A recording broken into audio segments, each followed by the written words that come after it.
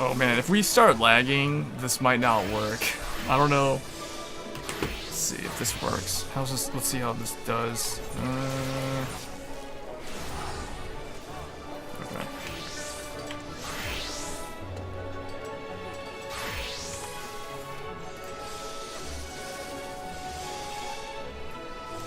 Now I have no idea how this looks. Actually, looks pretty choppy to me. Okay, hold on. Okay, that does actually look pretty good. Okay, well, I'll go with that. I'll go with that.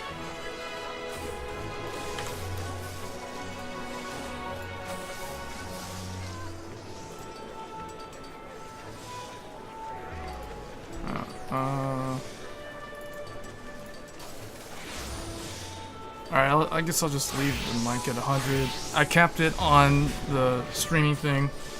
Yeah, it looks pretty smooth. Well, I'll monitor it. I want to see how it looks like. Hold on, I want to put this at full screen and see how this actually looks like when I run around. I also want to see like what does it do to the CPU. That's a lot of CPU utilization.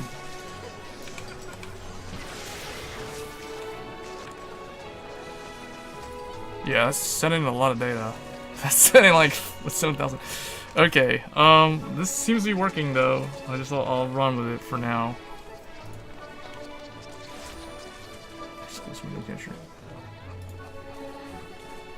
Okay.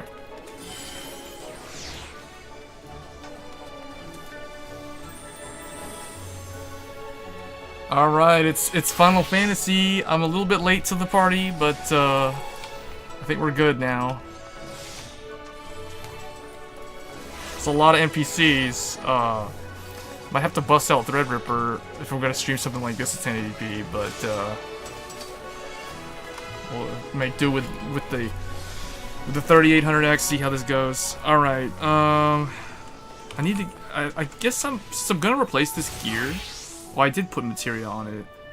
I did put the level. Yeah. I did put the. What is it? The level 7 materia, or rank 7 materia.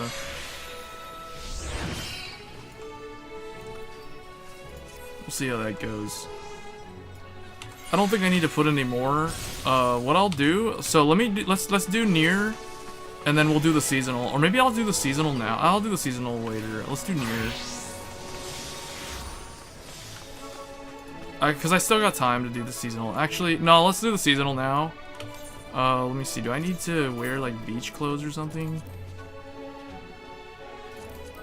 Oh, I need to find it. I need to use a job that's level 30. Probably, or something that's not leveled up all the way. I guess Dragoon. I could go in as Dragoon. Or Samurai. I mean, I'm trying to get Dragoon to max level, so everything will help. So I guess we'll just go in as Dragoon. What do we got here? Yeah, I'm just gonna go to... Where should I go? I should go to Limsa Lominsa. Now, because, well, let's see, because I'm cheap. Let's go to the guild house first, and then do this.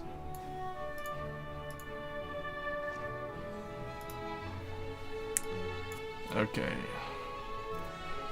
So teleport, mist, and then I'll just go from there. I'll go to thing. So I'll do the seasonal, and then we'll do the other one afterwards.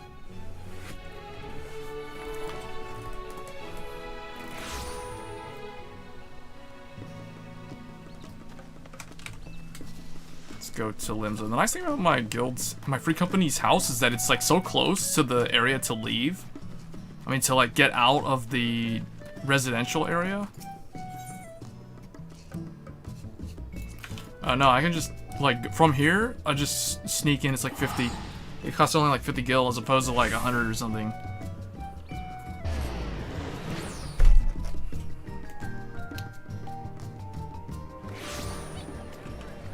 Man, there's a lot of people playing this game all of a sudden. It's because of the latest patch.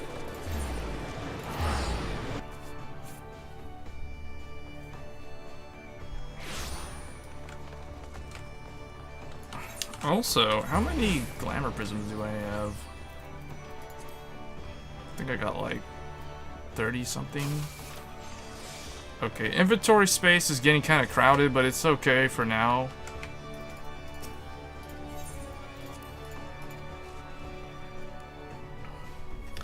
I need to fix my... Oh, let me see, I need to check my... what do we have in here? Not that. Where? Let me see. I'm looking for the summer clothes. The seasonal, I guess. I should have some. Blue. What is this? Striped summer trunks. From, what is that?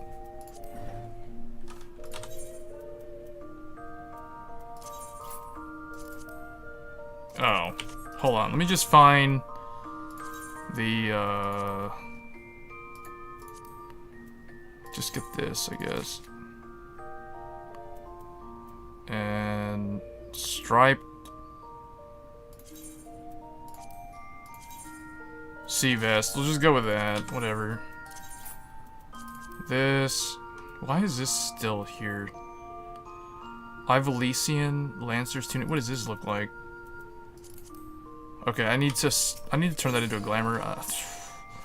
Yeah, I don't even know why that's there. Ivalesian, what was it?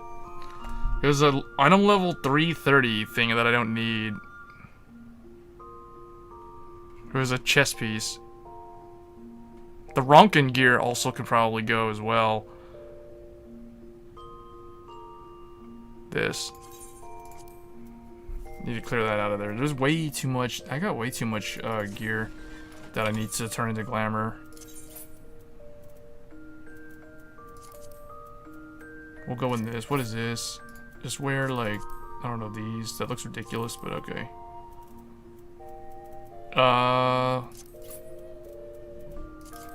There.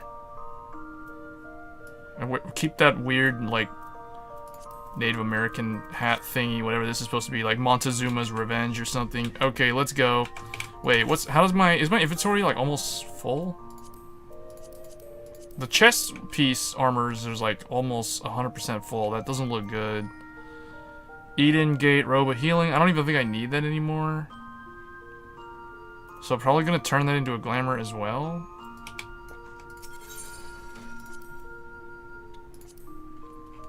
Where's that Eden Gate?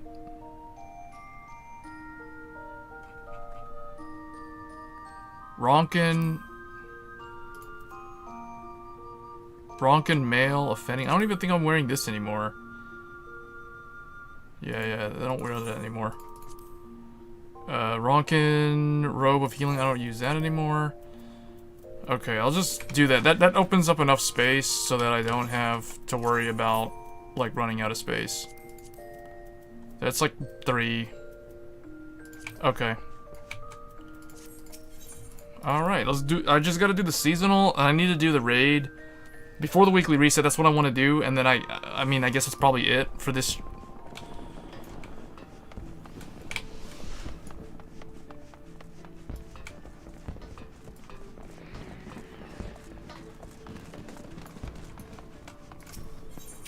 Go to... not the airship. Oh, that's the wrong spot. We don't need to go here. We need to go... well, whatever. Just go back there. Need to go to Costa del Sol.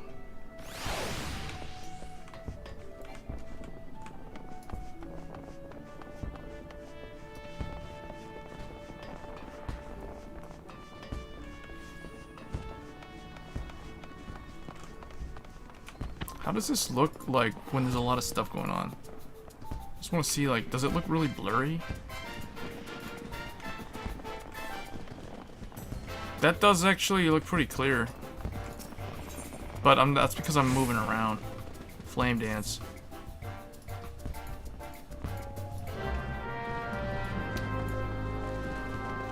Yeah, that gives you the seasonal Yeah, I gotta go to Costa del Sol. Starts in Limsa Lominza. So far, it looks pretty good. You need to go to the Fisherman's Guild, if I remember correctly. It looks pretty clear. Yeah, we need to go over here.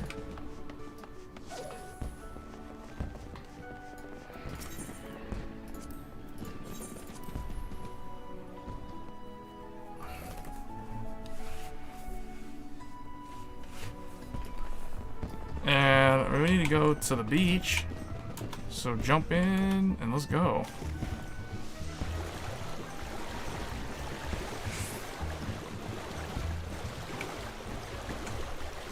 All right.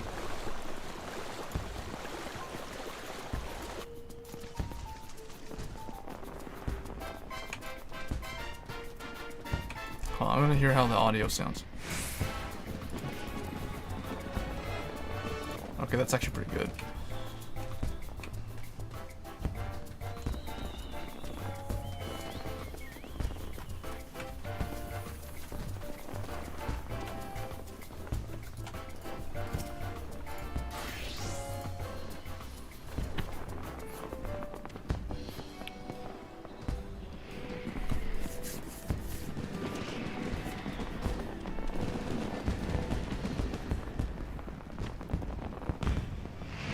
Jaws.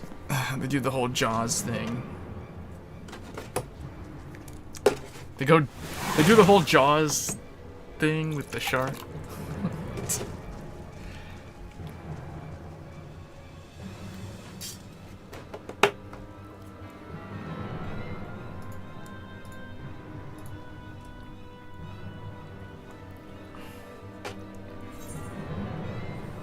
Alright, it's bite or be bitten. Why do you think I came all this way? Wait, I didn't come here to kill this thing. Whatever, it's bite or be bitten.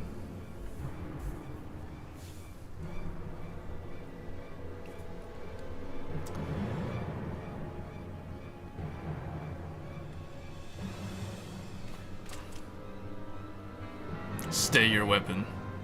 It's like more random NPCs added to the story. Even though it's like a side story thing.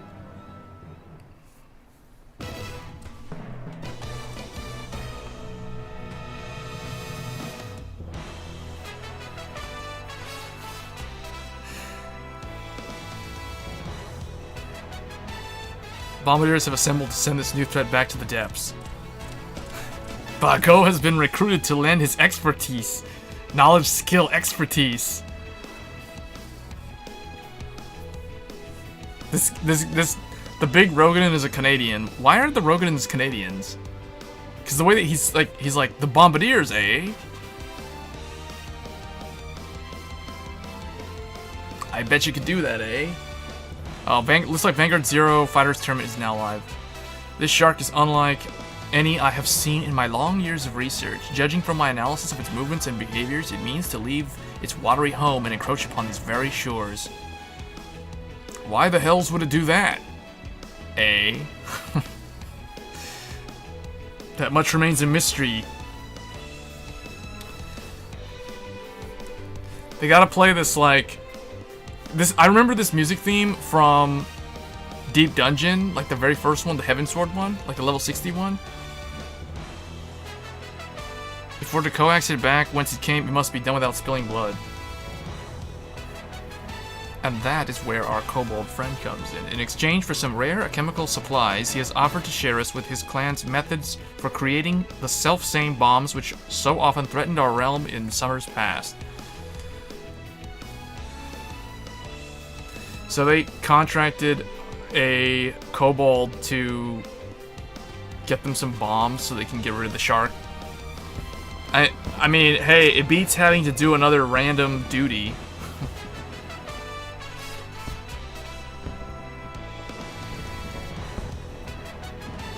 Yes, indeed.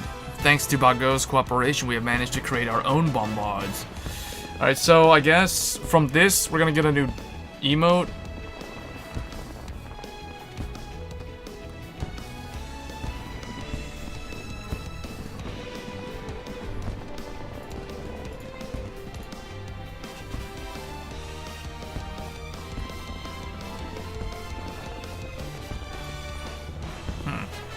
Okay. Let me see. Let me do a test real quick. Just want to see how this looks. Okay, that does actually look pretty good.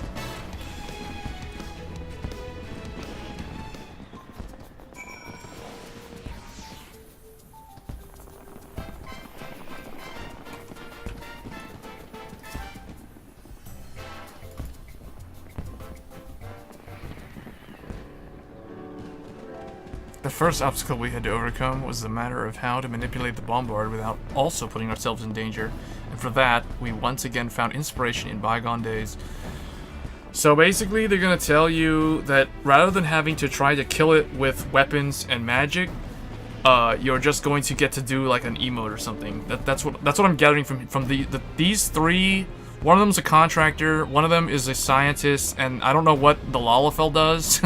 She's just kind of there so far, hasn't really said anything. Oh, they have to, instead of doing the dance of joy, we have to do the bomb dance. So it's gonna be a different one.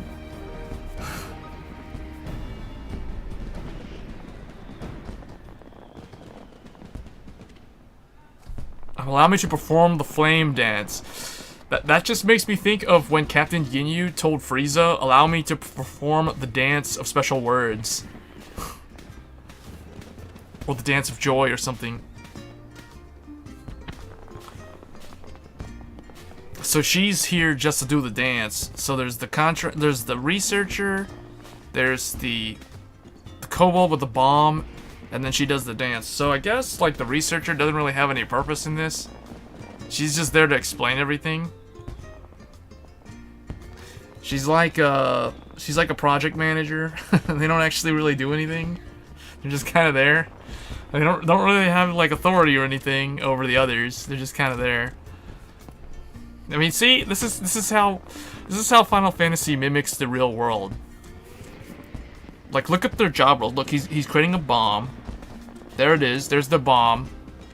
Considering the complexity of the steps, it may behoove you to first practice with a smaller specimen. 'Twould be a shame if our noble endeavor was cut short by a premature detonation.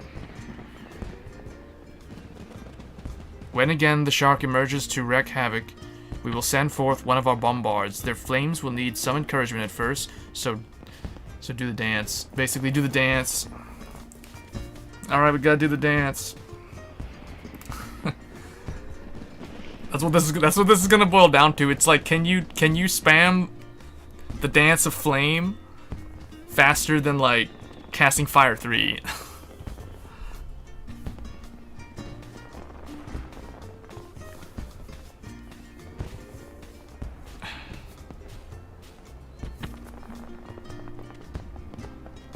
As simple as that. And now we play the waiting game. Alright, stay vigilant. Alright guys, let's do this.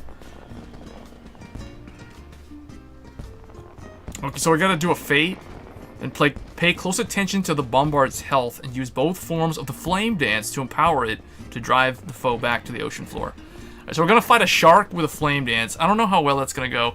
We're gonna fight water with fire. For some reason, to me, that doesn't sound like it's the right way to go about this, at least from an elemental point of view.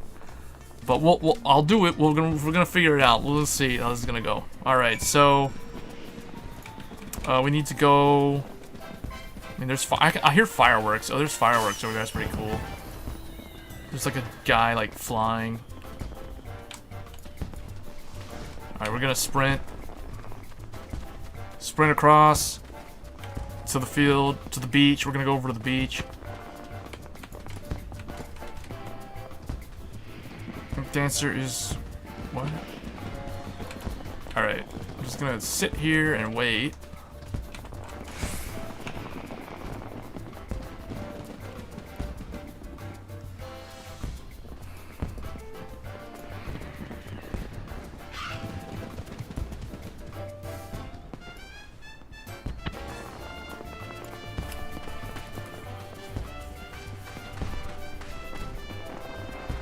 A fish too far. Wait a minute. What? Person's new. Witty username.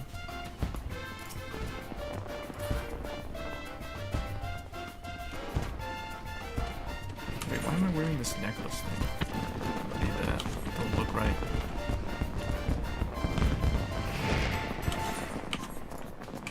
Hey, that's pretty cool. Like, when I was looking at this event earlier, it was during the day. Now it's nighttime.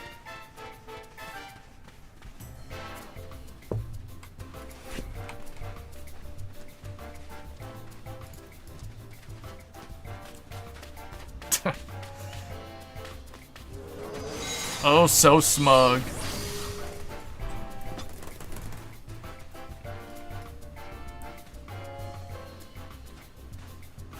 Power up. We're gonna do the power up.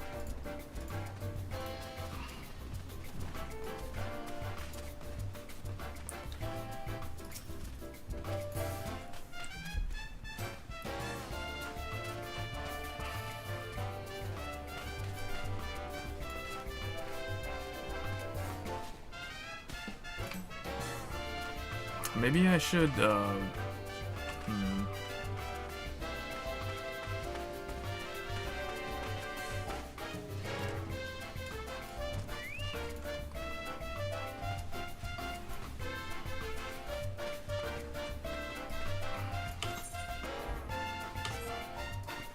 I'm doing this as a Dragoon so I can get experience points, because I do still need to reach level 80. I need to level up twice to hit max level with this job. But we're just kind of chilling over here on the beach. It would be nice if it was daytime, but I mean, when it's nighttime, the cool thing is there's fireworks that randomly show up in the background. Oh, I need to... I don't think I have the game info set up correctly. The game is not Vanguard 0.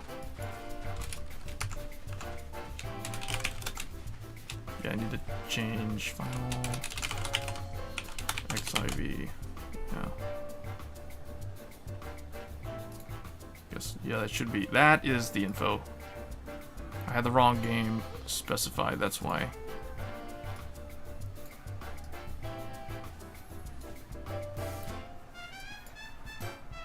Uh-oh.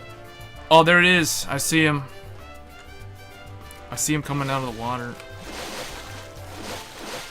You guys probably don't want to stand there. Whoa,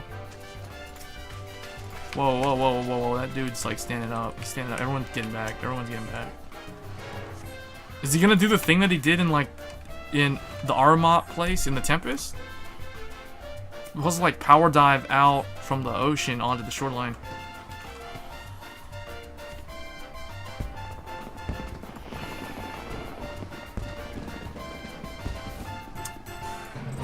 Oh, okay. Here we go. You gotta be kidding me. This is the dance?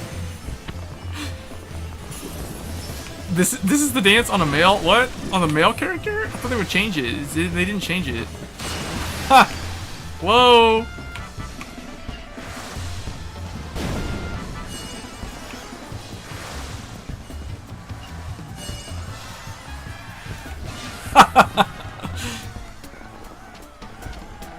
Dude, the bomb is like... basically, this is what we do. Gohan's making a spirit bomb. Although, it's not the Goku spirit bomb, because to get the spirit bomb off, you have to do like this kind of dance.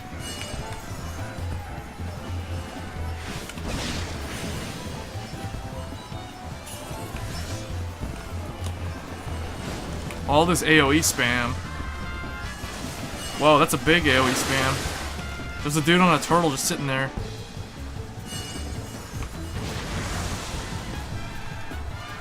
Oh, whoa. That's a big cleave. Tidal wave.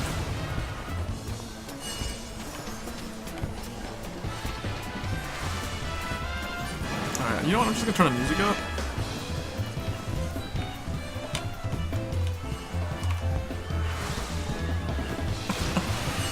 What?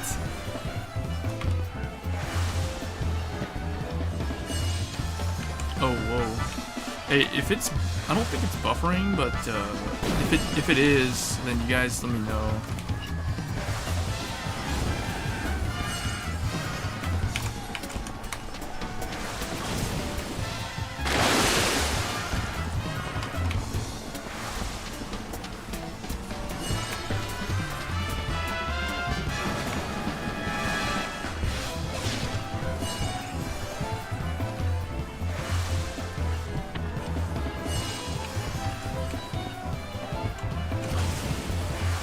We're winning. The shark is taking a lot of damage. I'm surprised, you know, the bomb... Whoa, the bomb isn't even taking any damage. I think it's because the flame dance just keeps on regenerating it. Yeah, okay, I get it now. So the flame dance, all we're doing is constantly healing.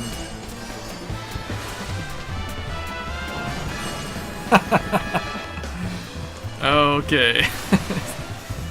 This is basically like, this is what would happen if a DBZ character was in a Final Fantasy game and they were a member of the Ginyu Force. This is basically what you get. Oh, there's a big AoE spam. Yeah, whoa, there's like a bunch of blindfolded people over here.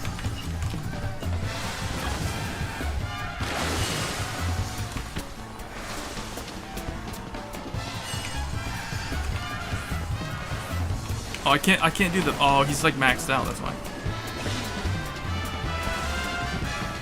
I need to change my target bar. I want the focus casting to be on, do it after this is done, and I'll test it later. Because going into the raid, I'm gonna need to change that bar. I want to move the main HP bar of the boss like up to the top of the screen. I don't want it like down here anymore. Although this is easier to see what it's doing.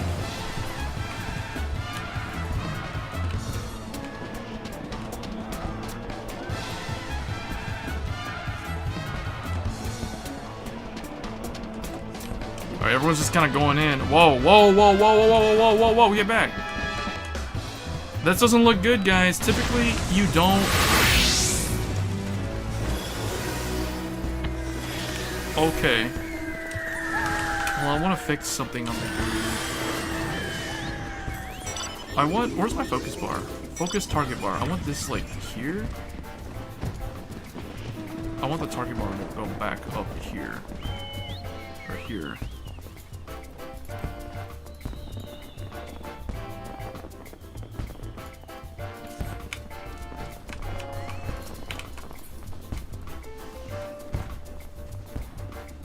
Hey, looks like the fog is clearing up. Clear skies.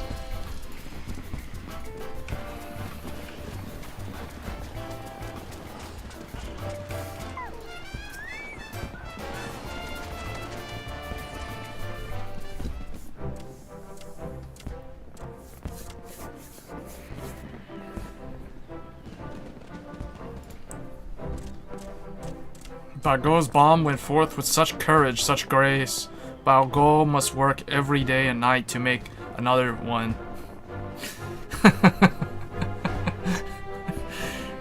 Such courage and grace. It just basically exploded a giant spirit bomb on the beach, pal. I don't know how graceful that can possibly be.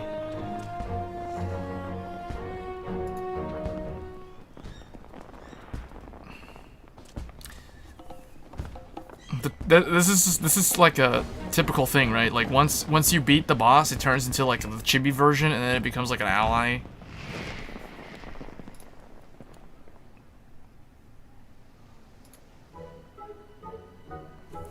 My little friend. A face you could kiss that weren't covered in scales, that is, and he's got a heart of an adventurer.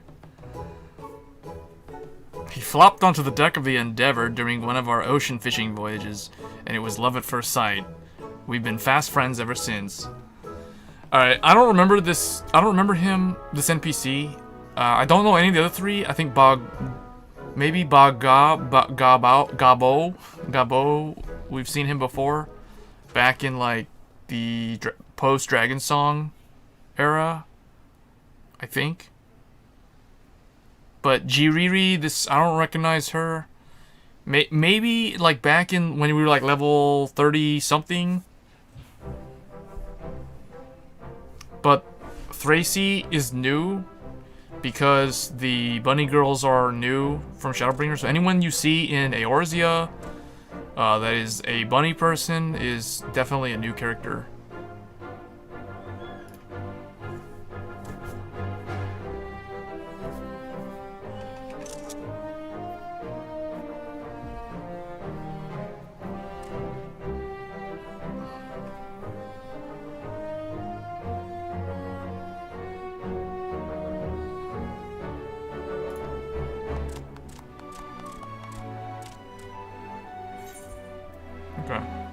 So flame dance.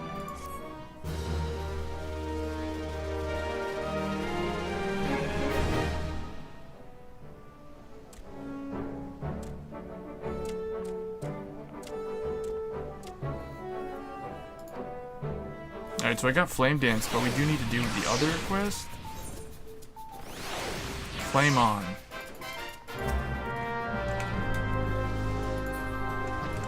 Before we go, no, I think I got the, yeah, I got 10 fairy vouchers. I think you get 15 from the event, so I'll either need to do the event once or one time more, or maybe 2 times more.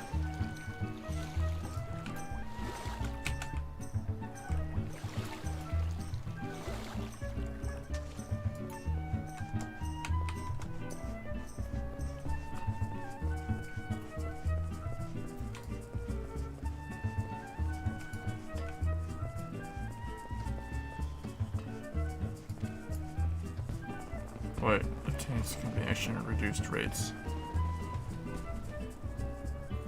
Oh, they're gonna activate it again. Wait, who's logged in to do that? Okay. Okay.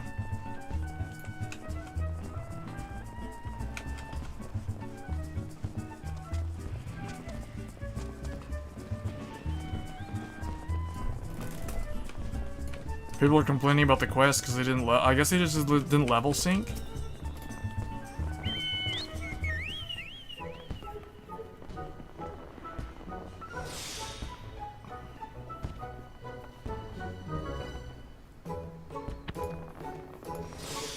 Oh, this guy.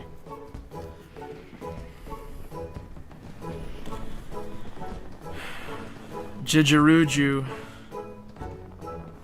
I think that's how you say the name. Jijiruju.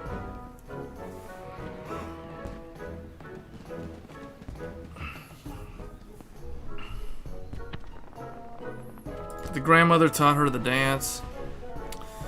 But now that we know the dance, we can basically form a giant spirit bomb, but you just have to keep dodging AoEs the whole time while it powers up. This dude, it's like what? It's like, he's like, I don't know. That was such a weird emote. He's like, I don't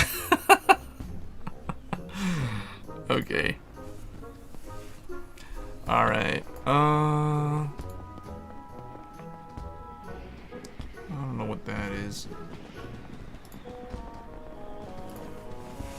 Okay, so we have to recruit some others.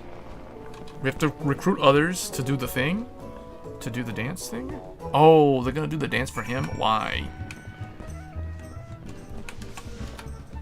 Dive in. That hurt so bad. That actually did 6,000 damage jumping into the water like that.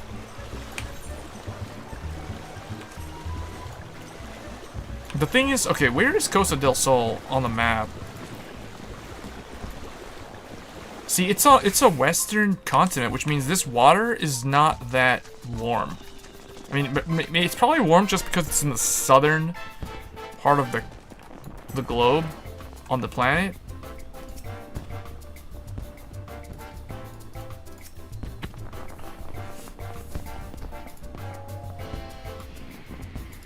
But I think the water in this beach is probably like the water in California.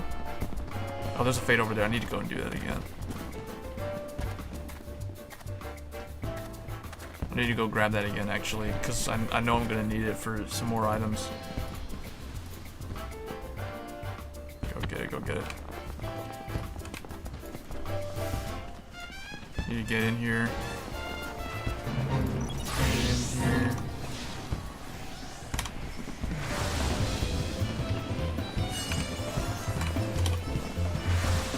I think we get oh no, I don't think we get experience for this thing. I wish they would give you experience.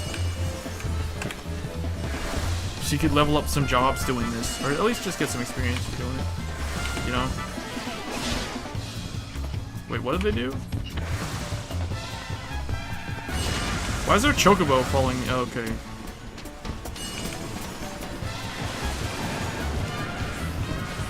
Oh, wow. We spam him up so much they can't even do the flammability is increased due to the effects.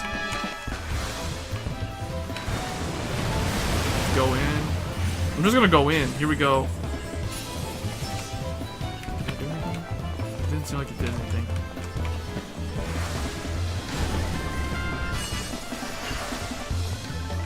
Yeah, I don't want to stand in that. That would not be good.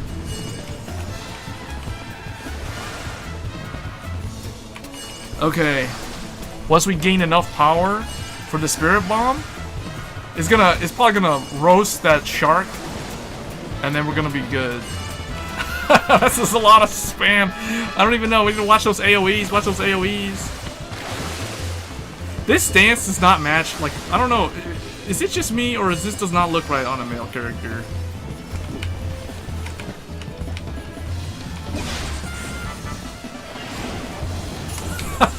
Whoa! So hard to tell what's going on. There's like so many AoEs.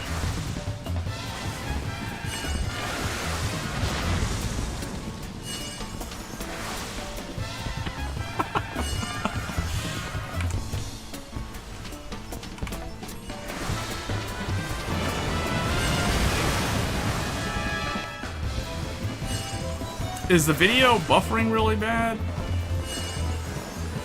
don't know, is it? Hold on, let me see. Don't look like it's buffering.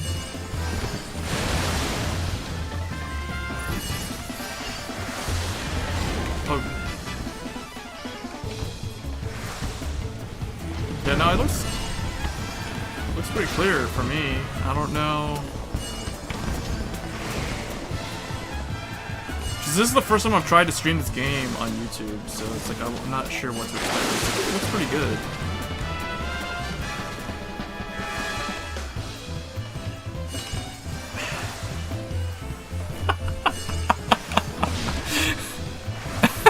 Look, there's like everybody has either a chocobo, a minion, and they bring like some epic relic weapon with them to the beach. Like what? It's like complete overkill. Oh, I'm not standing in that. I'm not standing in that. Okay. Wow. Whoa! Watch the title. Catch those waves. The shark, super shark, is down to like 25%. Whoa! Your doom is near. Oh. Spirit. Look at this. Spirit bomb. Spirit bomb.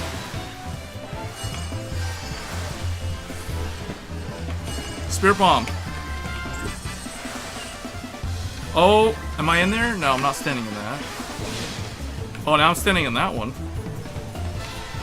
Like, if I go first-person view in this game, it looks so weird. It's hard to watch the ground when you're like in first-person view mode. And there's like so much spam. It's like it's way too much visual stuff on the screen happening at once. There's like all this like colors and stuff. It's like maybe this should have like a seizure warning. Okay, we got him. We drove him back. We drove him back. He got pushed back. He's going back to the water. Oh, spirit bomb. Spirit bomb. Oh yeah. Get back. Oh whoa, he almost killed. He pretty much almost nuked everybody. Shock. Change game. What is this? This is Final Fantasy XIV. Welcome to the stream, Maelstrom. It's funny you have the name Maelstrom, and we like drove like a shark back into the water. All right, so I needed to do that I think one more time. Yeah, I'm just doing a seasonal. This is like a summer seasonal event thing in the game. So I'm just doing. It's available for 2 weeks, and then so I'm just trying to do it. So this is like a little side quest thing. And then I'm going to be doing the Nier 24-man raid that just came out. Because Final Fantasy XIV, this game, for those who are just tuning in and are not aware of what the game is. So Final Fantasy XIV is probably right now the most popular MMO. So if you're familiar with like World of Warcraft, it's that kind of game. except it's Final Fantasy, so it's an MMO basically. Ah, Gohan, good to see you. Oh, I remember you. This dude, I don't even know how to say his name. The thing is, the cat people have these strange names in the game. Like NPC, like the cat girls, and even the cat dudes. They all have like this Tia. They either have like a Tia at the end of the name, which is funny because that's like Spanish for ant. So it's like all of the cat people. Usually, like Tia is like a common last name. Like, see this guy, Rahul Tia. I think Rahul Tia. I don't know how to pronounce that. And then Rafmaja, and I think she's like his little sister. So it's like, I remember them from previous summertime events.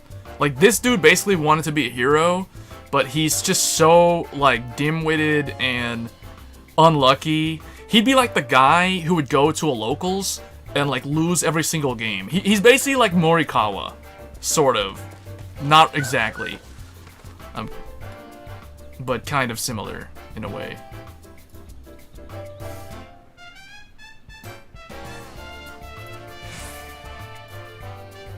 Alright, so yeah, so let me just finish talking to him. Basically what I'm doing right now is I'm going around the beach and I'm trying to recruit dancers for this guy who wants him to perform the flame dance.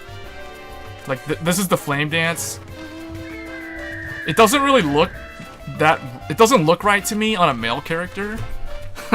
So I probably should have been playing as my female character, but oh well. It is what it is. We're just gonna run with it. Yeah, I figured I would stream different games than just Vanguard Zero all the time. Especially because right now Vanguard Zero is about to be it's about to be the end of the season, so I'm gonna stream Vanguard Zero. Maybe later on, after we're done with the Nier Raid, we'll probably switch to Vanguard Zero. But otherwise, we'll probably do, I don't know, yeah, maybe, I'm thinking of also streaming Neo 2, or maybe Monster Hunter World, some of those other games. Alright, so, let me see. This is actually pretty good. This actually captures the essence of this event. Alright, so, yeah, I totally understand. Yeah, I agree. Oh, it's you!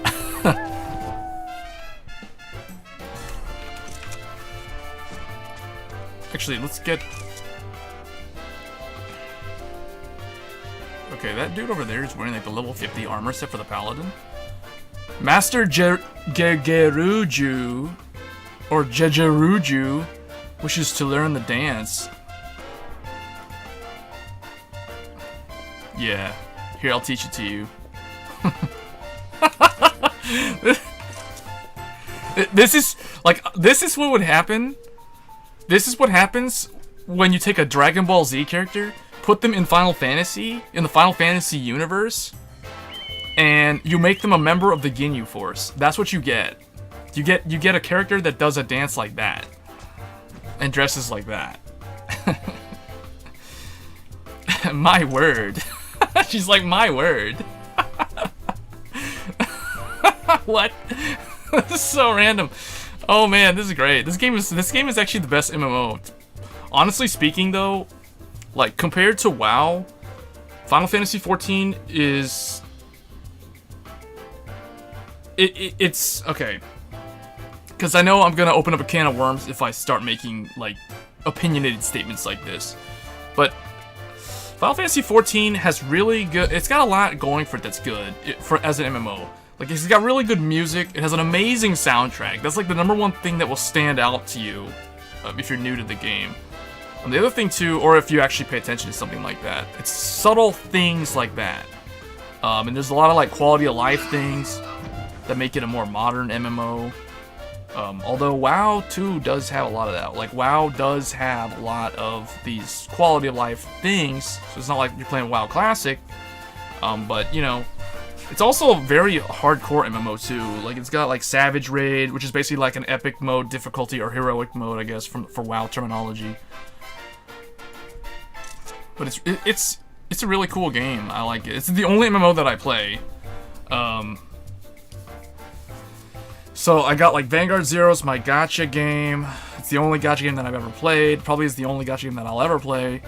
And then Final Fantasy is the only MMO that I play currently, although I did play WoW Classic last year when it was new. And then, I think other than that, it's like I play, Monster Hunter World, which is not an MMO, but it's got multiplayer co-op, and Neo 2, which came out earlier this year, right before the pandemic started. And other than that, I think the only other games that I need to play or finish this year are Death Stranding, Persona 5 Royal, and Final Fantasy VII Remake. So I'm probably going to stream Final Fantasy VII Remake, because I do need to finish that game. I'm pretty far into that game, I just haven't really finished it. But this is Final Fantasy XIV. This is what it looks like. You can kind of see how it looks. Yeah, so it's a pretty cool game. This is like a seasonal event that we're doing. Let's practice. Alright. That's the spirit. Yeah. Alright, so we're just gonna go around, talk to people, like talk to the ladies, get them to join in on the flame dance spamming. Basically, like recruiting people for my pyramid scheme. that sounded so wrong, but alright, we're just gonna go ahead. Oh, look, there's the shark again. I see him over there in the distance. You can see the shark boy over there. So, I mean, there's a lot of people playing the game, actually. Final Fantasy VII, nice. Final Fantasy XIV, still okay. PS3 era game. Final Fantasy XIV... Technically, you're right in saying that it's a PS3 era game, but it's not on the PS3 anymore. It's on the PS4, but you can't play it on the PS3 anymore. They've updated the game since then. It's a PS4/PC game. So I'm playing it on the PC. But yeah, I think so the game that I'm playing, Final Fantasy XIV originally came out in 2010 on the PC and the Xbox 360, and that game was trash. Final Fantasy XIV 1.0, like OG Final Fantasy XIV, was trash. It was bad. I never actually played it. I never actually played that form of the game. So they shut the servers down, and then they redid everything, essentially, and they created what's called Final Fantasy XIV A Realm Reborn, or aka 2.0. And that's the game that I'm playing right now, although we're currently on, I think, 5.3, but that game came out in, it was 2013, August or September of 2013, so the game is now 7 years old. So this is a 7-year-old game. In terms of the graphics, like, I think it holds up pretty well. It would be nice if they updated it, but I don't really see them doing that anytime soon, because it's a pretty good formula for how it looks. They have updated over the years, like, for example, they dropped PS3 support in favor of just PS4 support. They also did, there's like a finger pointing behind me like that. I don't know whose minion that is, but they need to get that out of here. And then, you know, like, it received a DX11 upgrade from DX9 for the PC back when Heavensward came out, which was the first expansion, which was 2015. And then Stormblood came out in 2017, which was the next expansion, and then the most recent expansion was last summer. So they release expansions every odd-numbered year. So the game released in 2013, the first expansion was Heavensward in 2015, then Stormblood in 2017, and then Shadowbringers in 2019. So that's currently where we are right now, in the Shadowbringers era. Okay, so she's the one who taught us, she's basically Genkai. She taught us how to do the dance, the flame dance that allowed us to create the giant flame spirit bomb and power up to drive the shark, super shark, back into the depths of the sea and drive and protect the Maelstrom Covenant. Alright, so I think Here we go. This is it. This is gonna be it. We're gonna do the dance. It's like when Captain Ginyu was like, "Would you like me to perform the dance with special words, or the dance of joy, or what?" Like he had like all these different names. But that's essentially what we're gonna do here.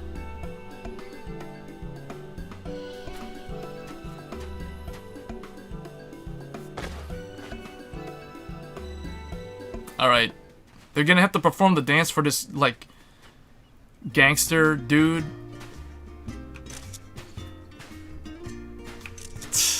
Wait, what? The male outfit looks like that? There's literally only like one difference from the female outfit. There's Gabao and the random bunny girl. they just love to throw random NPCs. Just introduce original characters like all the time in this game.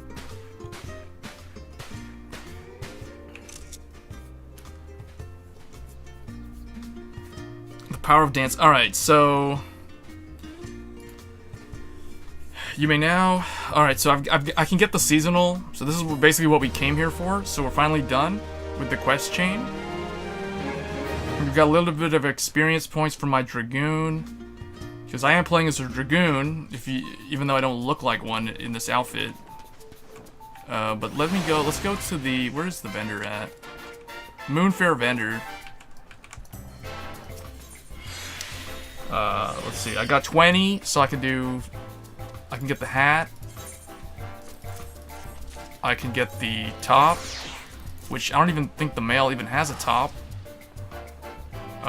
The gloves, actually let's get the gloves last. I'm gonna have to fight the shark one more time, because I'm gonna be 5 short, get the shoes.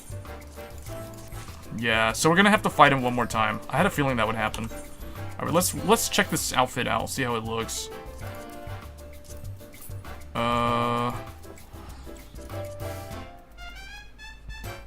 See that? To me, that outfit doesn't even really look like anything. Alright. Because I should have gotten the hands first. As opposed to the sandals, but oh well. See if I can catch this in time so I don't have to... Let's see. Yes. Alright, let me just start spamming. I didn't get hit by that, did I? Okay. Oh! Oh, now that we're doing it again, we get to see what it looks like during the daytime. So actually, I prefer to do this event during the day when it's brighter. Although, so I did it like, what, this is the 3rd time doing this? The first time was at night, the 2nd time was during the like, sunrise, and now we're doing it, like, during the noontime.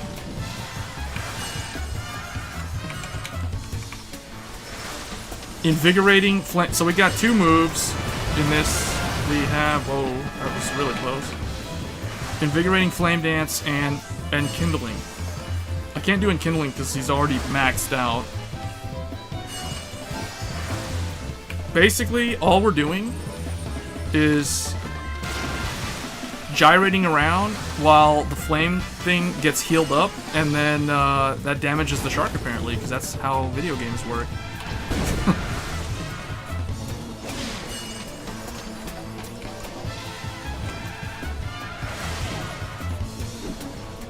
Whoa, watch those AoEs.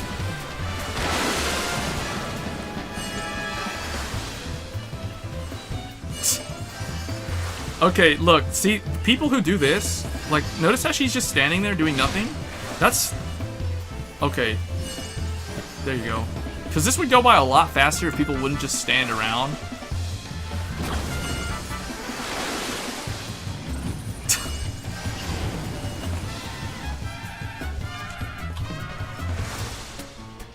Oh, whoa, that's a big...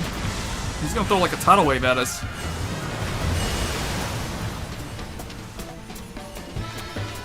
Almost got him. I think he's down to like... He's at 7%.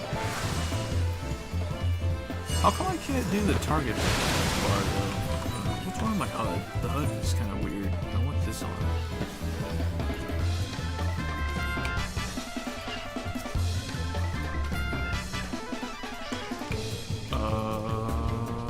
Yeah, this is where you don't stand underneath it. It's gonna blow up. It's still gonna damage everybody, like right there. But if you're not underneath it, you actually live. Okay. So that's all I needed to do. Now we're done. Should be done with the beach event. We can now go to... We can now go and do the raid, which is what I wanted to do originally. So we go to the vendor. Wait. Did I not get it? Oh, did I not get it because I'm not... Oh, I didn't start it. That's why. What? Oh, it's because I joined, like, midway. Oh, I gotta do it again. Okay. Well, we're gonna spend, like, half of the stream here doing this, apparently.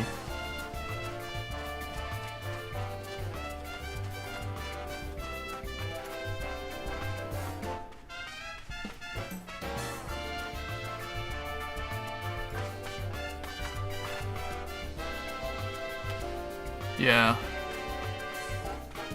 Well, looks, I got the notification Vanguard tournament mode is up. It's available. Where's my phone? Yeah, Vanguard 0. Vanguard 0 tournament mode is up.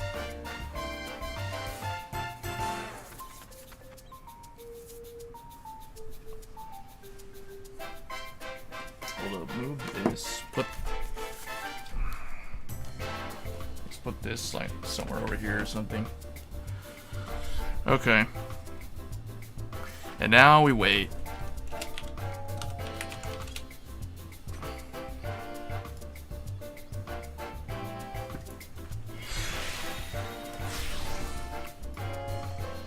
Hold up, dude. Let's just do this. Let's power up.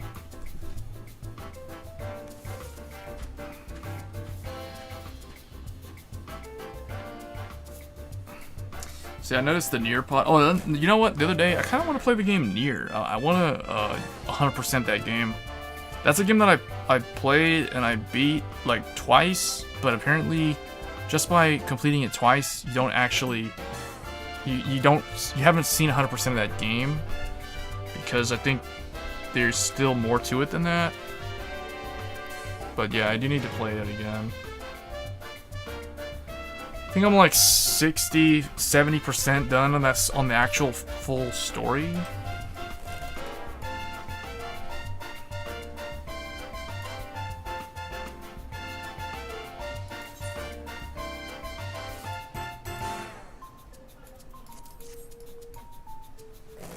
Yeah, you guys let me know, since this is the first time streaming this game, you guys need to let me know if either the game audio, like if the music's too loud, or if the game audio's too loud.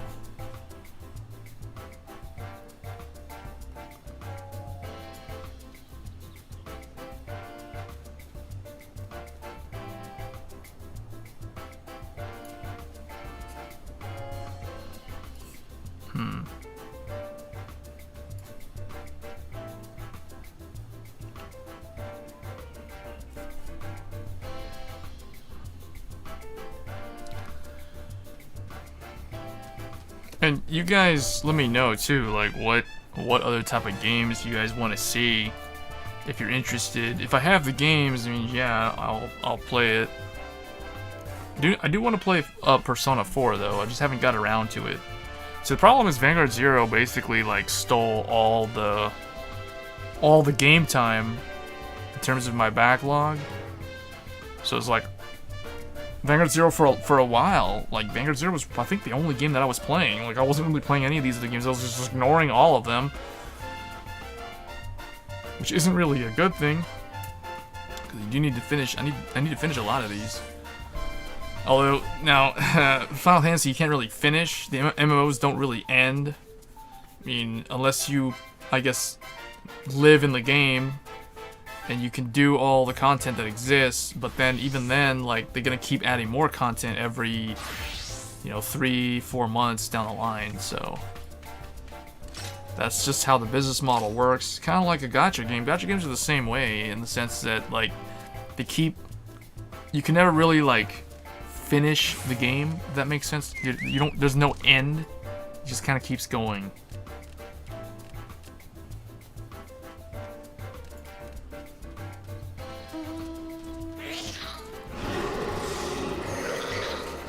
Whoa, what? Well, he just decided to go off on that one guy. Oh, I'm gonna run around in a circle too, pal, in the sand, because that looks cool.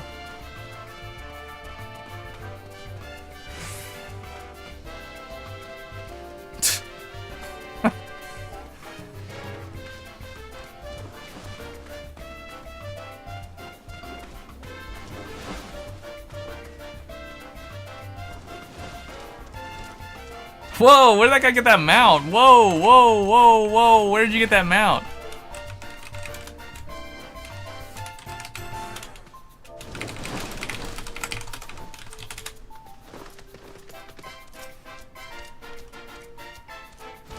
Oh, I gotta do a flame dance?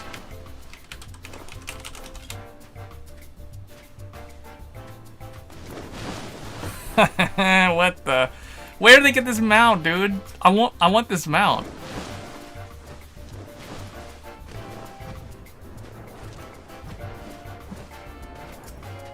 I want to ride on a giant bird. I don't have a bird. That's cool. Okay, this dance is whoa.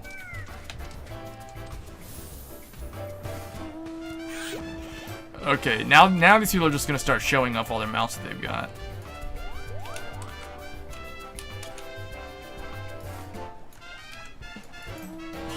What is this guy doing? Is he just like, he's just trying to like show off all these mounts that he's got? Oh yeah, dude, do you have this?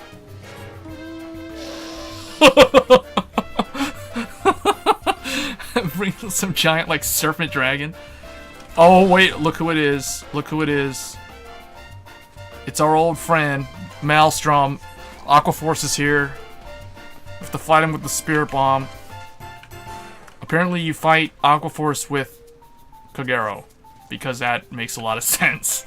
Yes, fight water with fire. Apparently that's the theme of this event. Fire beats water. Go figure. Because it's Final Fantasy. That's the only explanation I have. Alright. This time we're joining from the start.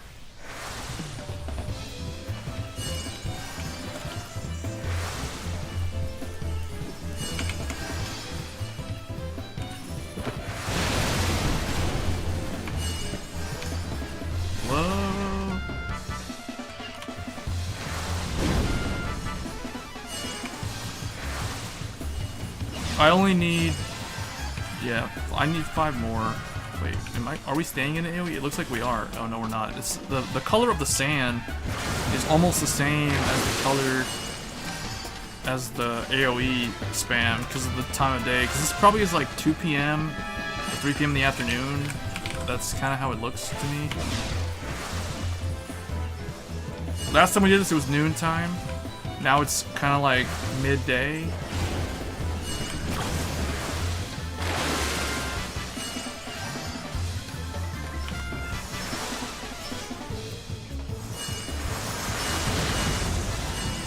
Ah, a bunch of people got hit by that.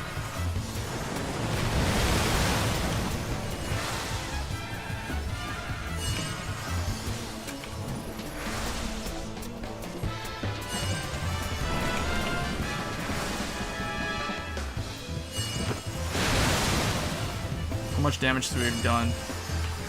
See, why is my focus thing not...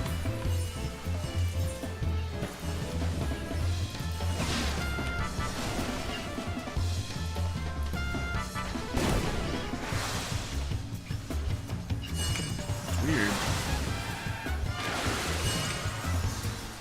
Because if it's not working, I need to figure out why.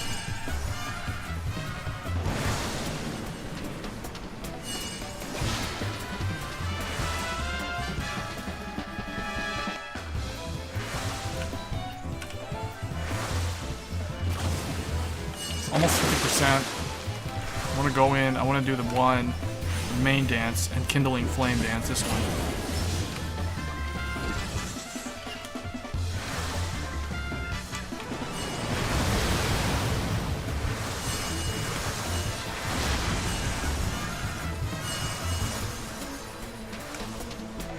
Alright, if those of you that are watching are kind of bored by this, don't worry, we're almost done with this event, and then we'll move on to the Nier content, which is the raid content, which should be a lot more interesting. Although, now granted, I haven't actually done it, and I haven't researched it, so I'm gonna go in blind. Probably gonna die a lot and get healers mad at me, but I'll try to stay alive. Also, my gear level is probably not that good. Kind of like right above the minimum required to get in.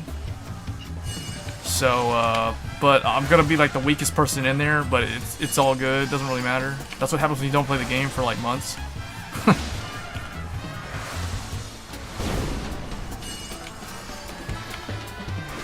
Whoa! Just like right in between those AOE's. Whoa! Couldn't really see what was going on there. Okay, here we go. Everyone's just like flailing their arms in the air.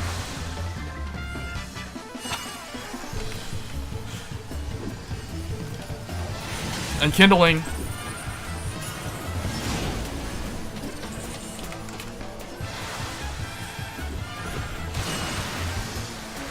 Wait, where's the shark's HPR? I think we almost got him. Yeah, he's running back. He's running back. We're using the flamethrower on him.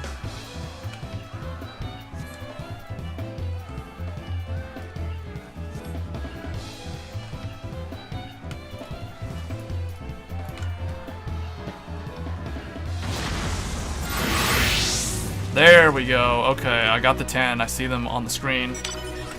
Yes, we got them. So we're finally done with the event.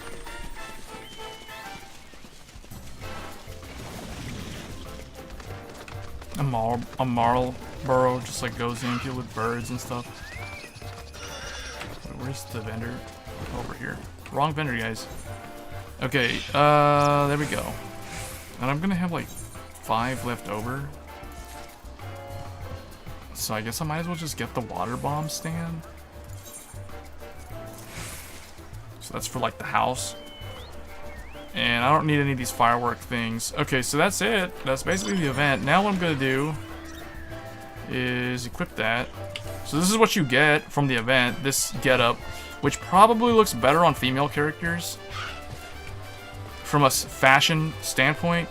But what we're gonna do now is we're gonna actually take this set and go to the gold saucer and see what they're gonna judge. They're basically gonna judge the outfit. Gonna do the fashion show, see what it does, because it's like on a scale of 1 to 100, like how fashionable is this getup that I've acquired. Alright, so we're in the Las Vegas of Final Fantasy, the Golden Saucer, and now I'm gonna go talk to the Fashion Lord or whatever his name is. I forget what the guy's name is. Sabotender. Here we go. Masked Rose. There's Masked Rose and there's Kasumi. So basically there's Kasumi, who doesn't really do anything except stand there, and then there's, although she does, I think, what does she tell you? Let me see. Small talk. Oh, she just basically, you know, tells you how are you judged, what are the prizes, what's the weekly fashion report. She tells you about it. Be warned, blah, blah, blah. The theme is updated every Tuesday at 3 a.m. Earth time.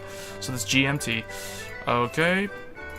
And, yeah, okay. So we're going to back up here. We're going to talk to this big boy. And I'm going to have him judge me. I don't care what the theme is. Just judge me. That's basically it. Alright, let's see. How good is my outfit? I'm just gonna go in. Just go in. He's not even wearing a shirt, and he's asking to be judged.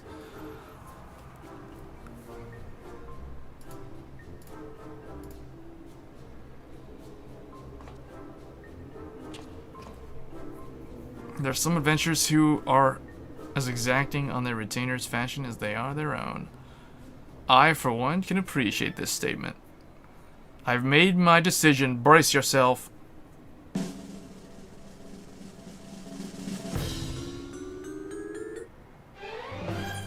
$62? 62, that's bad. That's bad. That's a bad score. Man, that's like not fashionable at all.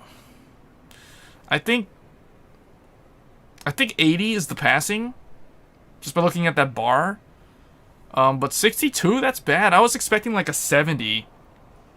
I wasn't expecting to pass, but I kind of figured that, well, you know, the seasonal event is new. There's a good chance that it's gonna be on the fashion report, so I might as well try it. But I didn't even check with him. But it's whatever. It's whatever. CC2, that's what you get if you go in, do the seasonal, get your summertime fun in the sun, get up, and then go talk to the dude and be judged. 62. That's the score. I mean, that's interesting. So you just get a 62 just for showing up. 10,000. You made 10,000. 10,000 MGP. Really good. Okay.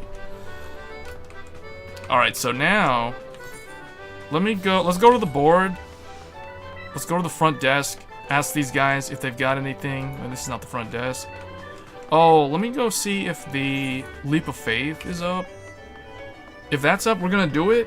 Because that's basically like playing Super Mario in Final Fantasy. Because it's like a platform-intensive jumping thing. See if that's up. If not, then we're not going to spend any time here. I'm not going to play any card games. I mean, this game does have a card game, like Vanguard. It has Triple Triad. But I'm not going to play it right now. Let's see. Is this up? Is it about to be up? It might be up in like 1 minute. We'll see. You can always talk to the, does the saboteur tender know? No, he doesn't know. Do you not know? Can you, like, help me out here? Okay, let's go find an actual attendant. Not a cactus. Oh, the gatekeeper. She can tell me. When is the next event? There's a lot of people standing over by the gate, so it's probably gonna open up soon. Oh yeah, just in time. Just as soon as I talked to her, it opened up. I think, yeah. Okay, so we're gonna do Leap of Faith. I think it's Leap of Faith, or it's not. Oh, it's the game with the shoot stuff. It's Air Force. We're gonna do Air Force. All right, we're gonna do Air Force. Get that MGP. Haven't gotten any MGP in a while. I'm gonna go to the attendant at the front desk, see what kind of prizes they added. We're gonna do pew pew. Here we go.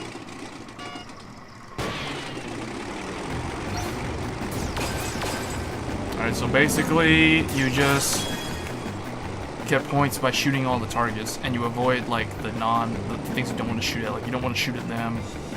They're gonna cheer you on.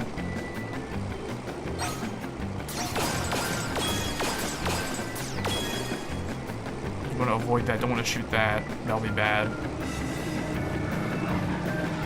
And then, let's see. I forget what's I think the max score is 10,000? Oh, Ultros is here?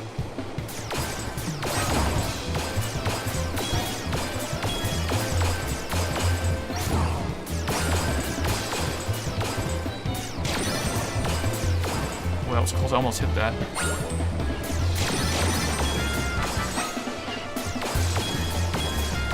Okay. So far, so good.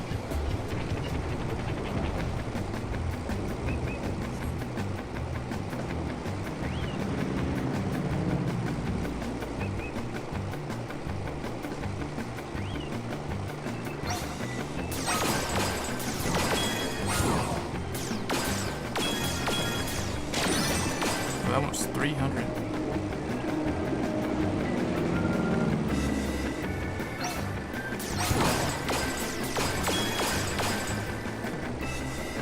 They did change this since the last time I was here. The map does seem different. I don't know how often they change it.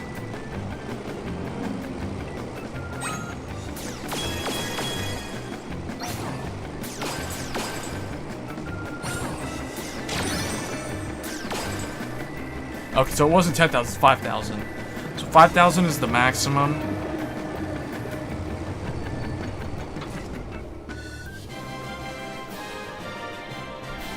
And I think that's 10,000. Oh, you get 4,000. Yeah, see, I didn't shoot any of the ruby bombs, and I got the full 10,000. Hey, Kai. Alright, so that was Air Force One. Or I guess it's called Air Force? It's either Air Force or Air Force One. Alright, where am I going? I'm gonna go to the front desk. Yeah, let's go to the front desk. I think that's this way, and then we're just gonna go back. Then we're gonna go and do the 24-man content that got added in the latest patch, which I'm completely unprepared for. But we'll see how that goes. Actually, let's play the lotto real quick. Yeah, let's purchase this. See if we can win the lottery here. Okay, so 6. I'm gonna go with the top right and the rear guard circle over here. Actually, you know what? I'm just gonna go with this. Okay, that doesn't really tell me anything, so we're gonna go with this one. Then we're gonna select a lane. I'm gonna go with, hold up, so 8 plus 1 is 9. That's gonna be 360 plus some other number. It's gonna be a number from 1 to 9. So if it's a 9, that would be what? 18. That's only 119. That's not good. I'm not liking the left column. I don't like this one. I don't think that's gonna be good in terms of winning. So probably 6 is. You know what? I'm gonna go with 3 twos in a row would be 10,000. That would be amazing if that actually was the case. So this could be all 2s. This could be all 2s. Could this be a 6 though? If we do it, if we get a 2 and a 3, a 2 and a 3 would be 6. Alternatively, this one could be the 2. You know, I'm gonna go with this one. Oh, that was okay. So wait, so the bottom one would have been 7, which would have been worse than what I got. So okay. Yeah, we'll play again. And the thing about this is that it's so cheap. It costs like 10 to play, and like I just made 54, so I'm out 40. I mean, I gained 41 or 44. We're gonna go with, so that's an 8. 8 plus, let's just guess a number, 3. That'll be 11 plus 1 would be 12, so it's like 108. We're just kind of guessing here. This is like an interesting thing. So I'm just gonna go, that's a 2. So the middle, this row would be 10 plus something. I don't think that's a good idea. So I'm thinking again. So if we go with the left side, it's gonna be 8 plus 2 other numbers. That doesn't look good. I mean, unless you get a really big number set like 9 and 6. So that'll be like 15 and 8. That'll be 23. So that'll be 1800. So I get, let's see, 9. So yeah, 17.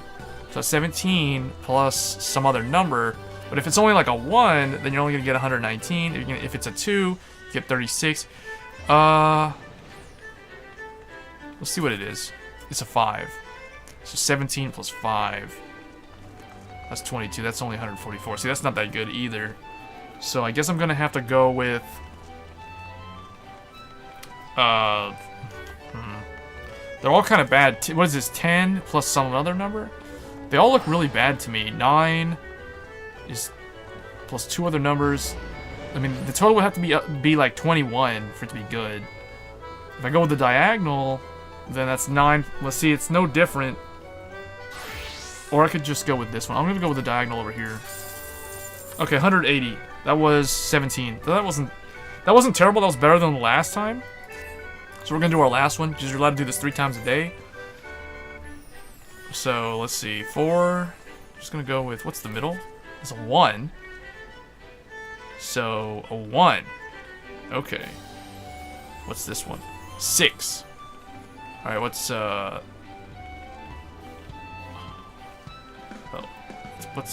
this? 9? Okay, so we're not gonna go with the right side, because that's 15, that's 19, that's only 36, that's really bad. 10 plus something, that doesn't look good either. Middle, this is bad, this is bad.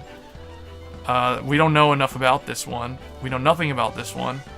This is 7 plus something, so again, this one would be bad as well. Or unless you get like, what's, okay, 7 plus 9, is that good? 16, that's bad. Okay, 8, none of these are good. 10, probably just gonna go with that. Let's see what that is. 360, okay, that was the best one actually. That was the best one on this, unless, let's see, because 8, 9, okay, if I went the diagonal, I was also thinking this one, this is also, this would have been 180, so that's actually, that would have been the same result. So did I get the best one? I think I got the best one. Yeah, I got the best one on the ticket. 360, okay. Not bad. Alright, so that's the last thing that we came here for was this. Alright, so they've got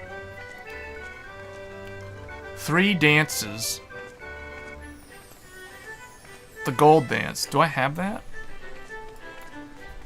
Let me see.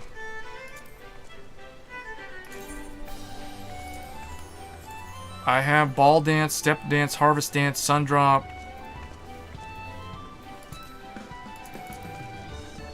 These wouldn't be, these are general. So I don't have any of these 3 dances. Bee's Knees. That's the new one. You've been playing Xenozard, and my ranking this season was 316 or 616. I made it to top 1000. You're talking about. Are you talking about your ranking in Xenozard? I assume you're talking about Xenozard and not Vanguard 0, right? Or Xenonzard.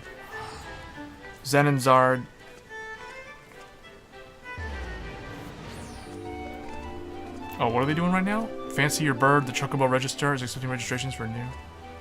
Oh, I don't want to race Chocobo. Fenrir Horn is 1,000,000. Ponytail, what is that? No, that's, oh, these are hairstyles? But these don't look good on males. Like, this would be like a female. These are like girl hairstyles. Bee's Knees, Gold Dance. I guess I'm gonna get Gold Dance. Get the Gold Dance. Just go with that.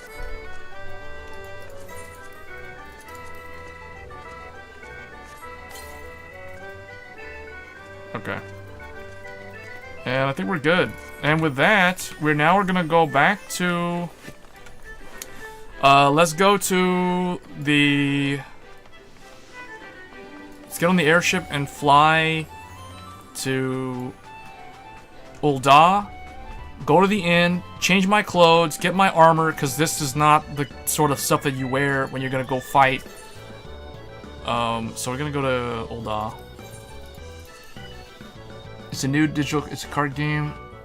Fight with AIs as our partners. This month they give away a free deck I used to climb it to the ladder.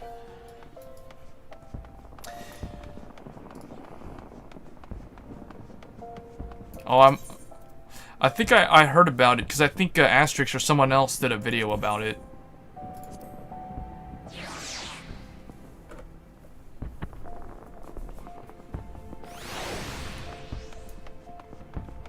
But other than that, I don't really know anything else about it. But that's cool, they give you a free deck. So it's basically you get like a starter deck. Hey, that's better than Vanguard. Vanguard gives you a bunch of Cray Elementals. And no starter deck. Although I think they're going to implement starter decks at some point.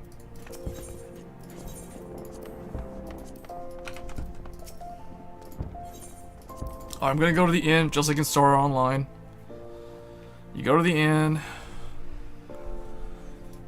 change clothes, go to the armor. I want to change to my,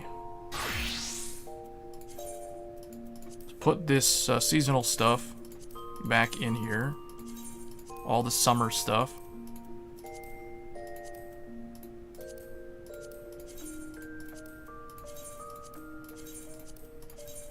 Okay. Alright, that cleans that up. Let's see what else. So we're currently item level 470. That's not terrible. Because the minimum is 465, if I'm not mistaken. I'm just guessing off of previous experience. So we're gonna give Minerva the... Minerva, I want you to hold on to this stuff. Because it's taking up all my space.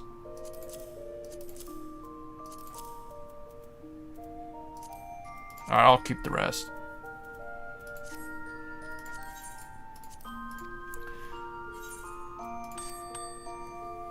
You did a video on it. They have re-rolling in mind since the first thing we do in the game is open packs, and this month is a promotion. They gave all players a free deck. That's good. Yeah, it's really good they give you a free deck. I mean, that's really... I mean, that's a lot better than giving you 20 packs and saying, here you go, welcome to the game.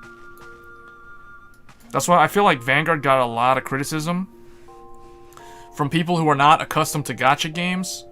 Because it's like, really? You're just going to give me a bunch of packs? Because it's like... And here's the thing. Like, when I started Vanguard 0, I didn't know about the whole... Like, I didn't think of re-rolling. Because it didn't really occur to me after I had already bought the... I bought the thing that came with the... You know, there was like a limited thing where they give you a Sentinel medal. I bought the thing with the Sentinel medal, then proceeded to craft a... what was it? The...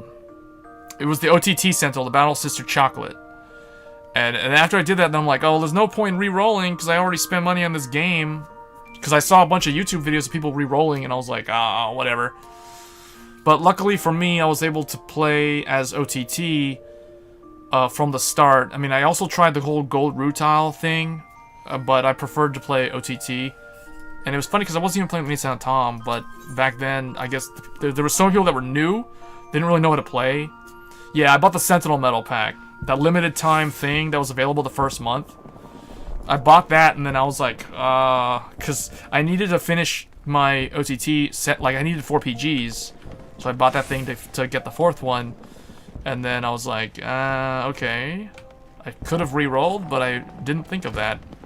Because I'm not really accustomed to gacha games. I don't really play a whole lot of gacha games. Alright, let's go to Yulemore.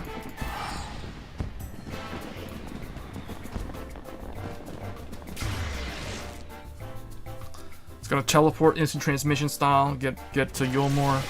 Alright, here's where all the cool people hang out. In the city of Yulemore, the city that never sleeps. This is so Sword Art Online. This looks like Kirito right here with a cloak.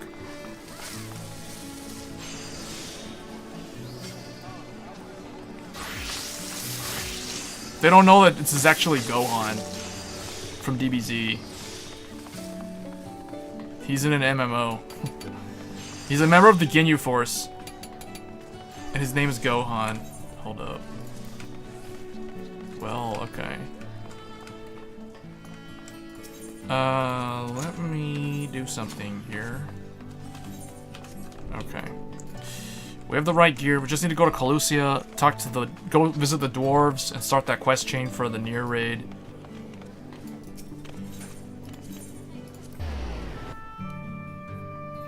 With Xenozard, you can actually break all cards to craft new cards. That's really good. That's something that Vanguard should have done, like, from the very, very beginning. Final Fantasy 15 card, the Regalia. Let's bust it out. And then we're gonna take off. We need to fly... What is this? Worlds Apart. What is that? What quest is that? Worlds Apart.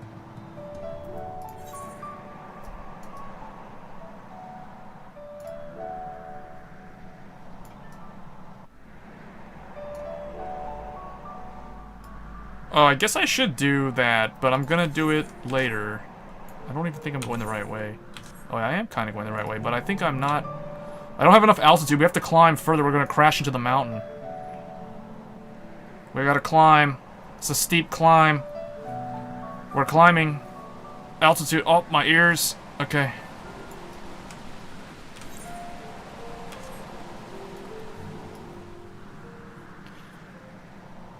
You can craft new cards. Yeah, see, that's the thing. Like, I don't like how in Vanguard Zero, you can only deconstruct the SPs. Just, honestly, who wants to deconstruct an SP? Why can't we just deconstruct, like, rather than turning the excess cards into material, why don't they just, like, let us stock them up, and then we can deconstruct the excess extra copies, like if you have a 5th, like, for example, I had, like, 5 Indras. Like, why couldn't they let me just keep the 5th one, and then when I needed to, deconstruct it, or like let you choose which clan you can turn the material into. Like, if they're gonna segment all the different materials, then why don't you have the option to turn the excess card into, like, material for, you know, Neo Nectar or something. It doesn't have to be Narukami, you know. I wish it was more flexible. There's not enough flexibility, and I think, honestly, being inflexible like that is what's going to hurt the game in the long run, because when competing card games like Xenozard have more flexible options, it's going to really, you know, it's just going to compete with Zero, and then Zero's really only surviving at that point off of their player base and the loyalty, or I guess like the fans of Vanguard. Oh, they're putting something up. I can see they got like totem poles here that were not here before. The dwarves are up to something. They're up to something. And I'm not a Lalafell, so my character can't go inside this little house. See, it says only Lalafells may enter this area. So I can't go in. There's like a treasure chest in there. I can't even open it.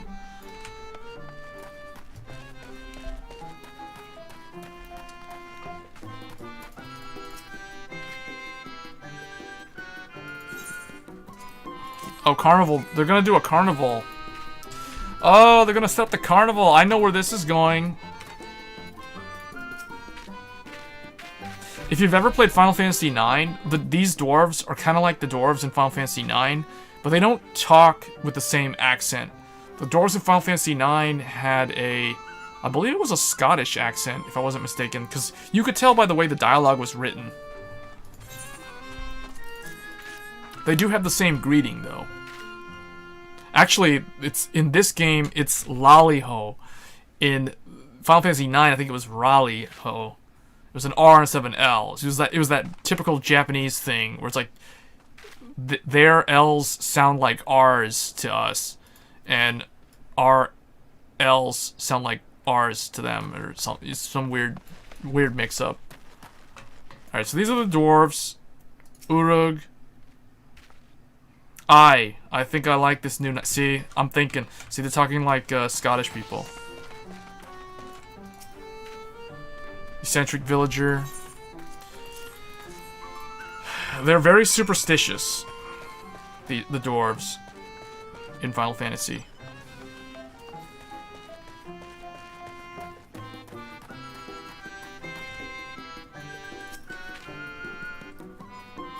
Alright, I gave them all the notices of the layoff. They're gonna lose their jobs. No, I'm just kidding. They're setting up for this festival. There's a tournament, or not tournament. There's like a tournament. There's a festival coming up.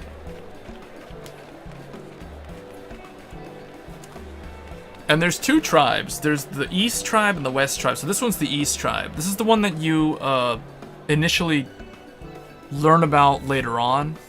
The West tribe is the one that you meet first, because they're the ones that have the teleport statue.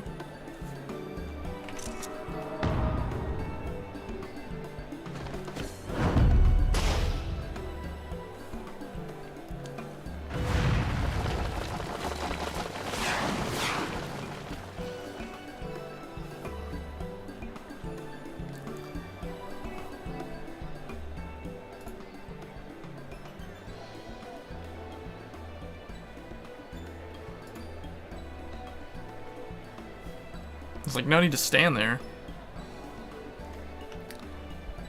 If you need a task that badly,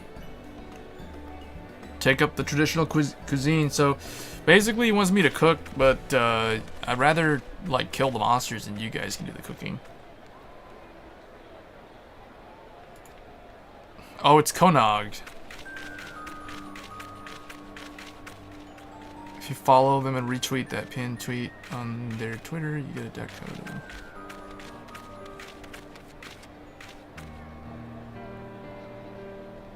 Yeah, I'll probably check it out.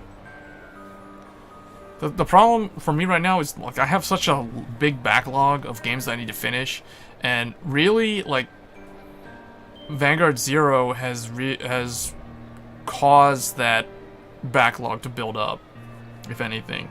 Like, I haven't paid attention to this game, I haven't paid attention to Monster Hunter, although I kind of got caught up in that game. Need to finish Final Fantasy VII. I need to finish Persona 5 Royal. Neo 2, I need to do the DLC stuff for that just came out. So there's like a whole bunch of things I need to do. But I'll probably look into it. I'll probably check most likely what I'll do is I'll check the Twitter thing, but I'm probably going to check Asterix video again just to get an idea of what the game looks like again. It is indeed my solemn duty to eat my weight in carnival food. Or, I had the honor of delivering the banners. Thank you very much. Well, that's what I did. I delivered the banners. We were the errand boy.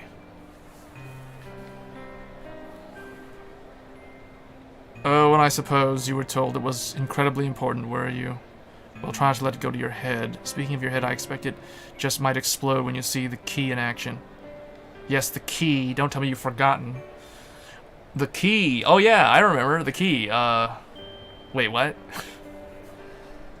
They don't care about the festive nonsense. So basically, Anog and Konog are brother and sister. Anog is the one in white, and that's the girl. It's hard to tell, I know. And then the brother is Konog, the one in black.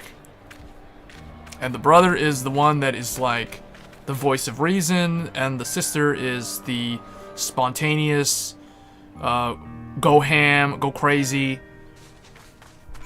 you know, the emotional, let's just do the impulsive, that kind of thing. So they're the complete opposite. Alright, so they want me to go back to their lair.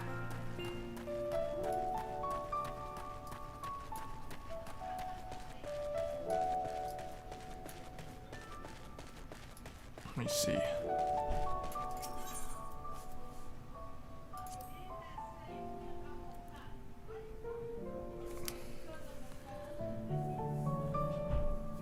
The Vanguard.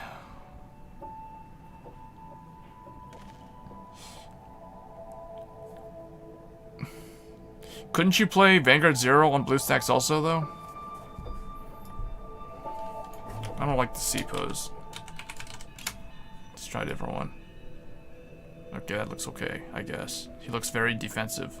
Like he doesn't want to. He looks like he just doesn't want to be there. All right.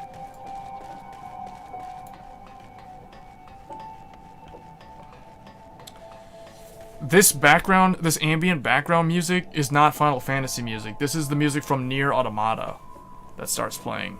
Because this whole arc that I'm about to start is based off of a collaboration between Nier Automata and Final Fantasy XIV. Even this outfit that I'm wearing, this is based off of the clothing in Nier. At least the jacket and the head armor. I don't know about the waist. Yeah, no, the leg armor is not Nier armor. But let me see. Do I have the Nier one? No, I don't think I do. Yeah, no, I don't.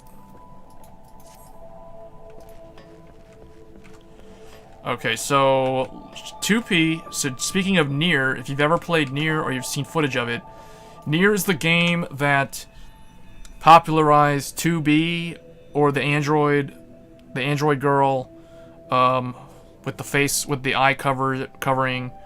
Although this is 2P, so this is the opposite. This is the palette swap. If you play Soul Calibur 6, Soul Calibur 6 has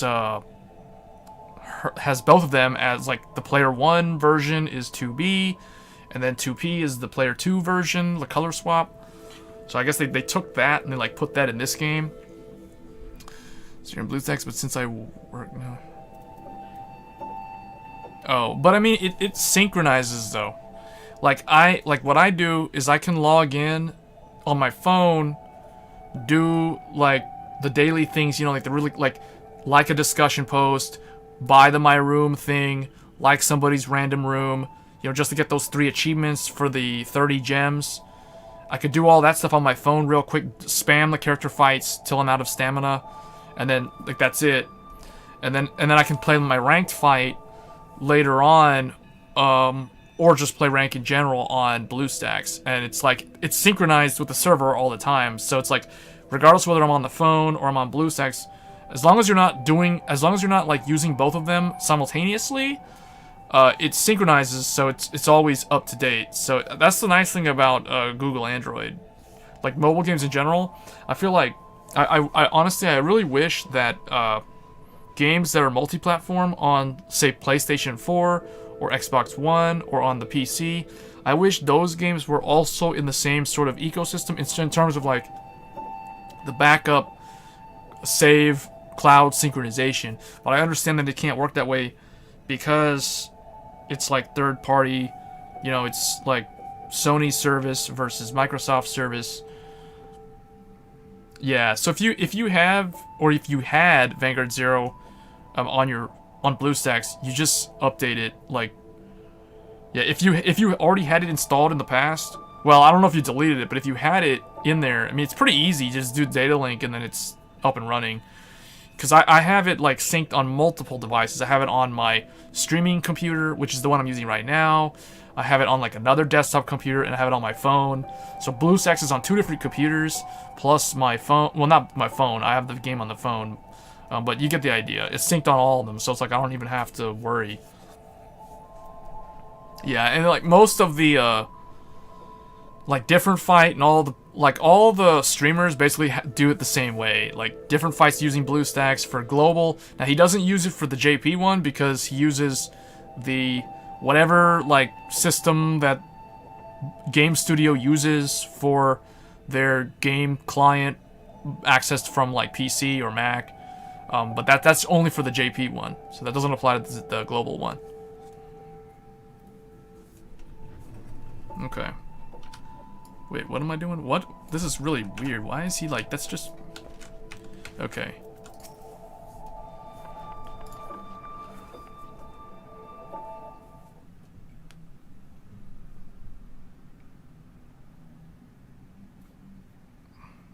Yeah, like one time I accidentally accessed BlueStacks like while I think the phone still had the game running. And what happened was when I went back to the phone said that like you have to reset the game. You have to restart the game from the front page because settings have changed since then. So, and it just resynced and then it was fine. The app is still in BlueStacks. I did not even delete it at all. I haven't opened it. I will go ahead and yeah, just update it and all your stuff will be there. As long as it's all the same Android account, which most likely it is. Okay, so these two, Dumb and Dumber, didn't figure out how to use the key. So, and I'm not surprised because they don't understand this Android technology.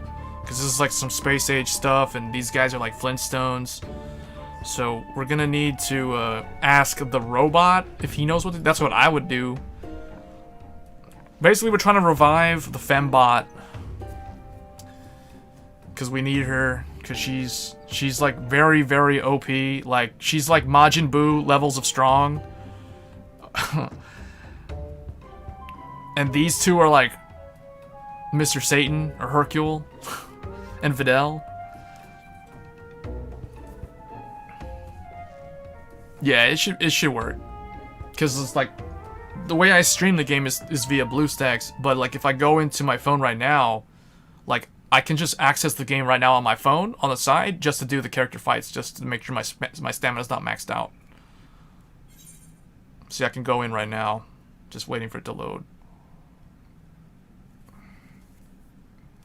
See, you can see it right there. See? Camera's like freaking out because I'm doing that though. So I'm at 64 stamina. Oh, they have a new announcement. Oh, the clan event. Mice, trio, and flower stickers. That's not happening right now, is it? Should be tomorrow. August 15th. Which is tomorrow evening. Yeah, so see, I can access it on my phone. And then if I can just go into BlueStacks later if I wanted to stream the game. That's cool. So it looks like Cecilia and Arbros Dragon. And just like I thought. And it looks like all the same stuff from the previous event. That's cool. So I'm definitely going to be playing Neo Nectar. I need to do some character fights real quick. Oh, Monday's your birthday? Happy birthday, man.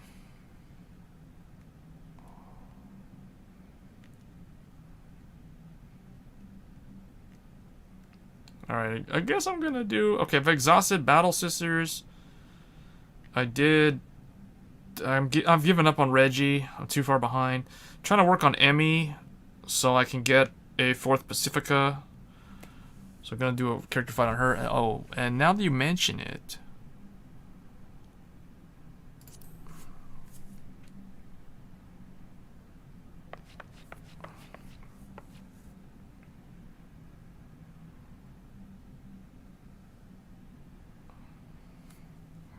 Alright, so that's Emmy, and then I need to do Rekka, because I need to work on that Metatron material. Just 3 more on there, so that'll be Rekka. Alright, where did those 2 run off to? See, this is what happens when you take your eyes off of them for a split second, they run off. I was just doing my character fights. I was checking my phone, and those 2 dwarves just ran off. And left me with the robot, a dead robot, or incapacitated robot, android girl, and I don't even know where the pod is. Where the robot guy, the little android that floats around is missing too. Well, that's like a droid, and then she's just sitting here. Okay, let's just go in the factory and hopefully they're in there. You built Pale Moon, had to craft all 4 of my Luke here, sadly. Man, that must have been a lot of material. Crafted 4 of them. Man, that's crazy. Typically, I always... See, the thing with me is I always spread my crafting material across multiple clans. So I can craft, like, 1 triple R for, like, 3 different clans. Rather than, like, 3 triple Rs for a specific clan. So I'm always kind of dependent on the gacha system for the excess copies. And that backfired this time around. Because what happened was, I pulled 4 Spectral Dukes, even though I was ready to craft 1 of them, so I didn't have to use any of my gold palette material. And then I pulled 0 Fromage, but I could only afford to craft 1. So I can't play the deck after the rental period. So that's an example of how it backfired. And then Lukier, basically, I pulled 1, crafted the second one, and then bought gems to pull the other 2. That's basically what I had to do. And I was glad that I pulled Lukier as opposed to Fromage, because I'd rather play Pale Moon than Battle Sisters, although Battle Sisters are still a very good deck. I just like Pale Moon more. They're like my top priority.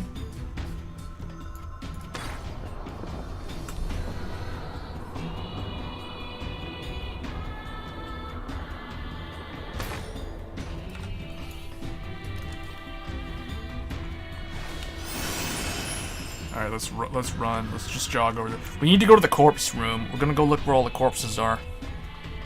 In the factory. Android corpses.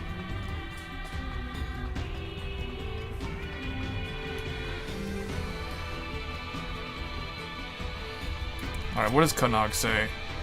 Not that I'm eager to take apart an android, but how do we do that? Pod says, tactical support units are authorized to recover android parts and carry out replacement and repair operations. Okay, what about, now what does she say? A look inside the androids, and a giant step toward our ultimate goal. Mwahaha, by the way, where are we going? We're going to the corpse room. Should be over here, if I remember. Yeah, it's in here. Oh yeah, see, a bunch of dead 2Bs. Like... There's one right there. there's another one right here. There's another one. And another one. And another one. Man, there's like a lot of them that are just dead. Well, this one's just like... Okay. Wow, there's two that are like on the ground right next to each other.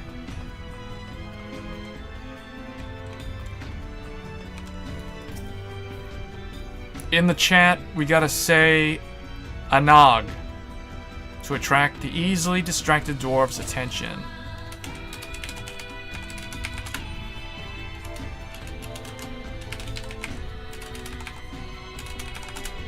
What? I said it. I said it multiple times.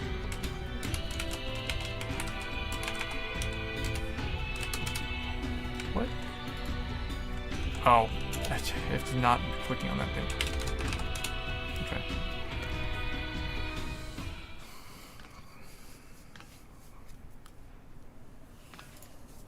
Stop dilly-dallying. Haven't heard someone use that word in a long time.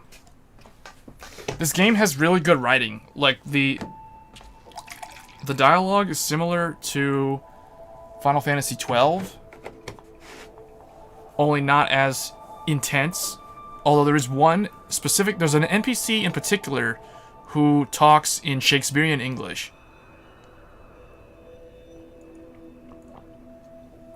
It makes me wonder how he speaks, like, when they translate it into other languages.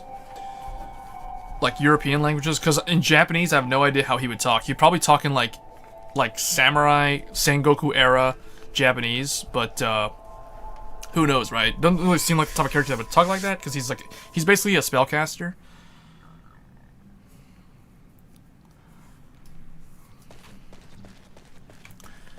Alright.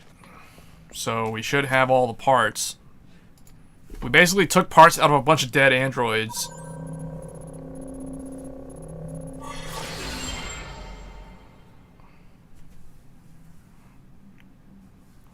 And the interesting thing is she's the only one that looks different from them. If you notice, in the corpse room, all of the androids wore black dresses and had white hair.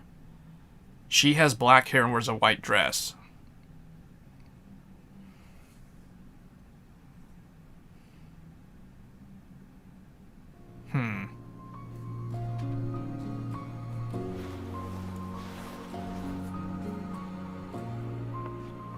You know, the thing is, okay, in the side quests like this, unfortunately, there's no voiced dialogue, but in the actual main story, there should be voiced dialogue. Not in every cutscene, but in a lot of the cutscenes.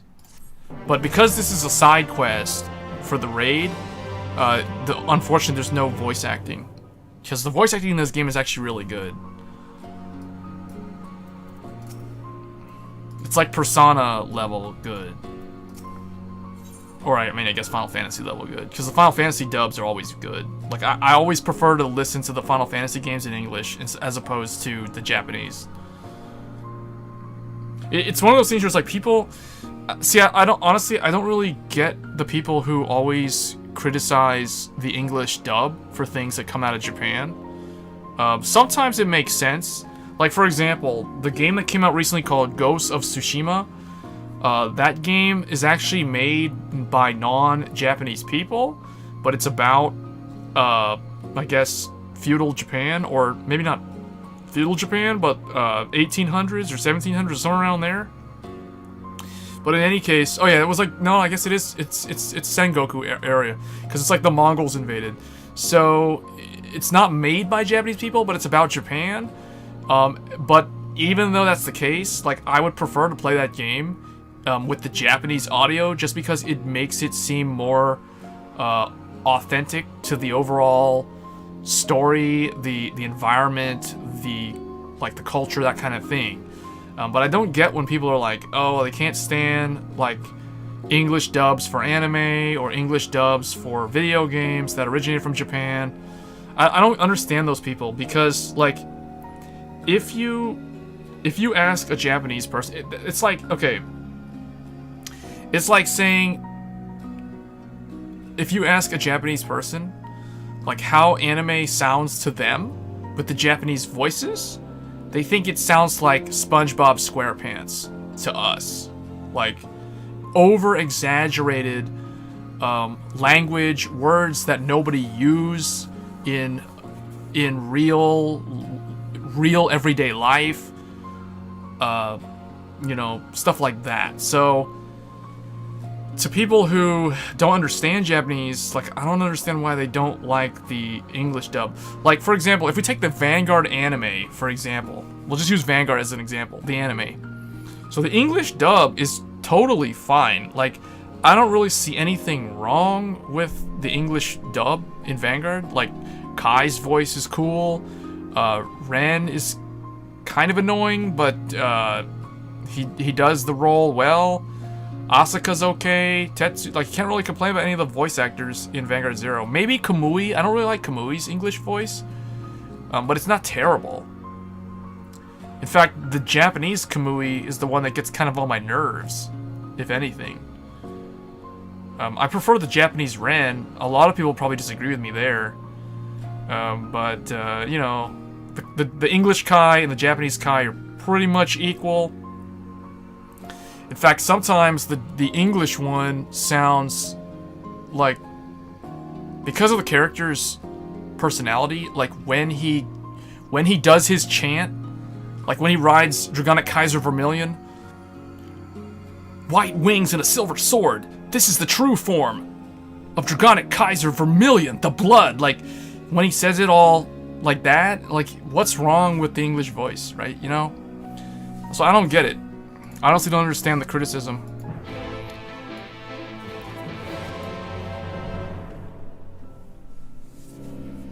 Like, even in games, like fighting games, like, you know, well, I don't know about Mortal Kombat, but, whatever. It's just like this game, or like a game with audio. They just put the Japanese voices. It's like, do you just like to read subtitles? Because I would prefer to just turn the subtitles off and listen to the game in English. But the Japanese one would be fine too.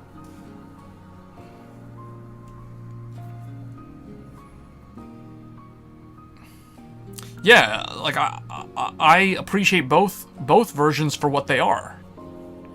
I don't criticize one in favor of the other just to, I don't know, try to make the other one seem like it's superior for some artificial opinionated reason.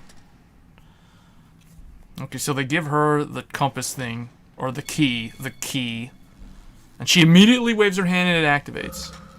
So it was never actually broken. It was probably because they're not androids, so they don't have the ability to activate it.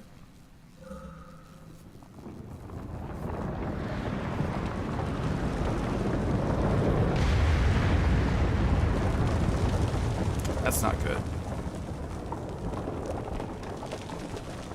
An earthquake, and we're in an underground mine. I would not even stand there and say earthquake. I would have just, like, bolted out of there immediately. Like, that would be terrifying. You're in a mine, underground, under a mountain, and there's an earthquake. Oh snap, this thing's getting real.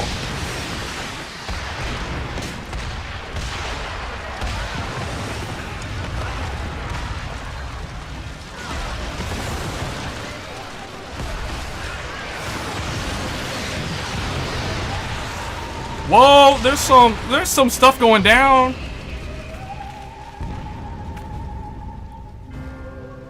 The mountain. What happened to the mountain?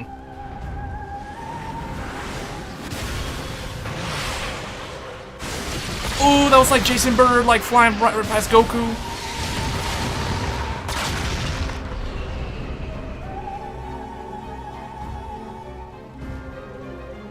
This isn't. Anag, look.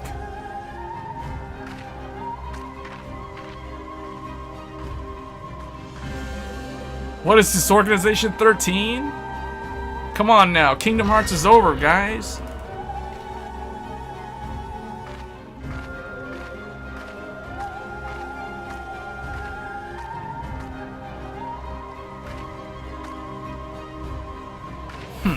Now we'll see what you can really do. 2P, no, there's too many. Worried for me. Don't be.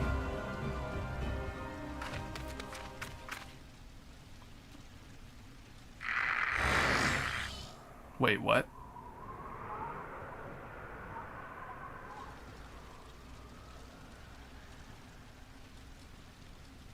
What is the meaning of this? It means that your assistance is no longer necessary.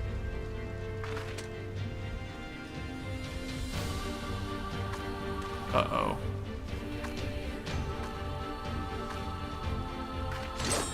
Wait, what the?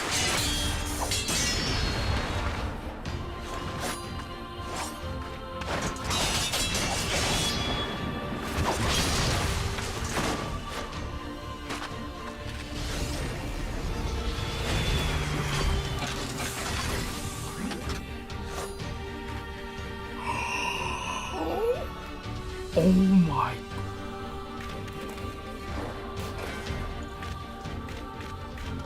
He picks up the hammer. Flintstones versus Jetsons. It's about to go down.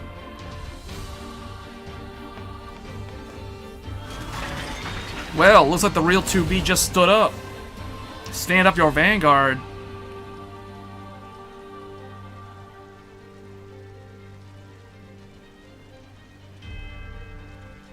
I know I'm worried, but... Huh. So she betrayed them. And who are you? Android in black.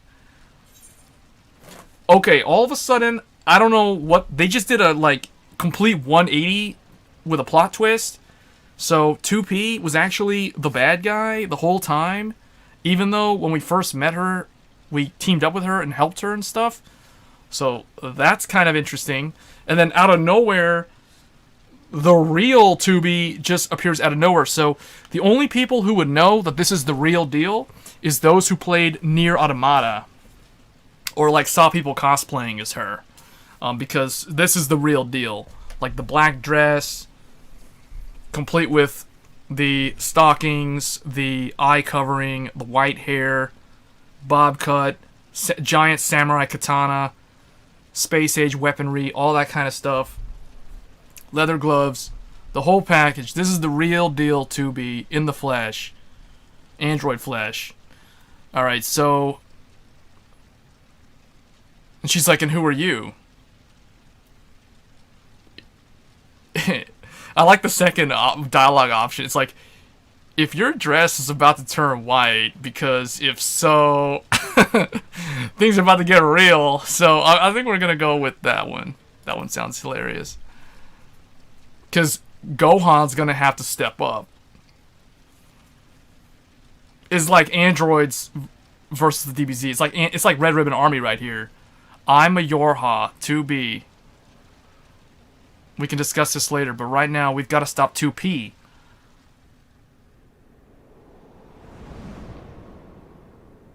And you see a glimpse of like a circular thing in the background behind the mountain. That is foreshadowing something, and that's known as the Puppet's Bunker. Now available. All right, we're going to the Puppet's Bunker. This is it. And they start playing that classic Nier Automata as amusement park music. Alright, I'm gonna turn the music up because this music is about to get real. I don't think I'm gonna make it 100, but I'll put it at like 85.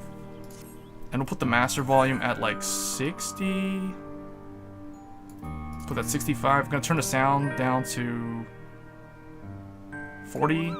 Voices down to 49. That's good. Probably do it like that. I'm gonna turn the music up because the music in this game is amazing, and the music in Nier Automata is also amazing. Alright, we're gonna go in, ready up to the Puppet's Bunker. Average wait time 8 minutes. I'm gonna take a quick break. Hopefully it doesn't queue up on me while I'm away, but I'll be right back.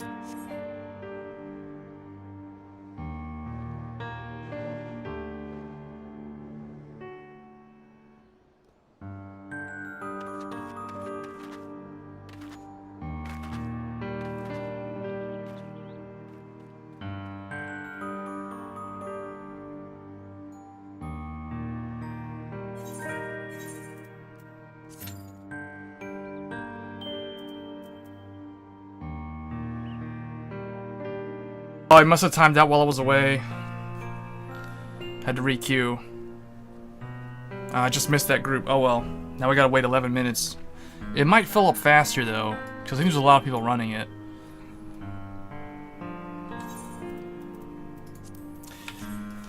Now, I could try to queue up as a tank, see if that goes by faster. Let me see. Go in as Gunbreaker.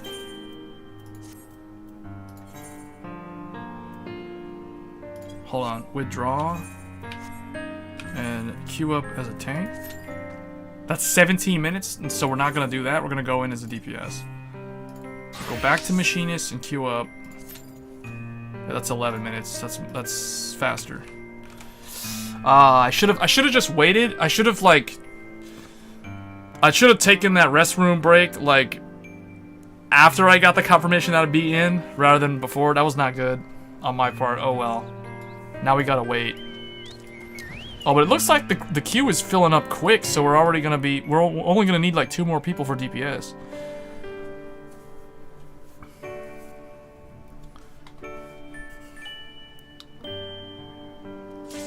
Yep, and here we go. Puppet's Bunker. That's how fast. People are running this thing like crazy. Because it's brand new. This is brand new content. It's new as of this past Tuesday.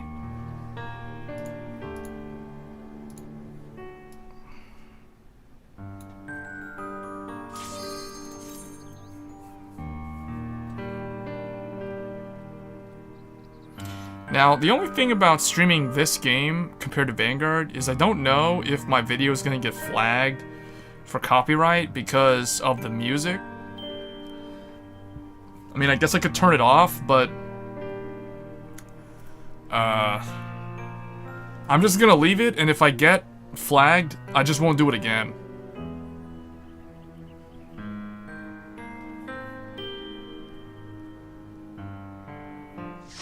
Or maybe I should turn the music audio down a little bit, so I don't know. I don't know if that even makes a difference.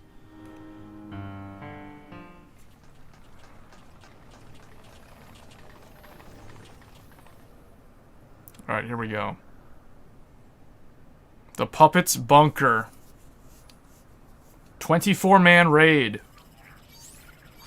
Nier Automata, Final Fantasy XIV collaboration.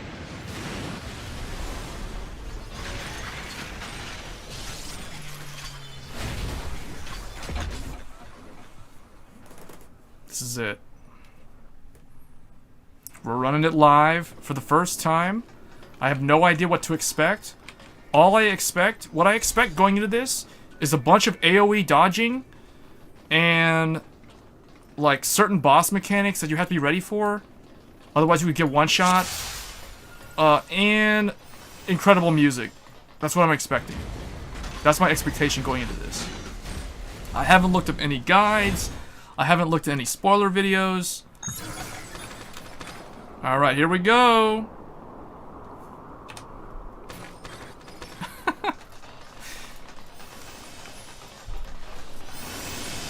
Alright, I'm gonna buff everybody's speed so we run up. As soon as you cross this purple line, you're entering the boss fight zone.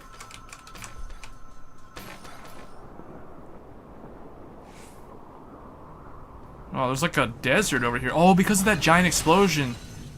Alright, I'm in group C, so I'm gonna go over here. I don't know why we haven't gotten a marker. Someone didn't put one. I guess I'll put one here.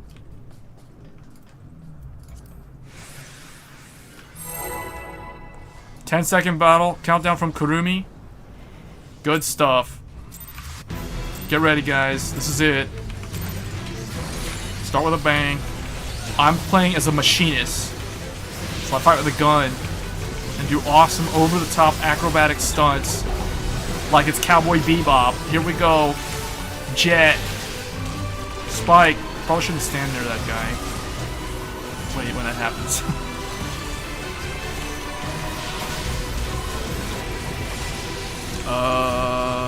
Where are we standing, boys? Need to stand somewhere. Okay. Right here. Okay, we should not have stood there. That was wrong. I don't know what happened, but you could tell we're a bunch of noobs. We didn't know we were supposed to stand there, and we got punished for it. But the good thing is we didn't die, so it's all good. Now, I would hate to be a mage in this fight without knowing the fight, because the fact that you have to stand still and channel your spells with all this random AoE spam, to me seems like that would be a nightmare.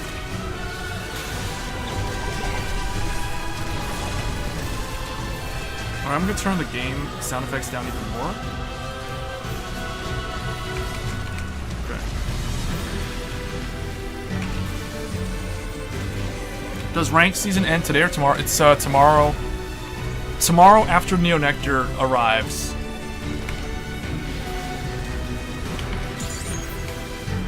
Okay, I can summon my... Whoa! I got 2 stacks of vulnerability, that was bad. I can't let another one. I can't get stacked with another one. That'll be really, really bad. Alright, time to call in the Gundam.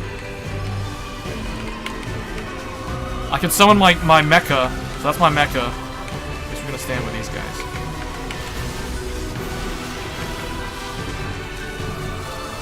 Alright, let me remove the hood. There we go.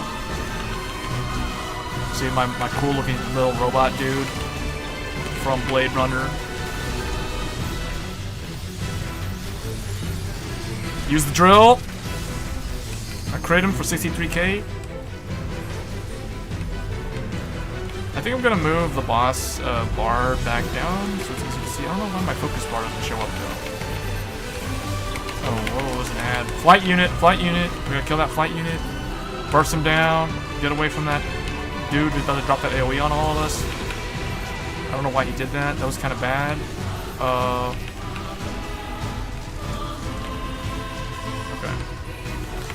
The healer's doing a good job, though, keeping everybody up. Even with these stacks of vulnerability. What do I need to do? There's a skill I need to use. 9? Oh yeah, 9. Haven't played the game in a long time, so that's the reason why I'm kind of rusty in terms of my combos.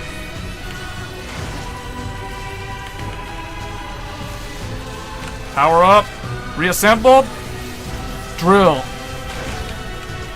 Love to see it. It's basically a critical trigger every time. Every time I use reassemble, it's a guaranteed crit trigger.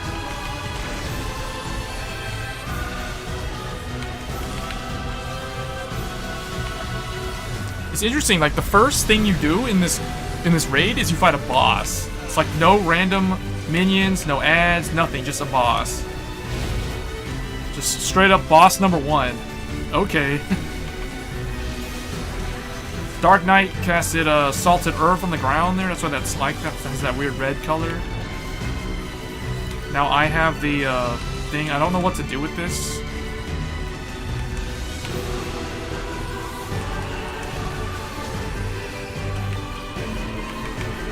Gotta stand where the yellow stuff on the ground fades away.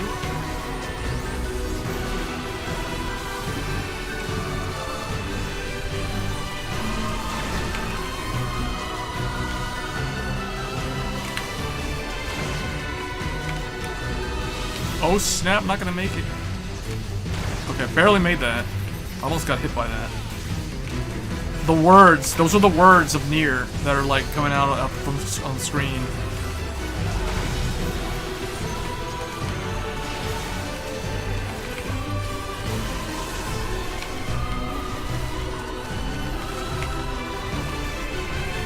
Here comes that random roulette.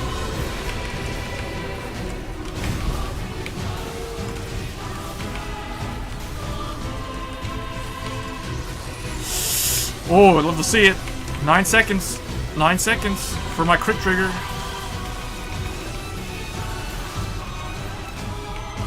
You're not much of a console gamer? Kamen Rider game that seems to get English release.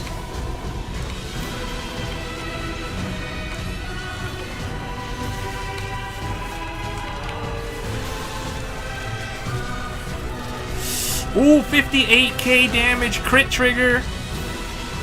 Love to see it. Massive. This is all about dealing massive amounts of damage. Massive amounts of damage. I'm filling up my gauge. You can see I've got like a yellow gauge. I've got like an orange yellow gauge and a blue, turquoise blue. And we just beat the boss. And here's the treasure. me get that loot. So let's see what dropped. We got healer legs or boots, and we have tank boots. I'm gonna roll on the. I'm gonna greed on the tank one.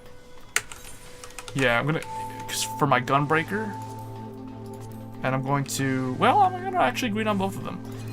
I don't care. I'm just gonna greed on both of them. I don't care.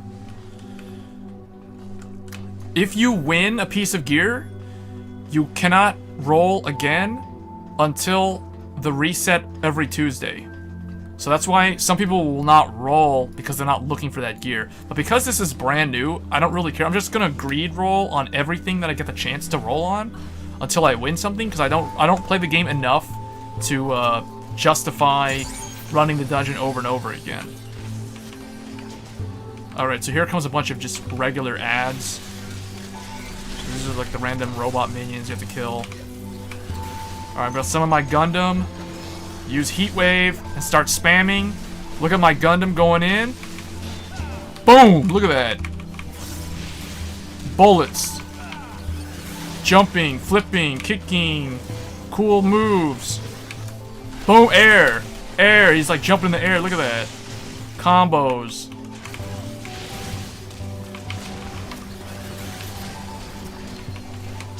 See, it's like all acrobatic, over-the-top, insane moves, wielding a gun. That's how you can tell this game is made by Japanese people. The style, it's just so much style. It's just full of style. Can't go wrong with that. Spam it, spam it, spam it. Like your Spike from Cowboy Bebop, just spam it. Spam, spam, spam. I still have the combo memorized, wow. Like a fighting game. Yeah, so the job that I'm using, or this class, is the Machinist. So it's basically, it's a DPS class that wields a gun, and can summon a, you saw it, like basically a robot to help you fight. I need to check the HUD to see if my gauge is up. I can summon it again. Call it down. Get on my cell phone, call it up, there it is. It automatically goes in, starts going ham on the enemy. Look at that. Boom, what the? Whoa! Someone broke the floor. Alright, I won something. I won the... I think I got the healer gear. Did I get the healer gear? I think I did. Your pair of... Wait, your pair of... Yeah, I got the healer gear. That's okay. Because I play as a scholar. So, the cool thing about this game, about Final Fantasy, is unlike your traditional MMO, you can level up every single class, aka job, in the game on one character. So... Reassembled. Boom! Drill. Drill's basically my crit trigger. Now I'm going to electrify. You know what? I'm gonna use my crossbow. Just like mows them down. All right, now I gotta pay attention because this is a boss fight because the music is going real right now. So this is how you know it's a boss fight, because it's the boss theme as opposed to the regular theme. So I gotta pay attention to these mechanics that are happening right now so that my party doesn't wipe. I gotta be a team player, you gotta do it right. Use all my gadgets, because I'm a machinist. But basically, yeah, the thing about this game is you can play every single job. So if you want to play as a healer, you can play a healer on the same character. Like in this case, my healer class is a scholar. There's a white mage. There's something called an astrologian, which is kind of like a time mage. And you have a deck of cards you can draw from your deck and do like Yugi, part of the cards, draw the balance, put things back in. I just got hit with something that hurt really bad actually. Crit, 61k. I need to stand in this. Get away from that guy with that red debuff. This is gonna take a massive amount of damage, and you don't want to be in that AoE. 62,000 damage. Love to see those big numbers. But yeah. Alright, summon my Gundam. Dodge that AoE. I like how it like zooms in. I mean, it's just like full speed ahead, full thrust, go all in.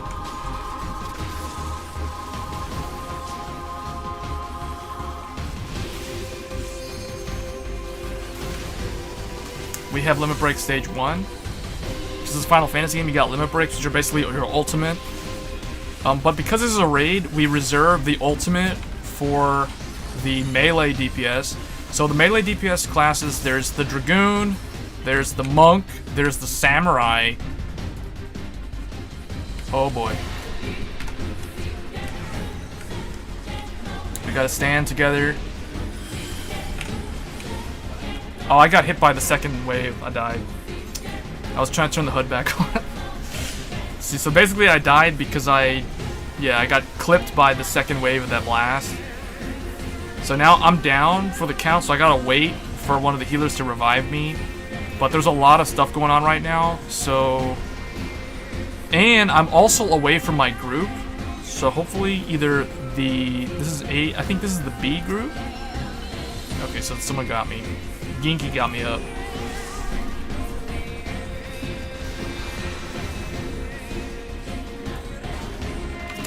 I'm gonna wait for someone to throw a heal on me.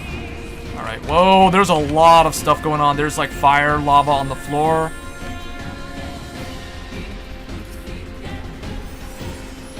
Alright, I'm back. I'm back, guys, don't worry. It's all good, I'm back. Wait, what? I don't want this menu open. Wrong button.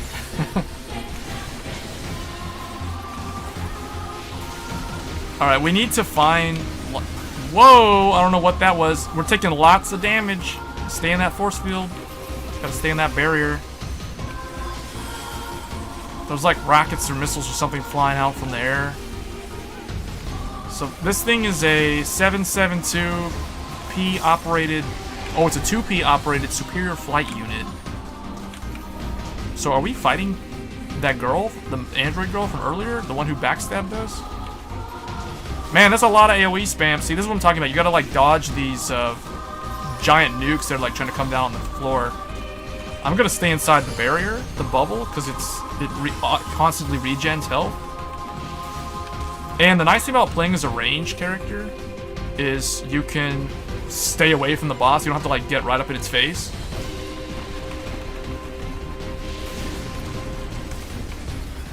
Oh, but I was saying, like, for melee, there's Monk, there's Samurai, there's Dragoon, and there's Ninja.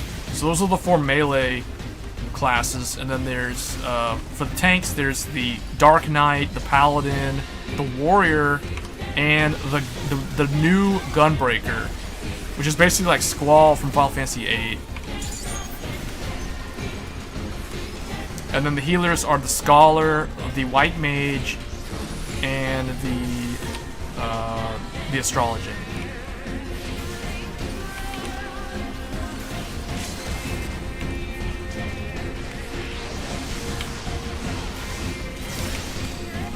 You gotta stand like right here.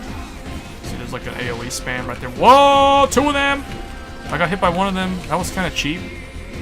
We almost got it. There, we got ours. I think we need help. This group's having trouble. They're at 20%. 19%. Man, I'm taking lots of damage. I feel like, in terms of difficulty for this, the healers have the hardest job in terms of, like, when a raid is new and nobody really knows the mechanics of the fight or the patterns of the boss moves, the healers have the hardest job because literally if they die, everyone else is gonna die. So if they screw up, like, the whole group suffers immensely. So, yeah, props to healers. Healer's actually my favorite job to play in this game. But, I don't want to be the noob that goes in as a healer not knowing what to do and then just die and then, you know, become a liability for everybody.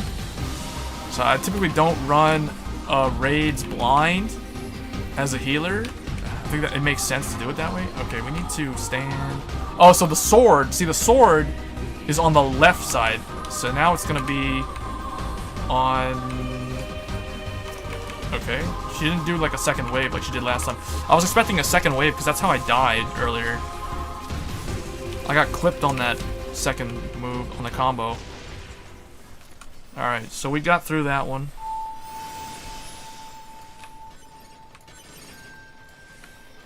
Yeah, you gotta have to work as a team. So I can't roll on any of these gloves because it looks like it's healer gloves and caster, like a mage, so DPS magic user, like a black mage, a red mage, blue mage, thaumaturge, arcanist, summoner. That's the other gloves. I can't roll on it because I already won something. Now we're inside the spaceship from Nier. This is like Frieza's spaceship. This is pretty cool. The slide. Gotta do that slide. Yorha for the glory of mankind. Now this is supposed to be an elevator, but it doesn't seem to work, so we're just gonna like jump.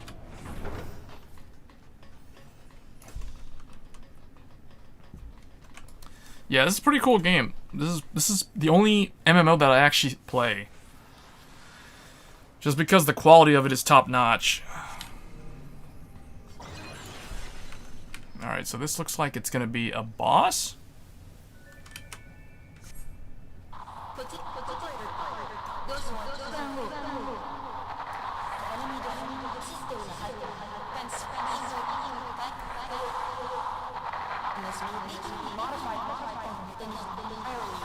Oh, I like her outfit. That's the Astrologian class outfit. I like that looking armor. That looks cool.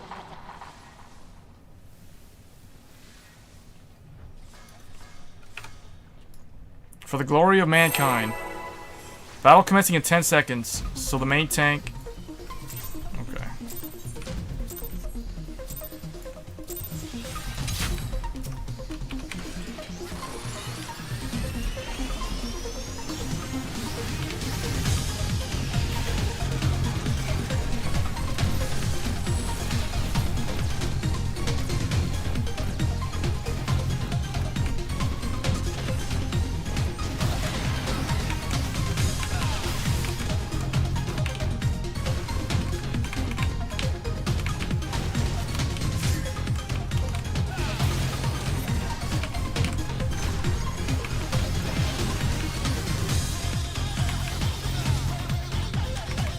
Alright, I gotta focus, because I bet this one's gonna be pretty tough. Usually the third boss is kind of the challenging one. This is the make or break one.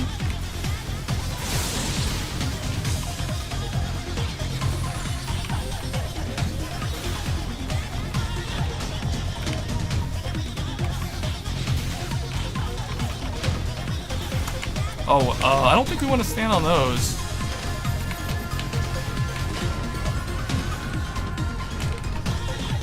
Oh, whoa! Get out of that circle.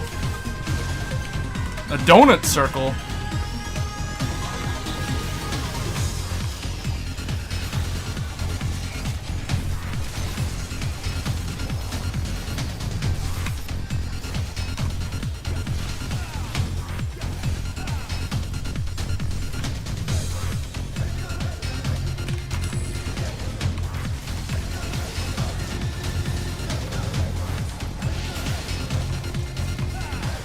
I don't know what's happening in the middle right there. That looks kind of creepy.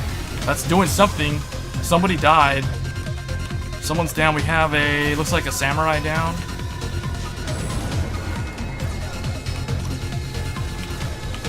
The walls are moving, guys. That looks like a bunch of guns. Yeah, it's shooting out orbs. It's shooting orbs at us.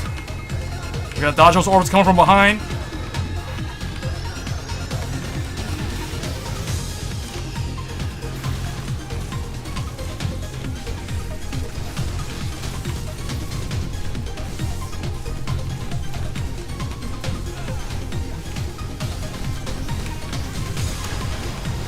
Jump.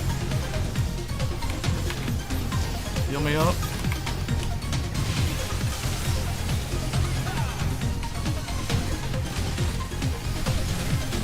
I love that crossbow. It's so cool.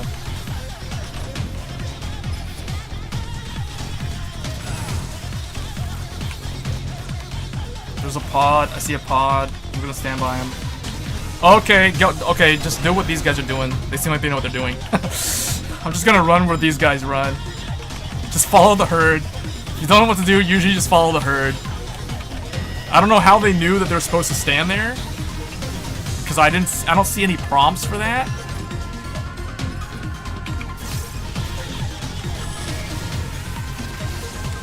TVs are on.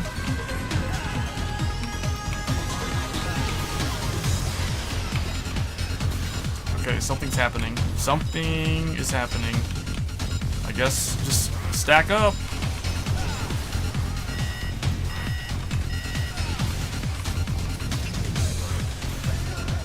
Yeah, I guess. There's like these things. I guess stand in them. Just why not? People are gathering up in different ones. I guess they're like force fields or something.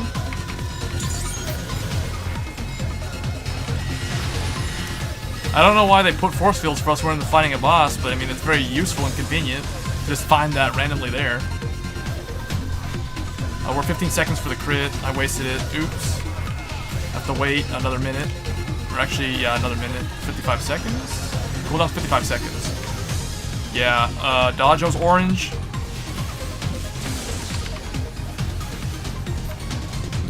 Yeah, this is definitely easier to play this as a machinist than like as a black mage. Because I would have a nightmare in here right now if I was playing as a caster. Because the constant moving around, you can't do that as a mage. You have to stand still and do your like 3-second cast. I guess it's possible. I mean, yeah, it's definitely possible, but you kind of would want to know the fight ahead of time. Otherwise, it would just be a nightmare the whole time. I love this move right here. I love that crossbow. See that? Look at that. Yeah, that's awesome. And the drill. The drill is an instant crit when paired with reassemble.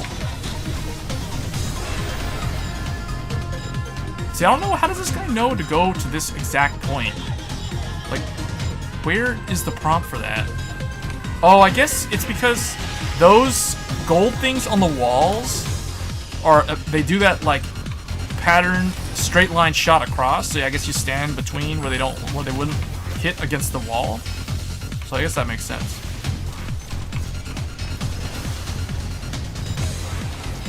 Okay, so what's happening now? This is like a diagonal shot? So where do we stand? Here? Oh, snap! What the? Where was we supposed to go? It looked like the whole floor lit up, like all of a sudden, and it's like boom.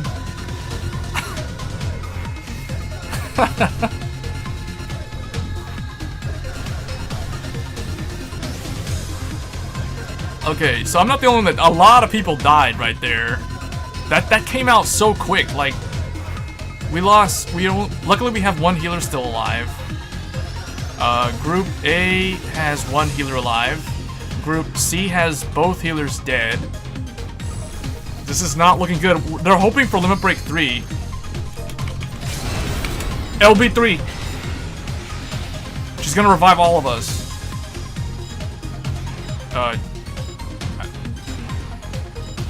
Oh, was I out of range? I was too far away. Everybody else got revived except me. And a bunch of people just died. So I think we gotta redo it. Yeah, we gotta redo it. Oh, that's a wipe. That was an entire wipe.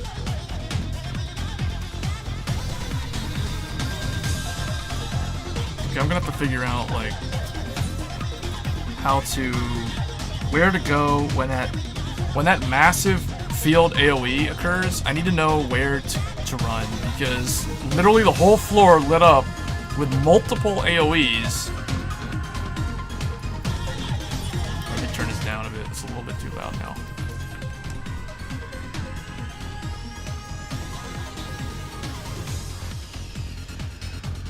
It said we need everybody up for this. Okay. Looks like somebody just left. Someone disconnected in our group. Who's this?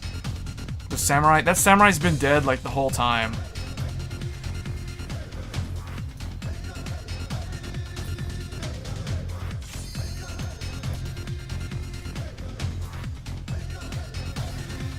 I think we lost one of our DPS.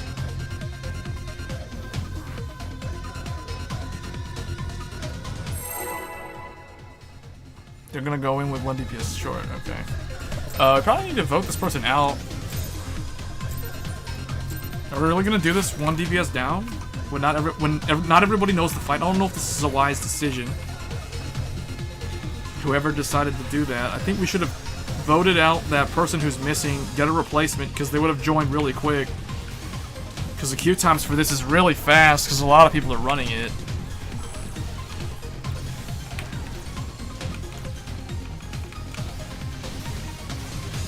I'm just gonna follow the big Rogadin archer, because he seems like he knows where to go. He's always like the first guy that I see to run into the correct spot. He's the big blue cross. He's the cross symbol. I'm just gonna follow him. Just stand next to him the whole time. And I'll probably not have to worry about dying. Okay, this, I'm not sure. Where's he going? Okay, I'm just gonna go with him. See, this dude, this guy with this giant bow, I'm just gonna stand with him. Stand up your vanguard. Here we go. Oh, he jumped. I jumped. Just gonna follow him the whole time. I'm probably gonna be good. When he backs up, I back up. Dude. See, look at me. Me and this archer bro are just gonna like run around and just like shoot stuff the whole time. Where'd he go? I don't want to lose track of him. I'm scared. I'm scared of that big AoE. I didn't know where to go.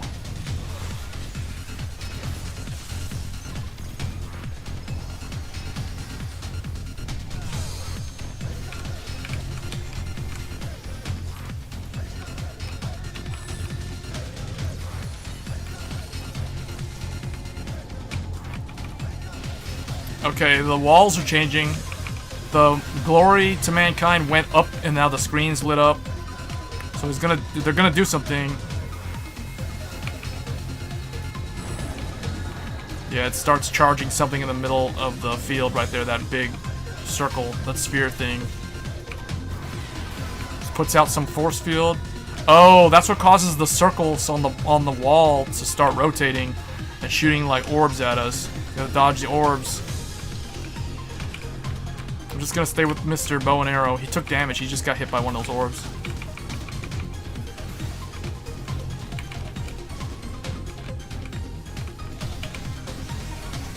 Where's he going? Oh, okay.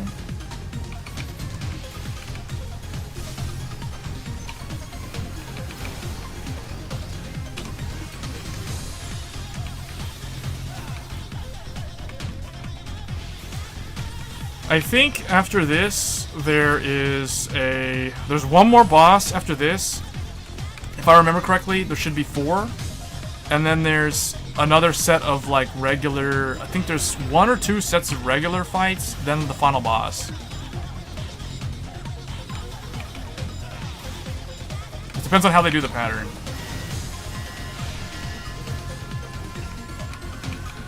See how he like moves out here? This guy really knows the big... oh, this is not a Rogadin. That's one of those tiger people. See, look at him. He's already going over here. Just gonna stand next to him.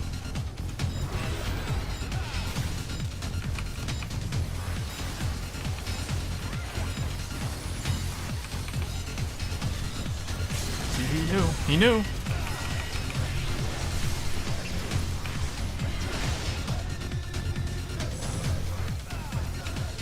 Oh, we have to get in these. I'm gonna go with him. Oh wait, I'm just gonna go in there. Okay. Nice about range is you can still deal damage, even though you're standing far away from the boss. So you just keep spamming your attacks.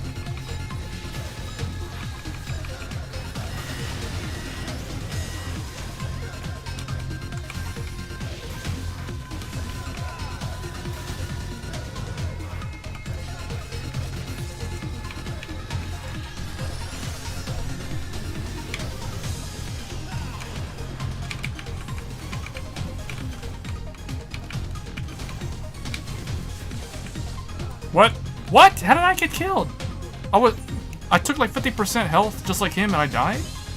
How did I die from that?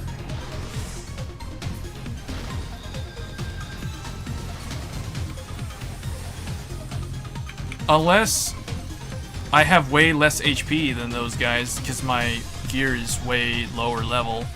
That could be the case too, as to why I die faster. Because my item level is like 470, and the minimum required to get into this is 465. And I think most people that have been playing the game regularly probably have an average of like 490, or 490 or 500, somewhere around there. So that could be the reason why. Okay, he's like way over here. I'm gonna go just run over here.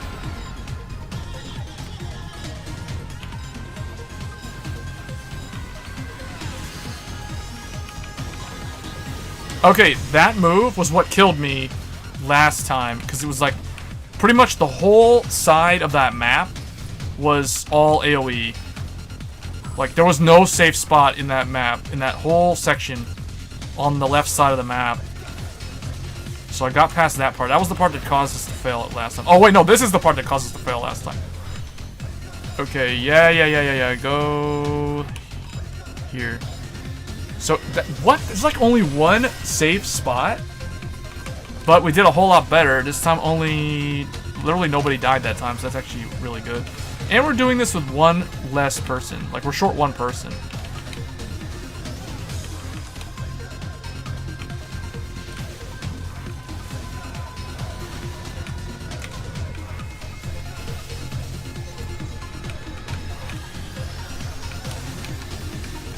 Okay, so this went a lot smoother than the first time.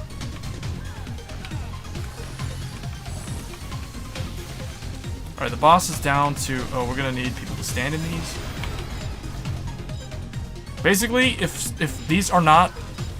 If no one's standing in these, basically it causes a giant, massive nuke to go off, and then the people who are not in will just basically die, and it'll cause everyone else to take massive amounts of damage.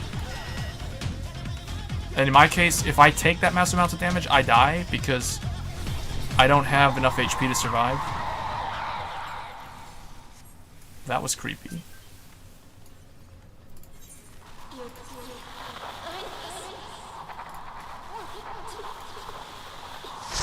Oh, this would have been my new outfit. If I could have rolled on this, I would have gotten a really good chest piece. That's okay, whatever. The gear in this raid is item level 490. So it's pretty good. It is basically it is equivalent to the current weekly gear set that you can get. So it's not the best gear in the game available, but it's up there. It's like, oh, whoa.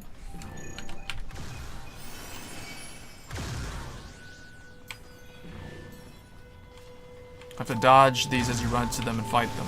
That's interesting. So that's a new concept. They've never done that before. Right, I'm gonna go and use crossbow. This crossbow is good against it's a good AoE at hitting multiple targets.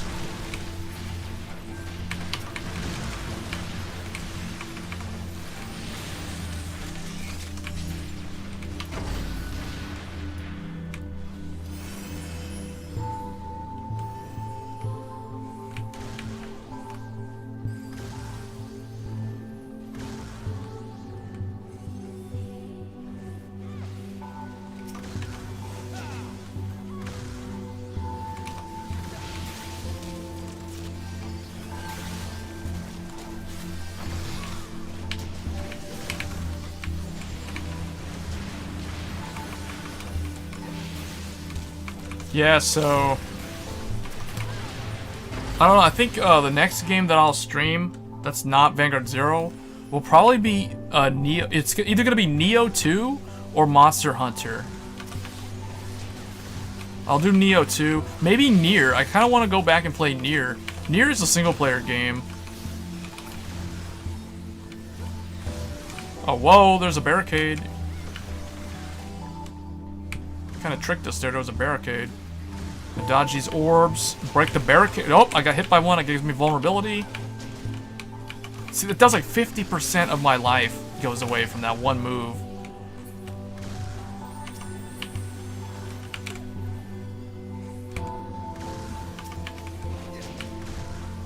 There's so much AoE spam. There's so much stuff going on the field all at the same time that it's weird because you wouldn't think that you would need good reflexes to play an MMO, but I don't know. I guess they keep on upping the difficulty as the average game becomes more action-oriented, I guess.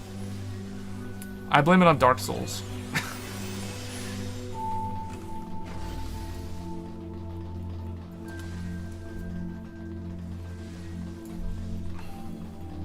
Alright, I think this should be the final boss coming up. I see an orb on the ceiling.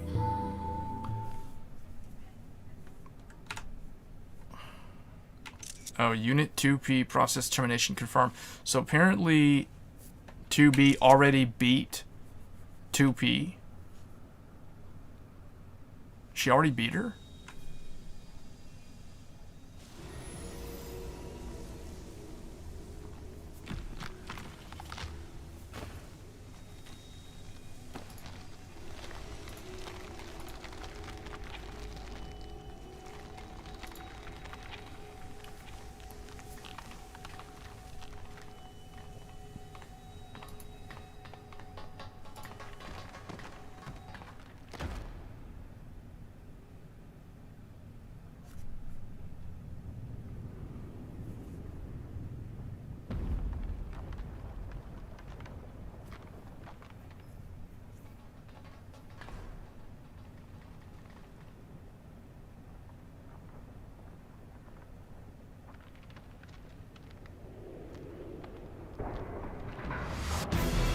The compound.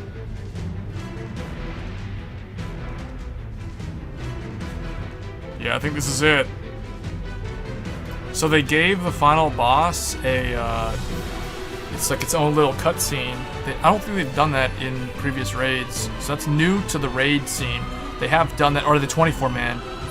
So I got the achievement mapping the realm of the puppets. The puppets bunker. Battle commencing 10 seconds. Why did somebody went and like shot a fireball at it when they shouldn't have, but it's okay.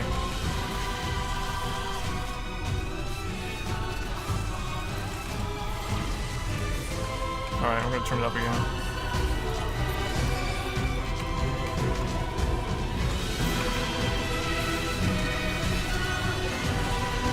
How did I die? I don't get how I died there. I'm literally like right next to everyone else. Oh, was I not supposed to do something? I think I was probably supposed to stand still or something. Possibly. I need to just watch the if I get a debuff.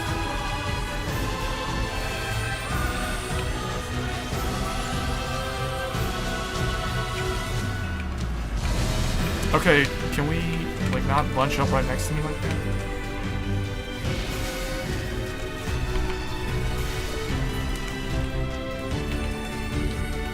Where'd it go? Where are we supposed to go? Oh, we're supposed to go between the roly-polies? Ooh, that's interesting. Whoa, that's interesting.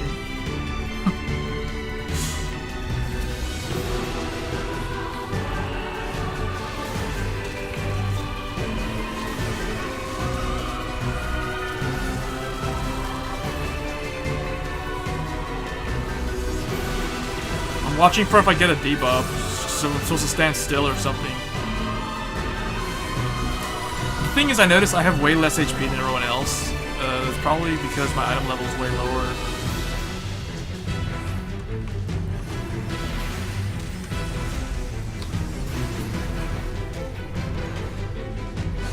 Okay, I think it's gonna go phase 2.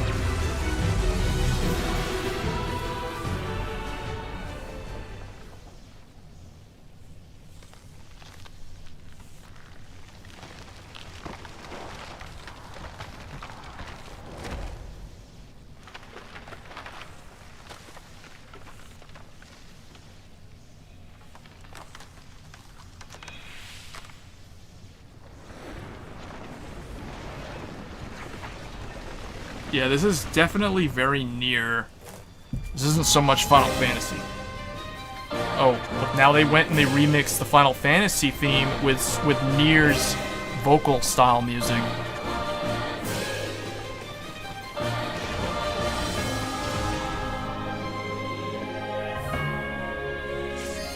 Okay.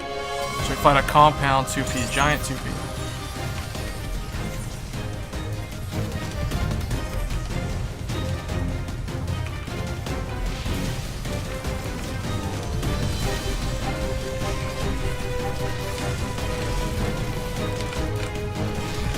Not gonna die today. Although it is really hard to see what's going on the floor like that. There's like so many.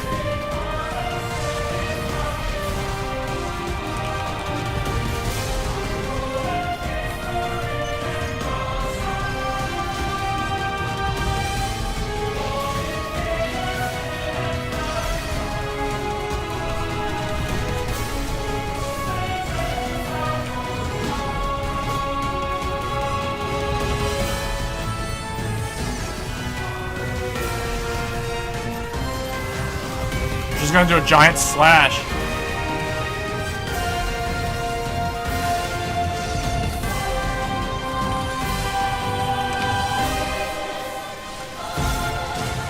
Oh wow, good thing I got in the donut. I wanna die.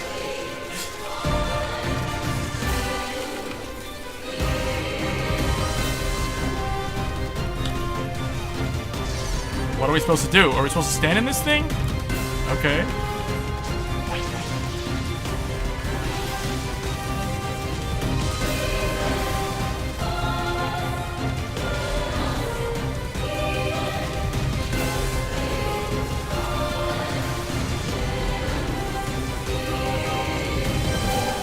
We're gonna need some AoE heals.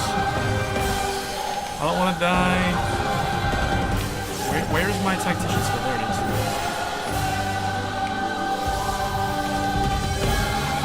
Hey, she's trying to shove us.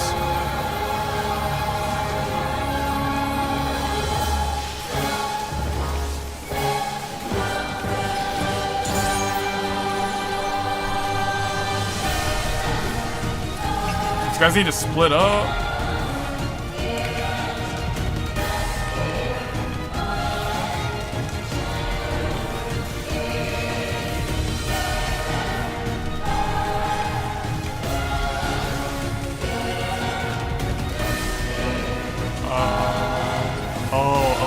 I see what she's gonna do. She's gonna basically pounce on the guys who have the lines. So you don't want to stand in the path of that line. Yeah, she's gonna do that giant slash, yeah. Just kind of figure it out as you go. Try not to die.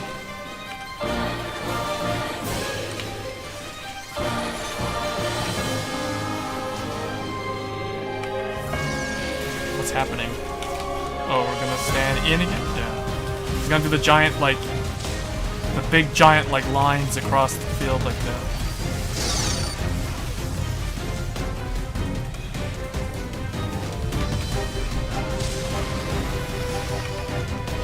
To use the compound, the shadow compound, to fight you fight royal paladins with shadow paladins. Basically, we're trying to kill a royal paladin, and the shadow paladin is the good guys apparently.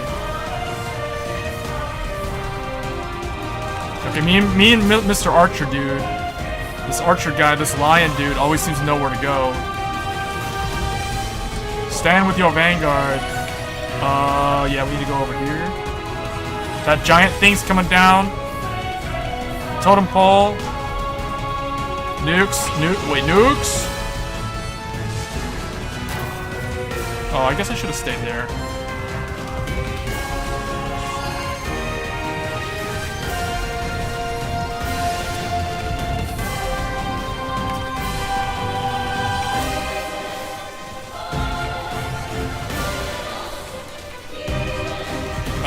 Am I in the right spot? I think so.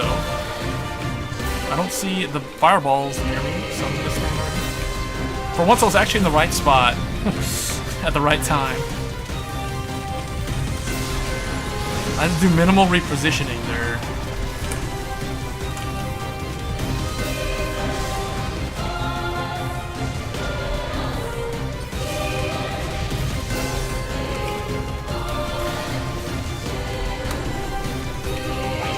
I like to do that double air jump.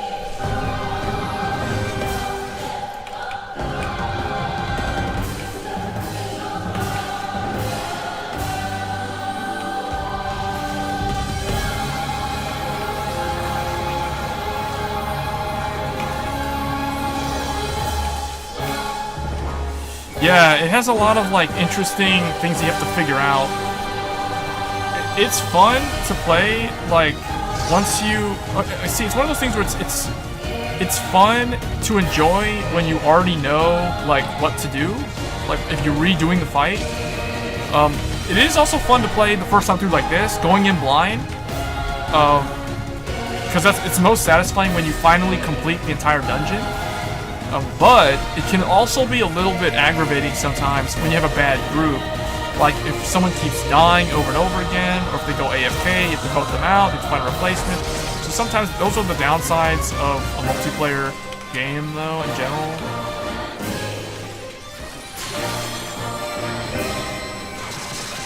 Oh, someone's using limit break. The arrows, all those arrows, thousands of arrows, and that was it. That killed them off. The ultimate is when all those arrows, boom.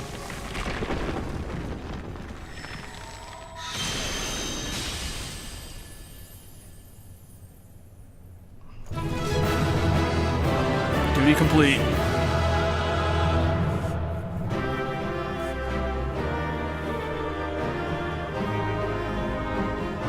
Alright, that was it.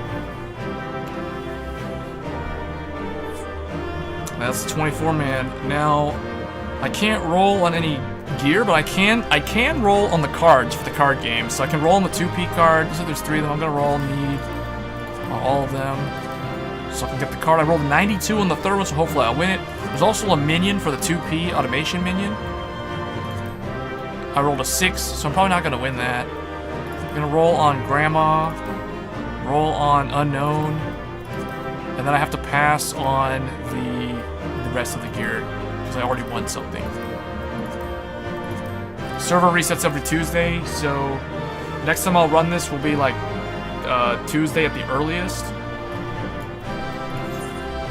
But basically, this is like a once a week thing that you do. I guess I'm gonna give the commendation to Honey Bear, because she was the one that used the Limit Break 3 that revived everybody except me because I was too far away. Alright, this dude, I wanted to give this guy the commendation, but he wasn't in my group. Well, I want to adjust. Let me fix the audio. I don't want to make the music that loud anymore, and then we're going to turn sounds back up. Even it up. Okay.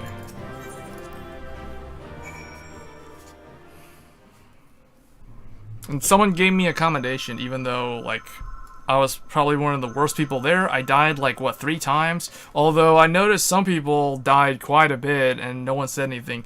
The thing about this game, sometimes the problem with multiplayer games on PC or console is that you can have a very toxic community, and that can be really bad. Like League of Legends suffers from that problem. You know, there's a lot of games that can suffer from that problem. But Final Fantasy XIV, so this game has a really good community. People typically don't complain if you mess up. You know, the healer's not gonna like call you out on it. The only way that can become a problem is if you keep dying repeatedly, and you just don't seem like you're improving, and then that can kind of irritate people, and then at that point, then someone might complain. But overall, the game has a really positive atmosphere for the most part, and that's one of the reasons why I've kind of like kept playing it over the years. I don't really play it hardcore that much anymore. As you can see, I'm pretty rusty in terms of my attack, rotation. My gear is kind of outdated. It got me into the raid. Like, I wasn't gated in terms of like the minimum item level, but you know, that's one of the things to be aware of when playing this type of game.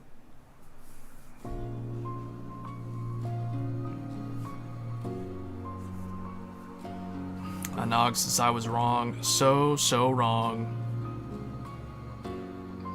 So now she's all depressed. She's going emo because She thought that 2P was their friend, and she doesn't like that we had to kill her. Basically, what happened was we killed her, or destroyed her. I mean, it's an android, and it's I don't know. I don't really like this story arc so far because 2B, this is the good character, but like she didn't show up until out of nowhere in that random cutscene. She just shows up out of nowhere and saves us. The pacing on that to me was kind of anticlimactic. What are the machine life forms and why were you fighting them? The machine life forms are weapons created by aliens from beyond the stars. As part of Yorha, my mission is to reclaim the planet from these invaders. Alien invaders? Never mind. What about 2P? As an android, doesn't she not... No, she is a copy, built by the machine life forms, probably to fight Yorha specifically. So, okay, so the whole time, the girl in the white dress was a copy. If he's still with you, would like to see him. So basically, for those in the chat, originally, in the first raid, because this is the second tier, this is the new one. So in the first one, we fought a guy, an enemy called 9S, which looked, it's a male android that wore black clothes just like 2B here. So, apparently the dwarves kept him away, out of sight. They didn't dispose of the body, which is kind of creepy, but I guess he never died. I mean, he is an android. So, oh, what's this? There's like a box. Oh, it's just an archive. So originally, like, this is the factory. No, actually, this is not the factory. The first dungeon was the factory. And we fought a bunch of enemies that look like this. Like these little robot guys. And a lot of machines and stuff. In the second one, this one was called the Puppets... the Puppets... whatever. The Puppets Bunker. The Bunker. And this one, you fight a bunch of android things. So instead, last time it was robots. So it was the machine. They call them the machine life forms. So for those who are not familiar with Nier, those were the primary enemy in Nier that you spent most of the game fighting. And then like you play as the androids, and you're fighting machine life forms, and you're trying to like defend mankind from these alien invaders, which are the machine life forms. So the machine life forms are seen as the bad guys, the androids are seen as the good guys. So what's happened here is now we've been double-crossed by an android, which we just killed in the second raid. It was the final boss, the compound thing. So it was a clone, so we killed that. So that we went into the spaceship. So that was kind of weird. Like, I don't really know. I'm trying to figure out like where is the spaceship? Oh, I guess it's yeah, that makes sense. Oh, I see. So the spaceship is the giant, like, notice how it's like a circle? It's a circle that goes around. I see. So that's why when we were sliding down into those different rooms, we're going in a circle. And those various rooms, this is making a lot of weird noises. Okay. That's cool. So we went in there, that was where the first boss was, then we ran along that path, got inside the spaceship over there, fell through the floor, and the floor, I guess, took us into the lower area of the spaceship under the sand. So that's kind of interesting. It's kind of interesting to see how they because I was curious, when I saw the trailer for this raid, I was thinking, like, how are we going to go into outer space? Because typically, the characters in Final Fantasy don't really do a lot of space stuff. Like, they kind of stay on the planet. It's not really like a game. It's not like a sci-fi themed game. So it's interesting to see. So the spaceship like crashed apparently over here, and that's basically where we were.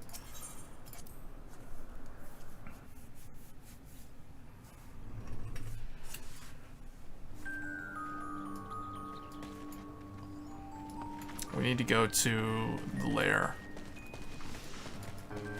So the Puppet's Bunker is apparently across the mountain range, and then the lair is where the factory was. This is where we found 9S and 2P originally. in the first 24-man raid, which was available back in, I think it was November last year, was when that stuff was new.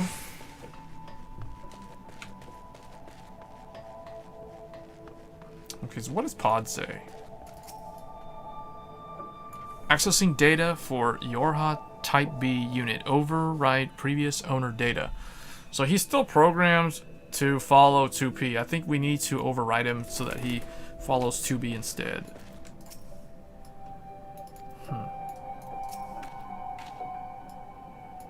Okay, so she's all depressed still. We hit him where 2P wouldn't know to look. Follow me. Entrance to Anog's lair.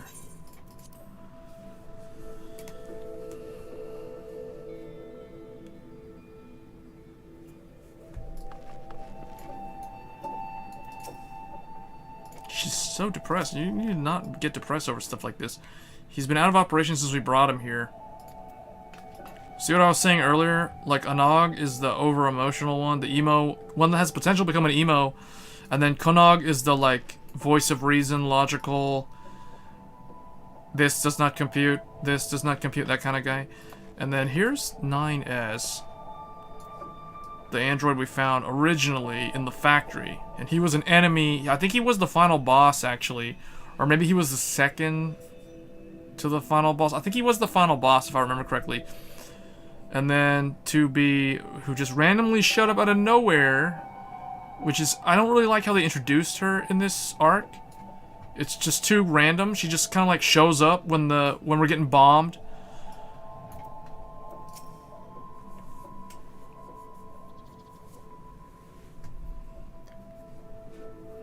(9S).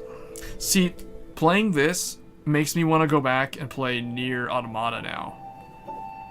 So I might play that game in a future stream. I haven't played that game in like since 2017.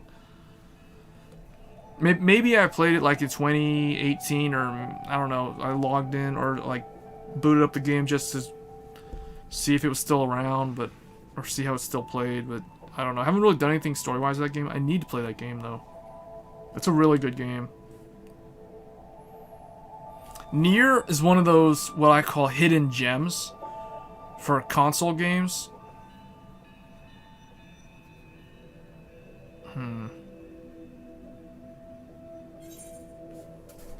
Everything you know is wrong.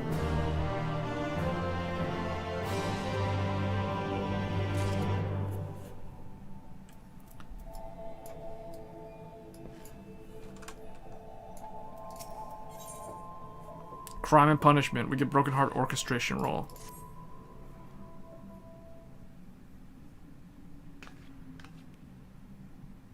Come to think of it, none of us ever did get a chance to enjoy the carnival. It's possible everyone is still carrying on with it. I've never known a few explosions to dampen their spirits before. Still, I might go and check on them.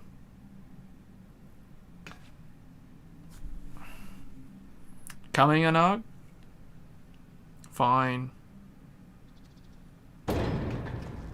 Huh? What's all that noise?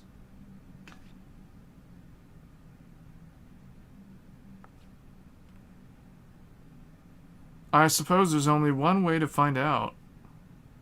They're gonna run off after it.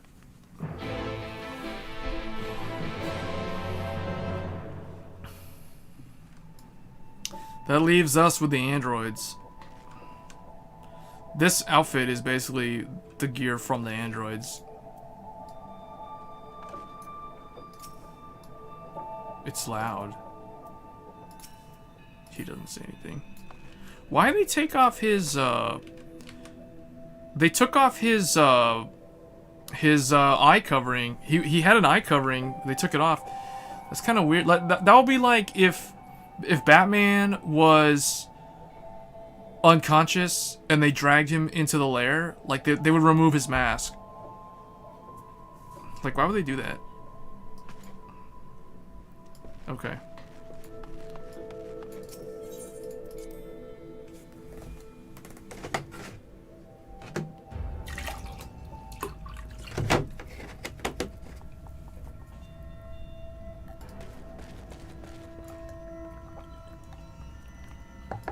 Whoa, that's a lot of dwarves. What happened? Oh boy. We didn't mean for any of this to happen. Gulag. Will you all shut... Oh, beg your pardon. Bit preoccupied with my duties at the moment.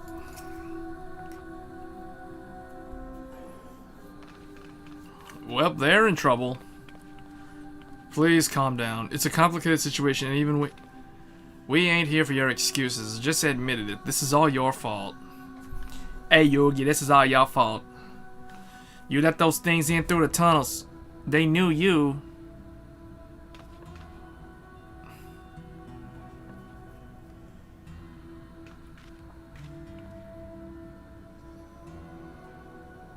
They're in trouble. We don't care about the whys and wherefores. We want to know how you plan to make amends. We'll do everything we can, I swear, but... Well, they're not giving them a chance. Typical villagers.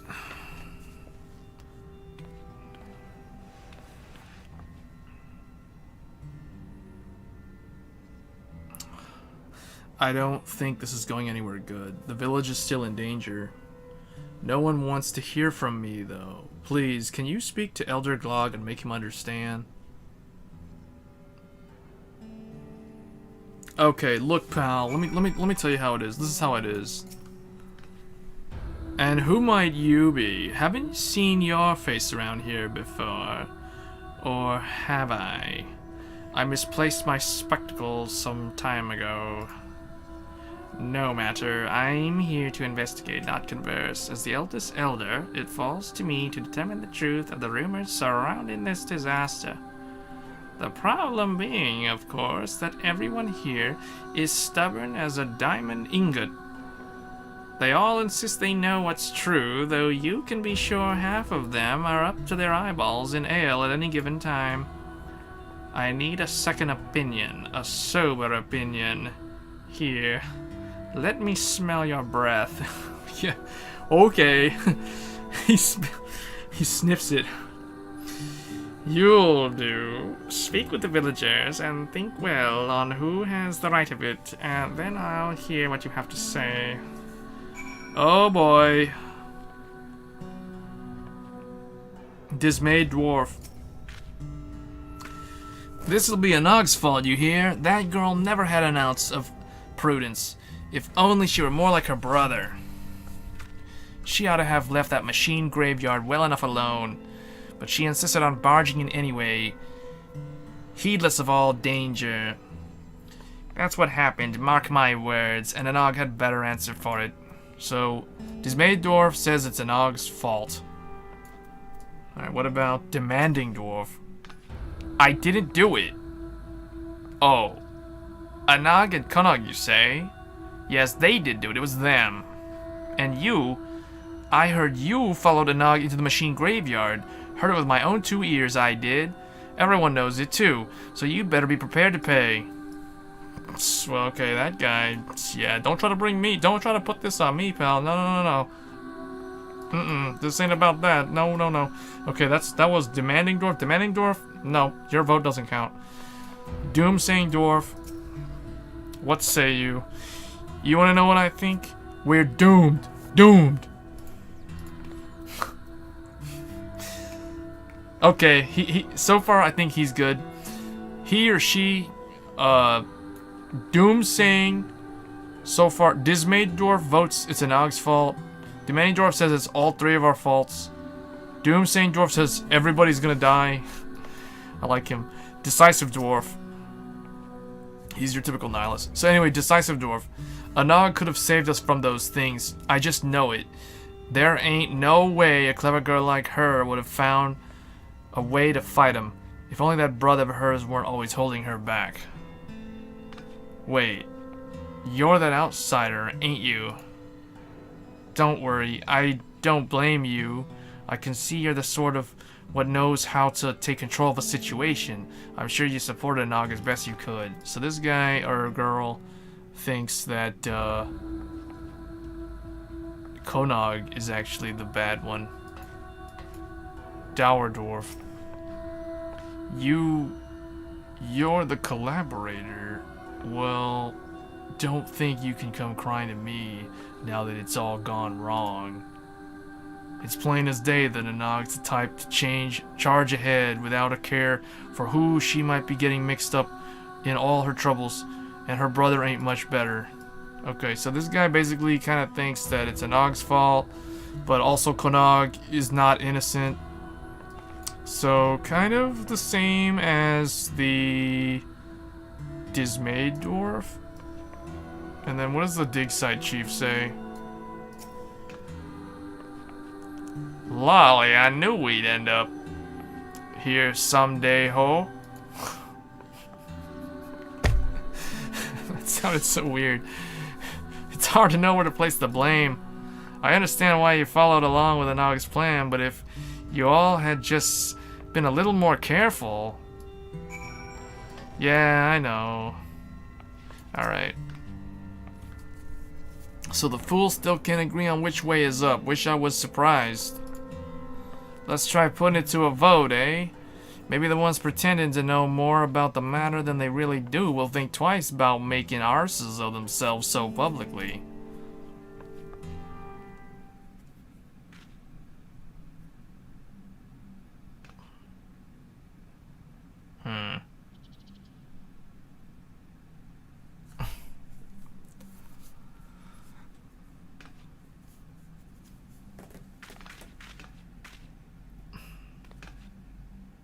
Can none of you stitch your beards for half a moment? I'm asking you to raise your hands in orderly fashion.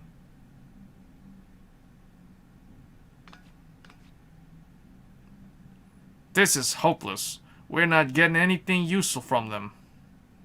I'm not ruling out that one of these idiots accidentally has the right of it, but in your sober judgment, who's to blame?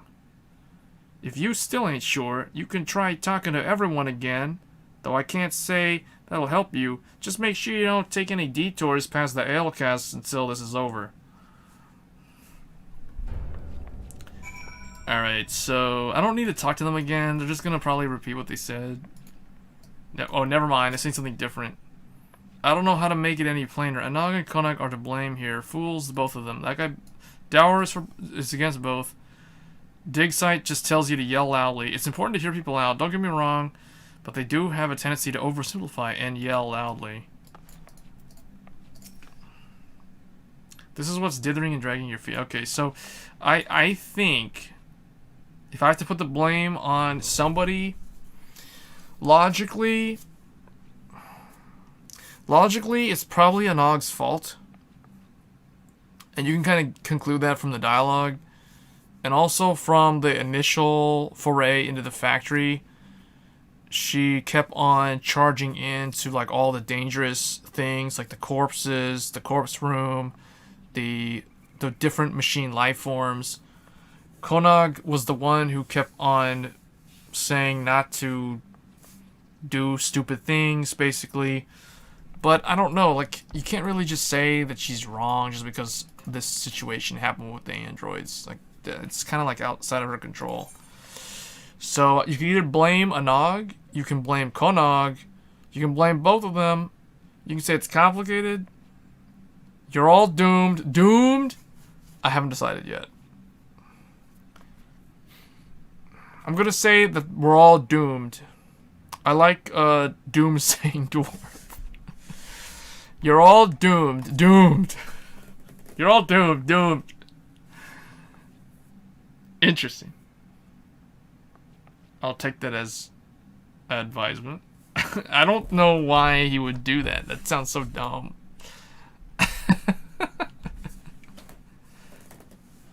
You don't care. Well, I think I just threw away any sort of credibility that I had in terms of judging what happened. Everyone, I stand before you to present my findings regarding culpability and the destruction that has befallen this village. Please wait, it's my...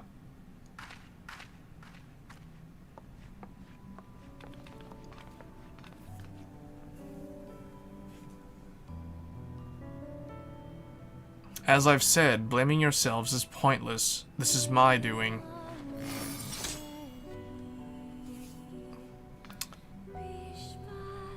It's one of them. Run, run for your lives. Run for your lives. Okay, even the leader left. Well, that was easy. Are you defending us? There's no benefit in petty arguments. Wait.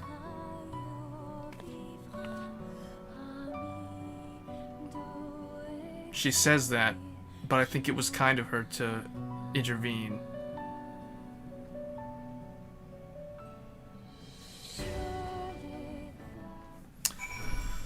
Digside didn't run away. He's the one guy that didn't run away. I'll try speaking to the others, see if I can't get them to understand that there's more going on here than it appears.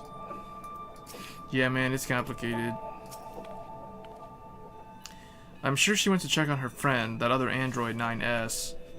I'm going to go talk to her.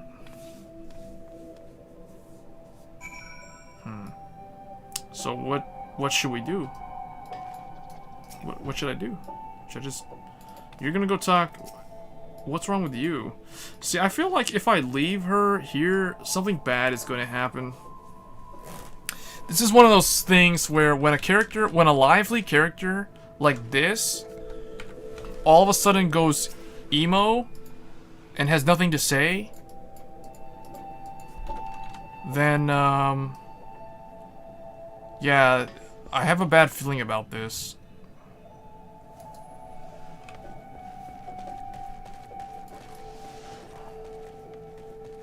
I don't think she should be left unattended. So you don't go anywhere. Just stay there, don't go anywhere.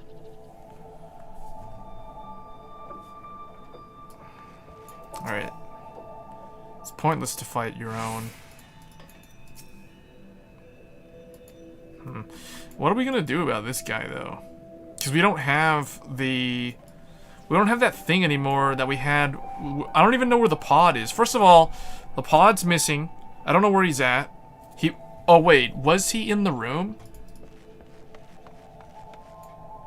Hold on.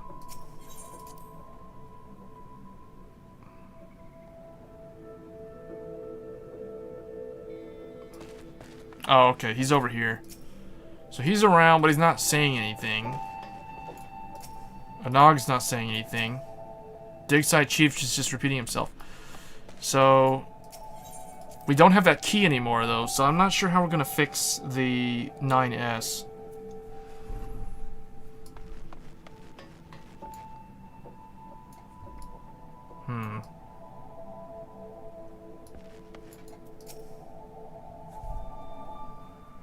Something doesn't seem right.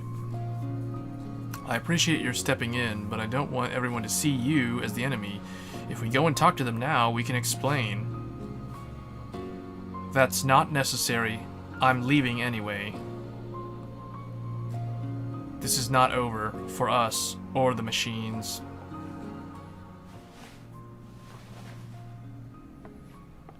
So, wait, she just, like...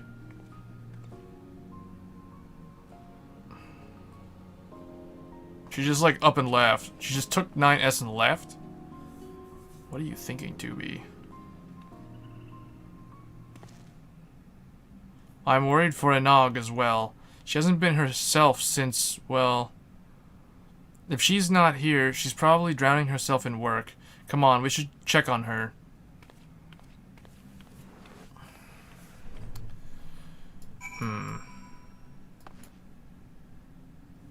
I like how they did this room. They even have like a machine life form in bandages.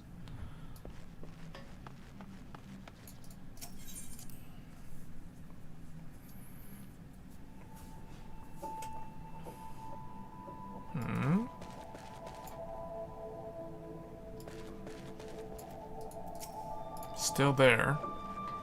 So she didn't take the pod. She's not here. What is she doing? This isn't the time to be outside alone. We need to find her. I'll look around the village. But can you search the outskirts? Oh, a nog. Oh boy. See, I had a feeling something like this is gonna happen. This is what happens when you play a lot of RPGs. You kind of can expect something's gonna happen. Something bad's gonna happen.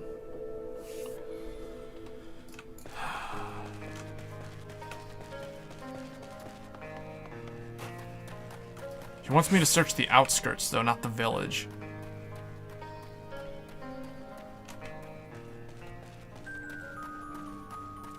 So here's their little festival.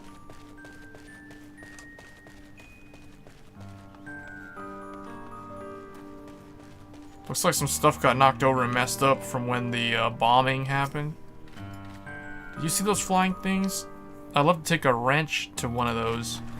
We need to look for, what's her name? Alright, Nimbus, get over here.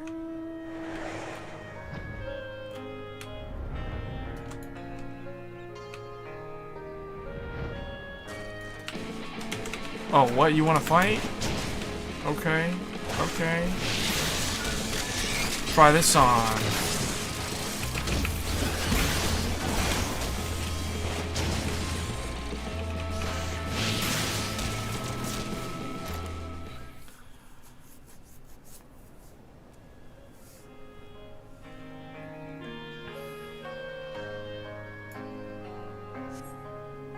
See no sign of the despondent dwarven friend. Perhaps she wandered further wayward? Alright, I gotta bust out my... Let's try my Sanua. The Eternal Dragon. Let's go, Shenron.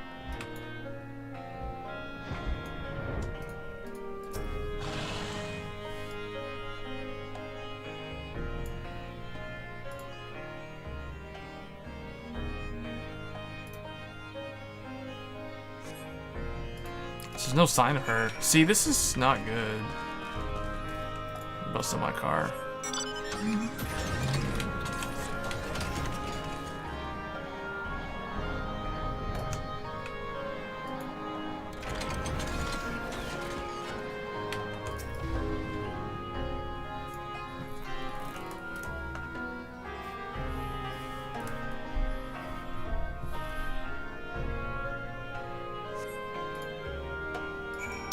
Okay, I can't find her.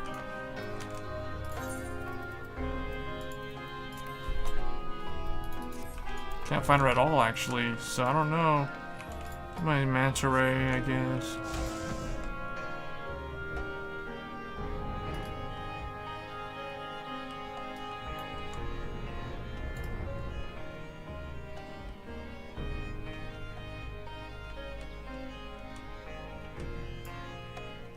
See, I knew something like this would happen.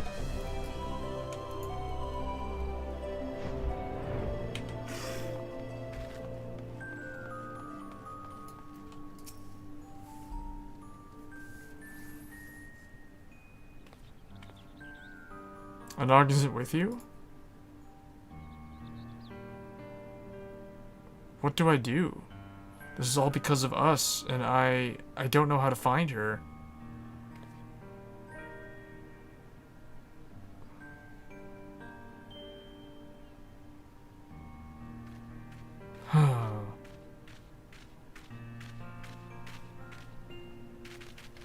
Huh?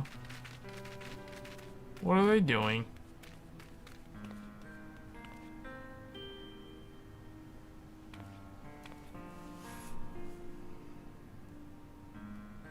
I'm not used to being alone. Crime and punishment. Broken heart orchestration roll. I had a feeling something bad would happen like this. And that's it. They just cliffhanger it. I'm no good on my own. Now he's all depressed. Really? They're just gonna end it like this? What? What kind of ending is that? They're just gonna end it like a cliffhanger? We don't know where Anog is. She's lost. She ran off somewhere. Or that was That was kind of suspect of those two dwarves like wandering by and then they like saw us and then ran off. So I suspect that there's something going on here. They probably like put her in jail, but I can't find. Well, because they were all angry earlier, they all wanted to blame her. I want to see some punishment with my own two eyes. Konog had best find a way to fix this if you ask me. Where did that Anog run off to now? Stitch your beard so I can tell you about the doom. We ain't letting those brats get away with this just because some lady with a sword says so, are we? Man, Dour Dwarf has the coolest stuff. Doomsaying and Dour Dwarf are like the best ones. Some lady with a sword. Wait, what? We ain't letting those brats get away with this just because some lady with a sword says so, are we? Imagine him like with a New Yorker accent. Like Joey Wheeler. Oh, that's kind of, I don't like that ending. That's a bad ending in like a not so bad, that's like a bad way to have a bad ending. Just kind of like cliffhangers it. Don't know where Anog is. 2B runs off with the incapacitated 9S. And then Konog is left now turning into an emo. Good job, guys. We accomplished a lot. That pretty much sums it up.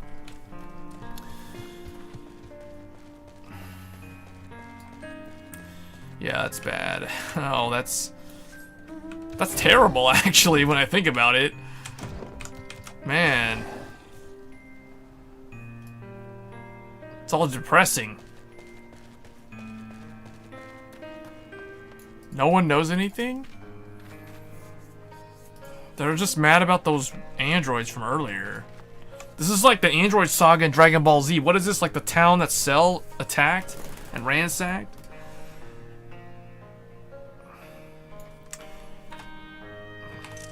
Okay. Alright, that's probably gonna be it for this stream. We did like a 3.5 hour stream, and apparently no one really cares to see Final Fantasy on stream, because compared to Vanguard Zero, like, literally, I think Kai was the only one. Oh, no, okay, Maelstrom and then Kai were the only two viewers that were talking in the chat the whole time. Like, Maelstrom was early on when we were doing the seasonal event. Then Kai showed up later on. I wish I could put, like, timestamps so I could kind of see, like, when... Oh, toggle time. There we go. Okay, so, yeah, Maelstrom was way back there earlier on when the stream kind of started, and then Kai was later on. I don't know who the viewer is in right now, but unless Kai's still there. But, yeah, so I'm probably not going to stream that much of this game. Kai, you're still here? Okay, that's cool. I appreciate that. Oh, you're playing, are you playing Data Live on the phone, or are you playing Data Live on the, like, the actual visual novel? The console one. Is it a gacha game?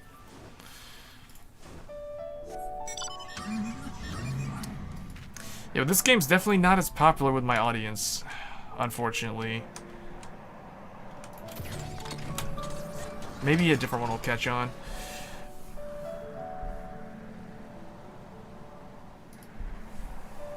But I've been looking for alternatives to the mobile genre. Like, I want to stream like more action-oriented games that have more interesting dynamic gameplay rather than just playing card games the whole time.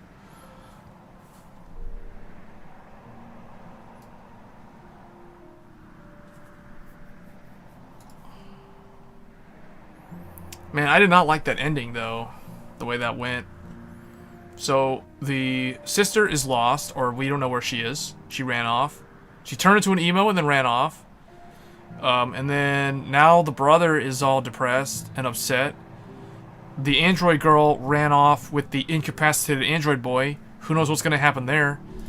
And the pod's not responding anymore. And we lost the key.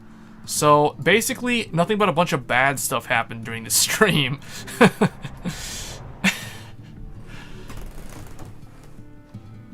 The only good thing was that we cleared that raid dungeon. That was the only thing that happened.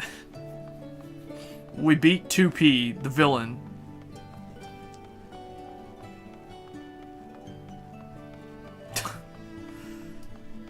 kind of messed up, to be honest. That was like a messed up ending.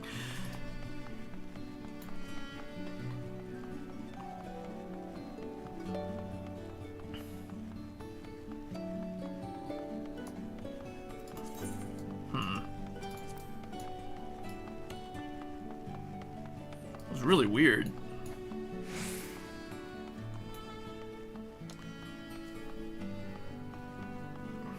Yeah, I mean, that was the main thing I wanted to showcase. I did the seasonal event in the beginning when Maelstrom was in the chat. I don't think you were here for that, but that was not as interesting as the raid. The raid was definitely the highlight of the stream.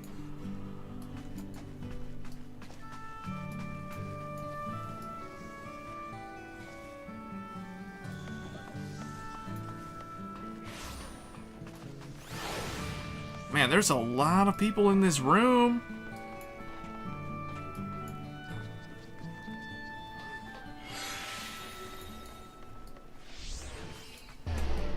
I need to check. I need to see if I can get... Oh, I need to repair my gear.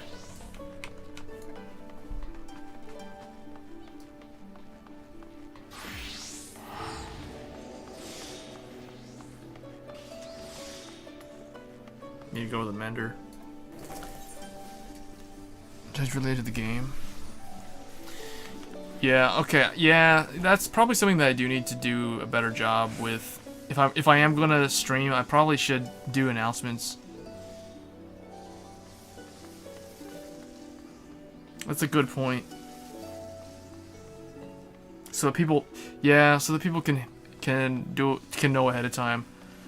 See, I don't know how much of my audience uses Twitter. I assume some of them do, but I don't know. Like I have a decent audience for my channel. Like I'm not that dedicated to my channel, but it's like I have like almost I think around 6.5k subs, so like 6,500 subs to my channel. So which is not, it's not anything to boast about, but it is something to work with. So yeah, I probably should do more in terms of like the social media outlets, because I don't really, yeah, maybe, yeah, it's a good idea. But it also makes me interested though, like, it seems like in interacting with the chat in most of my streams, I feel like most of you guys play gacha games. Well, see, I don't know if that's true though. Like, I've heard other gacha games mentioned, like Data Live, but I feel like my long-term audience that has watched me over the years, like, because I did a lot of like Car 5 Vanguard deck profile videos and some gaming videos, but not a whole lot. I'm trying to expand because the channel's name is Game Tech Reviews, so it's kind of like, I don't want to say it's a variety channel, but it is focused on more than just Vanguard. I don't want Car 5 Vanguard to be the only thing that the channel covers.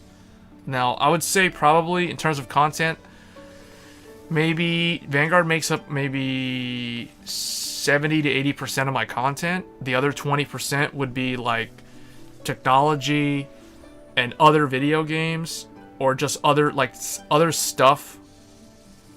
So social media can help. Yeah. Hey, Datura is here. I didn't even know you were in the chat. Yeah, but I feel like most of my subscribers subscribed because of Cardfight Vanguard. But here's the thing. When I post a video on something that's not Vanguard related, it's a weird predicament that I'm in terms of my YouTube channel. And I don't really know how to handle it. On one end, most of my subscribers subscribe because of Cardfight Vanguard, so I can't alienate them. But, yeah, thanks for stopping by, man. It's always good to have people interact with in the chat. Like, in the very beginning of this stream, I started streaming the game, and, like, within the first 10, 15 minutes, like, no one said anything in the chat. It wasn't until, I think I was, like, almost 30 minutes into the stream that Maelstrom showed up, and he started talking, and he was the only one in the chat for a while. Then Kai showed up later, and then it was just basically Kai and me talking the whole time. And then I started doing the raid, which was like the main event for this stream. Got through that. Finished that story arc. It's kind of a weird ending. It was a bad ending, actually. It's very... It's a bad ending, but it's a bad ending done wrong. If that makes sense. It's a cliffhanger. The pacing was really weird. They introduced the good guy in a really odd action-packed cutscene, but it was just so abrupt that it just didn't fit right. So, just kind of weird. I don't know. But like, most of my subscribers, from what I can tell, subscribe because of Cardfight Vanguard. But when I post a video covering something that's not Cardfight Vanguard, for example, if I cover something that's technology related, like I review a laptop or something, I get like 10,000 views within like the first 4 or 5 days of that video going up, which is so much more views than my Vanguard deck profile videos.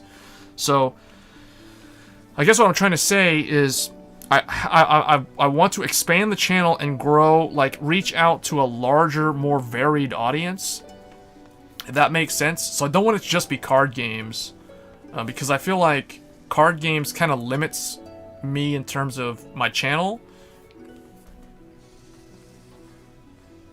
Yeah, the PC stuff, like the computer stuff, I think is has potential, actually. Like if I wanted to go all out on tech, like make this into like a tech channel, I could probably gain a much larger audience. I feel like there's a much more like in terms of growth potential, there's a bigger audience compared to the mobile gaming and the gacha game and like Vanguard / Yu-Gi-Oh, that kind of stuff. Now, I know Yu-Gi-Oh has a pretty big audience, but it's also something that I need to enjoy. Like, I don't actually actively pay attention to Yu-Gi-Oh anymore, and I don't really want to make the investment to go back into Yu-Gi-Oh, whether that's through Duel Links or the physical card game or that kind of stuff.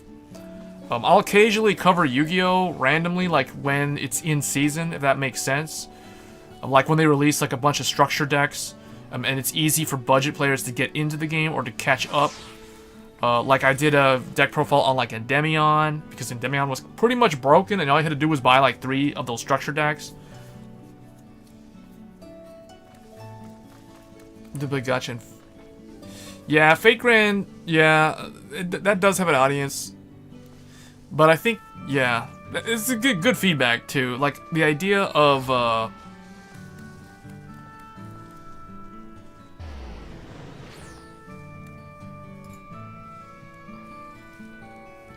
are you my CPU heatsink? That was probably a couple of years ago. I think I remember what video you're talking about, Datura. But yeah, I probably do need to do that. I need to make more use of social media because I don't know. Maybe it's just me because I personally don't really use a whole lot of social media that much. Like I only go to social media like if I find out about something big going down and I'll like just check it. But I typically don't really use social media. Like if for example. I'll give you guys an example, like when Different Fight releases a video for like a deck profile or something, like I don't actually pay attention to his Twitter at all. So like the only way I find out about his video is either because I see it in my YouTube recommended list when I go into YouTube, or somebody in the chat mentioned it or something, and then I go and I check it later. That's usually how it goes. So I guess, yeah, I do need to focus more on the social media aspect. That's probably one way to improve at least the notifications, at least to gather the audience, like when I go live. I guess that makes sense. But I do kind of feel like I need to branch out a little bit more in terms of the gaming audience, because I feel like with gaming, there's so many. It's almost like the sky's the limit in terms of the audience, because you have so many different games out there. Like you have card games, you have gacha games, you have mobile, you have console, you have PC, you have the different genres, you have like MMO, like what I'm playing right now, you have shooters, which I don't really play, so I probably won't really do a whole lot with that. There's action games, there's RPGs, there's single player RPGs, there's JRPGs, there's stuff like Dark Souls, Neo 2, Monster Hunter, Persona Final Fantasy VII Remake. There's all kinds of stuff that I could do. Hashtags related to the game or thing you are doing to have it reach to more people. Okay. I don't play Car 5 Vanguard 0 anymore. Or you don't play Car 5 Vanguard anymore, but I do enjoy watching you play it. Mobile version. Oh, okay. When did you quit? I'm just curious to know when you stopped playing it. Because I did stop playing it too for a while. Like, I stopped in 2017. I stopped playing briefly for like maybe 9 months. About a year. I was out of the game for like a year. So I'll just wait for your response.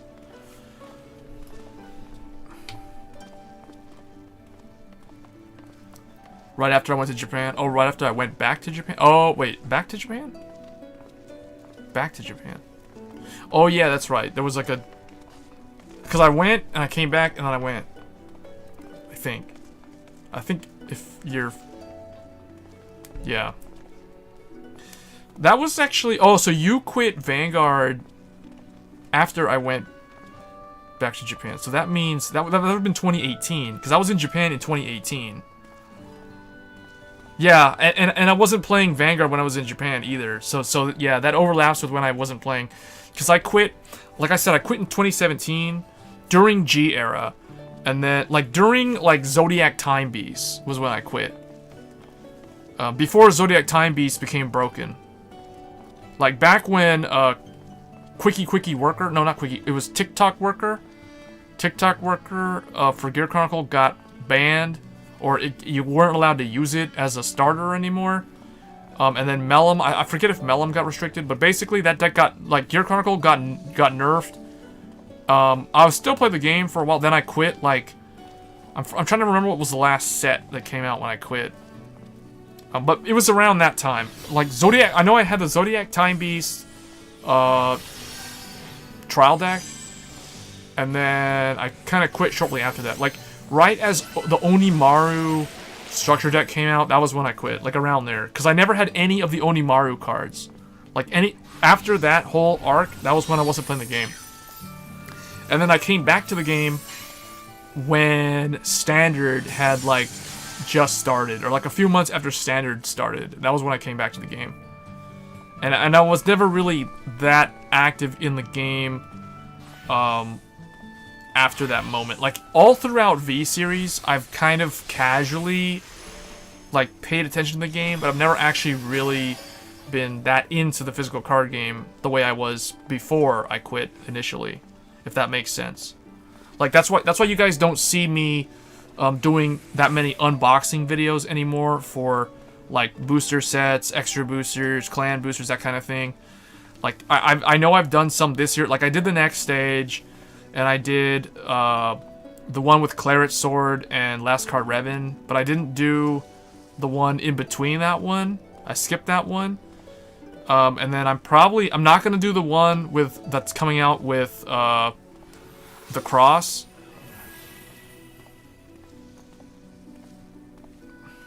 Yeah, those were the good old days. Yeah.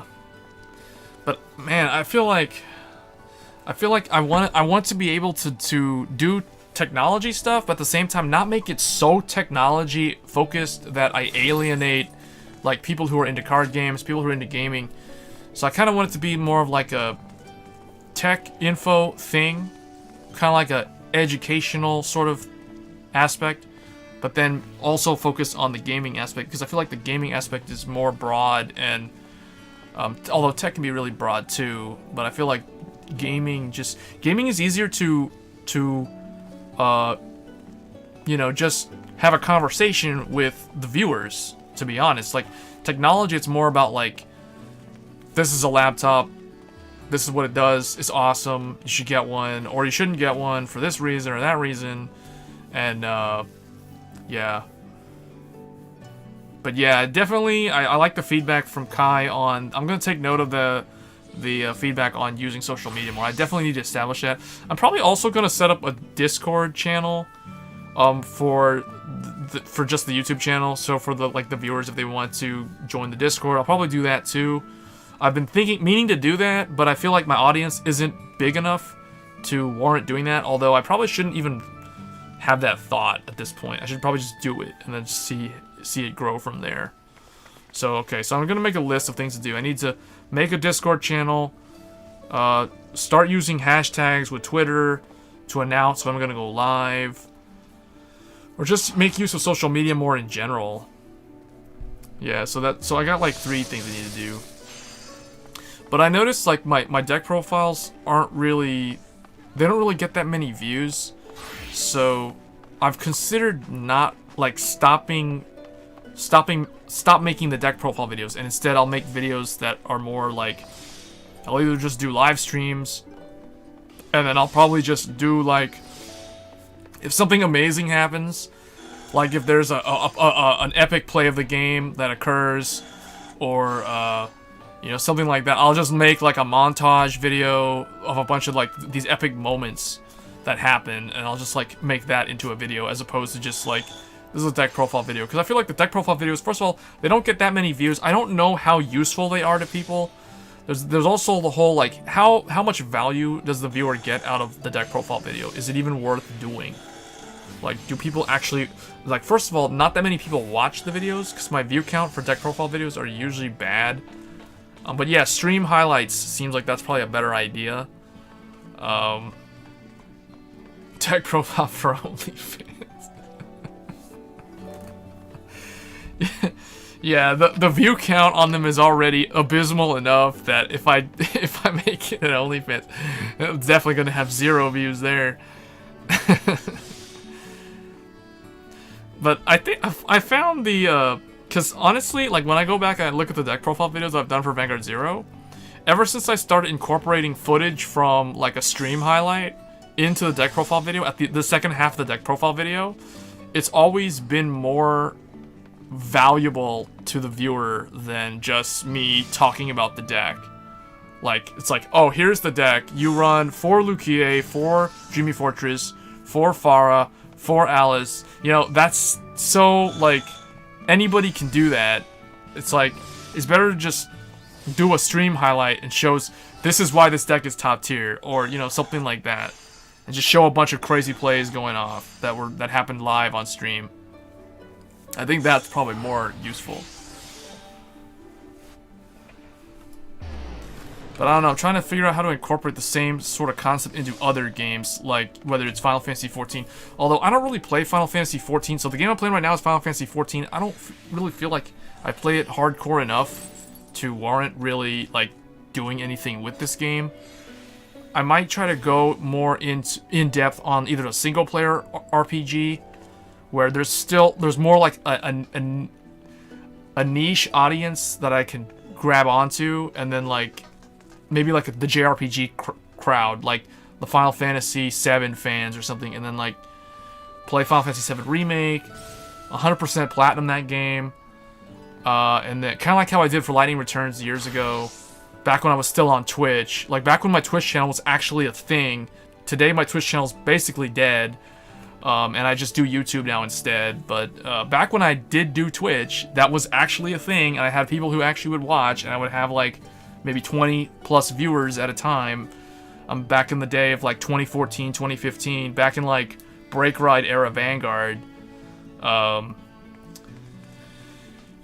that was when I actually played games, plat the games on stream, and I actually had an audience. But those were the days. People want to see the Vanguard 0 deck in action. Yeah, no, I definitely agree there. But I'm probably, I don't know, I'm probably not going to do much deck profile videos for the physical card. Well, the physical card game is a little bit more challenging. You can't really do a whole lot of footage. I guess you could show like some combos like on the camera, like just how to play out the cards. But other than that, I don't know. Because I feel like the view count is so low that I'm better off devoting my time to making different kind of content that can actually get better view counts.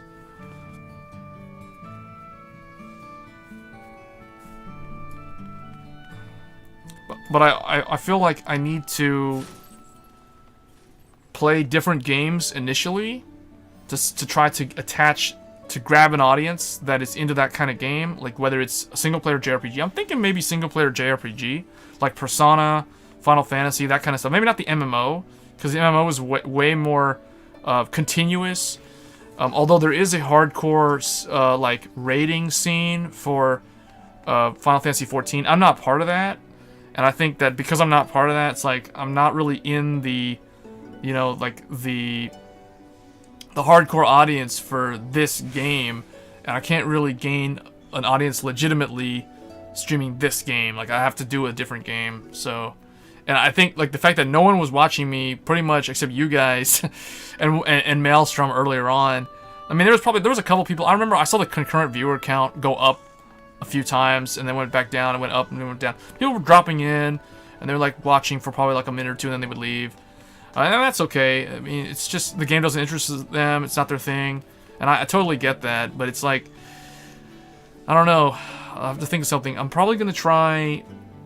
I might try action games. But I do think that there's not enough coverage of the JRPG world in real time, like in stream. I know there's a lot of like Let's Plays and walkthroughs and that kind of content. But that's just more like passive stuff that people just refer to later on, like for reference. I don't really see it how valuable. I mean, it's kind of like deck profile videos at that point.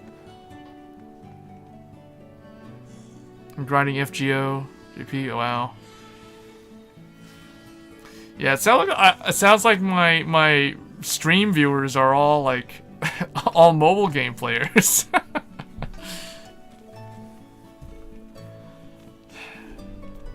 I wasn't expecting that, to be honest. Like, I honestly, I thought that the people that played Vanguard 0, the vast majority of people that played Vanguard 0, were people who came from the physical card game and weren't actually part of the gacha game audience. Because I know a lot of people that are in that boat. Like, me, myself, like, I don't actually play gacha games normally. Like, I don't go out of my way to play a lot of mobile games. Like, playing a game on my phone isn't something that I ever actually have done, to be honest. I think, like, Vanguard 0 is the only one that I actually play on my phone. And the whole, like, from day one, I was trying to figure out how to play it on the computer. I didn't even know what BlueStacks was. It took me a while to figure out how to do that. Because I was thinking, like, initially, it's funny, like, this is a funny story. Like, I was initially looking at, like, how do I get my phone to, like, stream the game to YouTube or Twitch? Like, I was thinking of, like, trying to find this weird, all this fancy, professional equipment to, like, connect a USB cable to this splitter box that would take the video signal and put it into a capture card and then do all this weird stuff, but it's like, you have to order some weird device from China or somewhere, and yeah, and then when I found out about BlueStacks, I was like, yeah, no, the emulation is like way easier.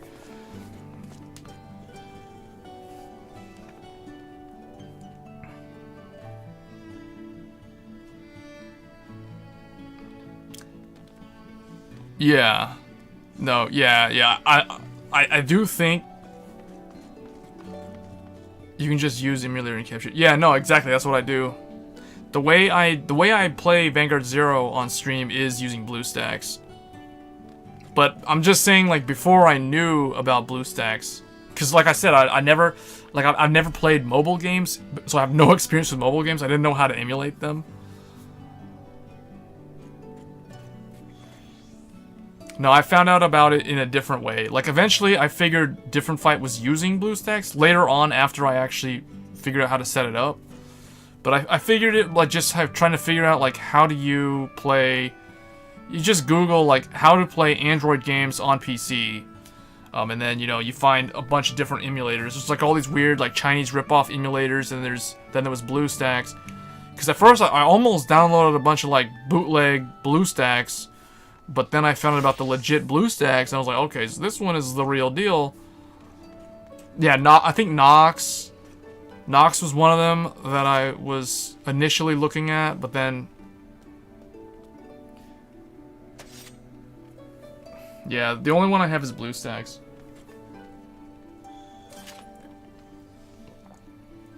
funny because Vanguard Zero is the only game that I have on there, and that's, I don't know, because I don't really play mobile games. I'm not a gacha game person. I don't know. Like, I feel like, because the thing with me is, like, if I want to play the game, I want access to the full deck, like, right there and then. I can't stand this whole, like, opening packs, and not being able to get what you want. That's just super annoying.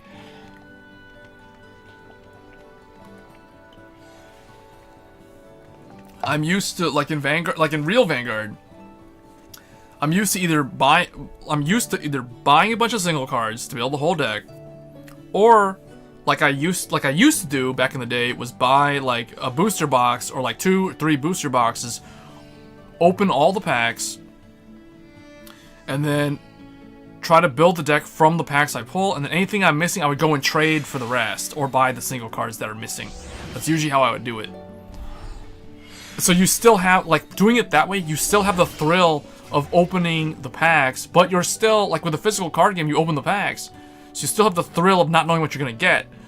But you, like, in the end, you're able to ultimately get everything that you want without too much trouble, as long as you have a local Vanguard community, or the price of the cards isn't too over the top, or, you know, you can trade for them, or whatever.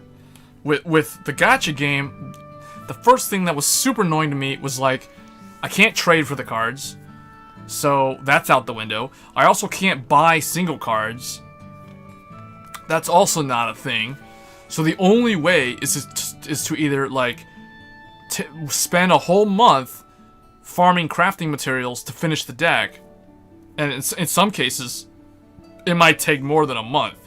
Like, it might, like in the case of Bermuda Triangle, after all this time, I still am working on crafting my final Pacifica. That's how insane crazy that is. So, it's one of those things where it's like, that to me is infuriating. And then, like, and then the thing is, like, your only option, if you want to 100% build the deck, is to buy, like, a bunch of gems, which is still not guaranteeing that you have the card that you want. And that is the thing that is just the most infuriating thing about the game. Because, like, you're still stuck on the whole gacha system. So it's like, you can buy, like, 6,000 gems, and then you might pull the card you need, or you might have just wasted all that money, and you're still gonna not pull the card you need. Instead, you're gonna pull a bunch of cards you don't need. That sort of thing makes me so mad. Digital card game for mobile devices, they don't allow card trade. Yeah, because I can see why. Because people will just keep on spending money. But to me, that's, I don't know. That's, to me, I feel like mobile games are like cash cows in terms for game developers. Like, game companies probably make a ton of money on a successful gacha game. I don't even want to think how much money FGO has made over the course of its history. I don't even want to think about it. I've been to Japan. I mean, I lived in Japan. I have seen the pachinko parlors. It's depressing, to be honest. Gambling is actually illegal in Japan. The only thing that's legal is, like, pachinko through some weird loophole.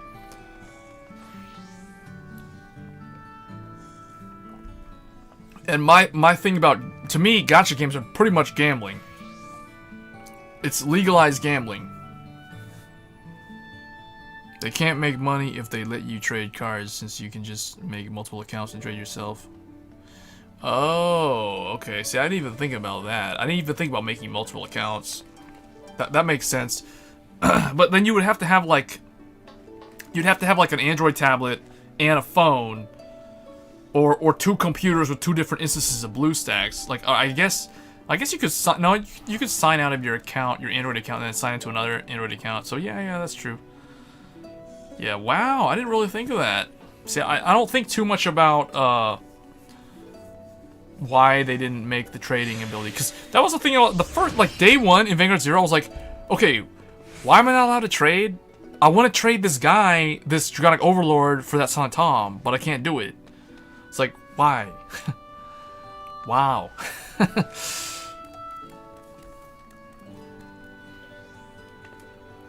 Wait, you can open multiple instances of BlueStacks on the same PC? I didn't even know about that.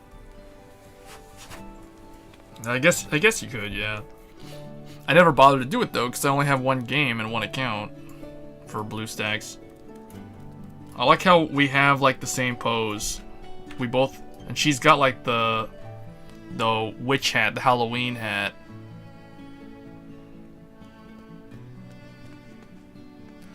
Yeah, this game's pretty cool. This game's legit. I actually have more viewers now, even though I'm not actually doing anything with the game than I had like earlier on. Because for the longest time, it was literally just me and Kai. Like the whole time I did the raid, it was just me and Kai. That was like a 30-minute section of the stream. And now we're done with that. And we did the whole like side story content. Didn't really like how that ended. Let me see, do I have to repair? I repaired my gear. Yeah, I'm pretty much done. The only thing I need to do, now I need to go into Vanguard 0 actually. I need to, hold on, let me try to, here.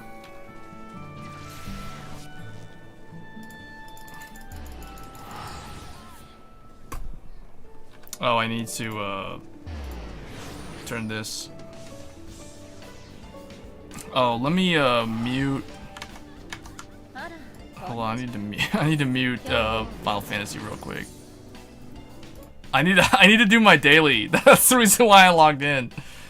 The only reason why I logged into BlueStacks was I need to do my character fights and my daily. I need to finish my achievements. I need to get my stamina. I needed to play my one ranked fight. That's why we're here right now. This wasn't supposed to. This is unexpected. Although it was in the description of the stream. Where's my Vanguard 0 banner? Okay, put this there. Yeah, I stopped. Oh yeah. No, I got you. All right, so let's do this real quick. This turned into a Vanguard 0 stream, like really fast. Okay, so see what I'm saying? Like, I have enough crafting material. See, that's the thing too. Like, I hate the crafting system because the drops aren't guaranteed. Why aren't the drops guaranteed? What is the point of making the drops random chance? Why is there an RNG system for the character fight drops? There's so many things that I don't like about this system.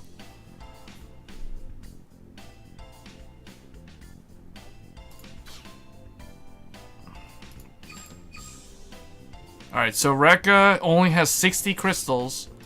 Misaki has 84 crystals. I exhausted all of her. I'm desperately trying to craft a second fromage. Emmy is at 45. Done all of hers because I'm trying to get that final Pacifica for the cross ride for next month. And the thing is, I could randomly pull Metatron, Shamshield next month. So I'm not too crazy about Rekka right now.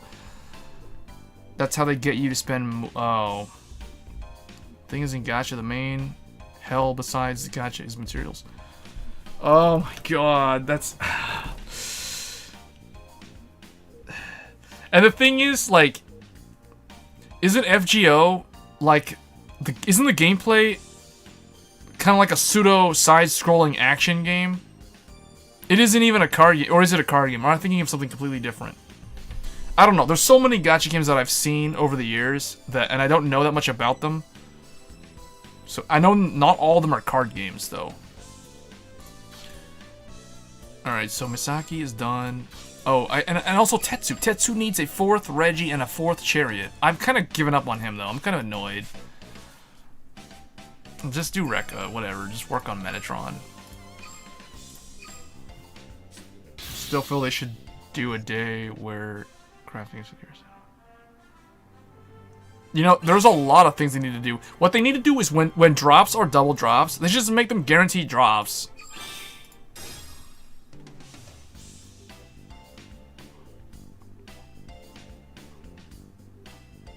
This is basically the crafting system is like a pity system. See, honestly, that's the reason why I feel like Vanguard 0 is going to slowly decline over time. At least in global. I don't know about the Japanese one. The JP one will probably stay the same for the foreseeable future. Maybe people will transfer out of JP into global. Like, non-Japanese people are probably going to transfer over to global. So it'll probably prop up the population in global. But I feel like the players that are not gacha game people are going to quit at some point. They're going to quit. Because there's too many things that are annoying. Like, every time I see just the 40 crafting stones and like, nothing else, that sort of makes me want to quit playing the game. This is more infuriating than losing a ranked fight against MLB. Data Life Spirit Pledge is actually a battle. It's like an arcade game. FGO is not a fighting game. No, I didn't say fighting game. I meant side scroller action game. You know, like a dungeon crawler where you fight random enemies and try to clear the stage. It's a turned card-based RPG. Okay, yeah. Some kind of side scroller thing where you have enemies on screen you have to beat, whether it's through some card system or like just direct action, like turn-based actions. Oh, it's not an action game. Okay.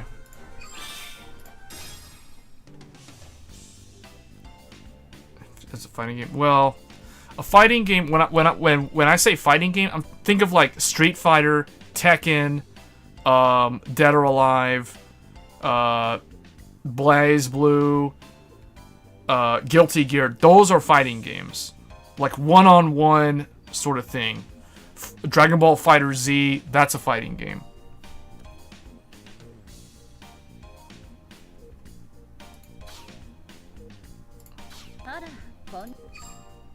Alright, the only reason why we logged in was to do our daily.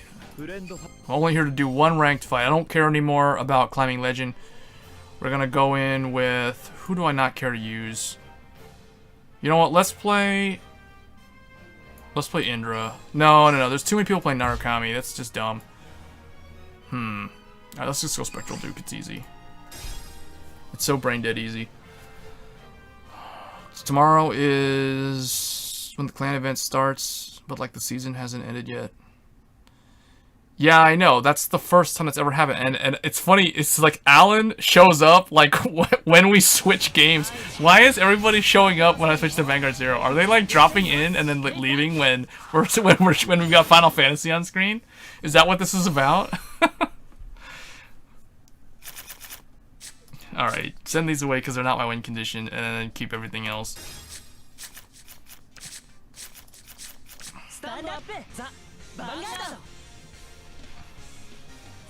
At this point, the only person we're missing is Asterix.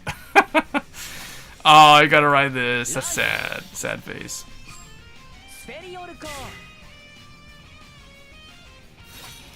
And we don't have Duke in hand either. That's pretty bad.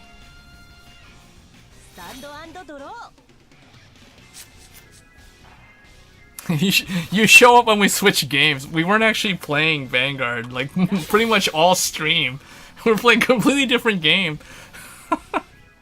And then you show up now. That's hilarious.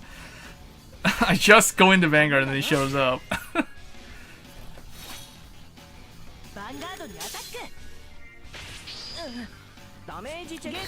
No, I needed Duke. I needed to draw into Duke. I don't care anymore, man. This game has annoyed me a lot, like in the past couple days. Not from losing to people, just because the meta got really stale after the rental period was over, and that just disappointed me. That just made me feel like this game is hopeless.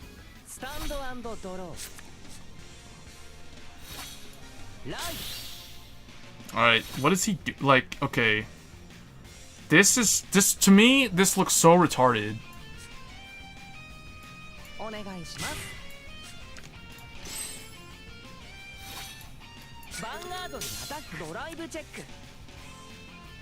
He dealt me so much damage. I mean, I can't even hit this guy, kill this thing. So now he can't do Bumanes. Like, if he's gonna go Ezel, he's gonna have to, like, commit another Gareth. That's what he gets for trying to rush me down. This is gonna be a dumb match. I have to ride PBO, which I don't want to do. Unless I top deck Duke. Alright, let's see that Gareth. If you have him, because I already killed your other one. Okay, see, he doesn't have Gareth. Good. He does have him. Dude, go into Ezel, what are you doing? Why would you not go Ezel? He thinks he has a better chance of rushing me down with those things? And like I can't get... It's all about that twin drive when you're playing Turbo. And I can't get much... Yeah, it's hard to get packs now. They made it hard to get past Legend 20. There's just a lot of annoying things about the game.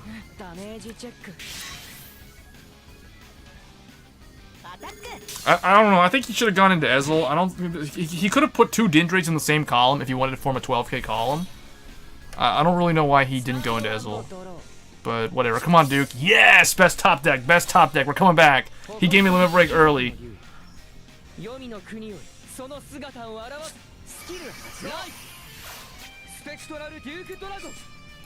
Alright. Get this here.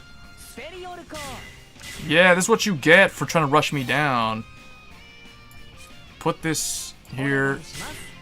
These are my retire targets. Just in case I heal down. Actually, yeah. No, you're not gonna go to the back row. You're dead. And then now I'm gonna do my limit break. Unless I heal. Oh, I healed. Guess. Good thing I put them in the right order.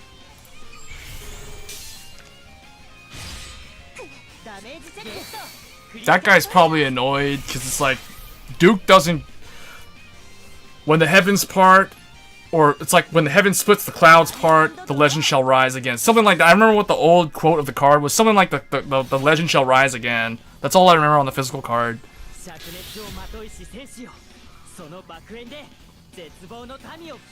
Well, he damage checked one of them. That's all he had. He had like one of them in his hand.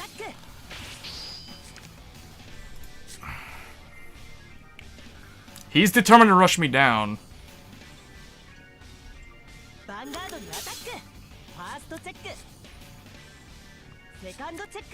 I don't know. I don't think he should have did it in that order, but he wants to.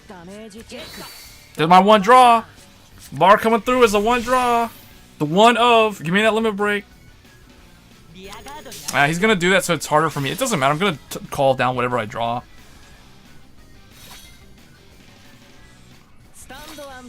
Alright, so we're gonna use Duke and the other thing as the retire fodder. So this is my retire column. So basically it's gonna be pretty simple, straightforward stuff. You call these two here. Put that Cursed Lancer here. Bada bing, bada boom. Super easy. This is the power of Spectral Duke Dragon. Stand him up.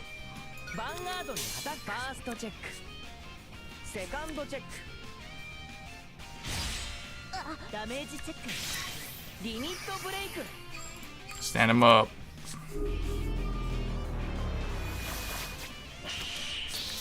Oh, I drew my crit. Oh well.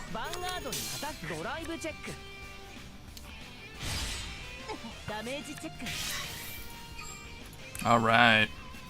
That's called the comeback.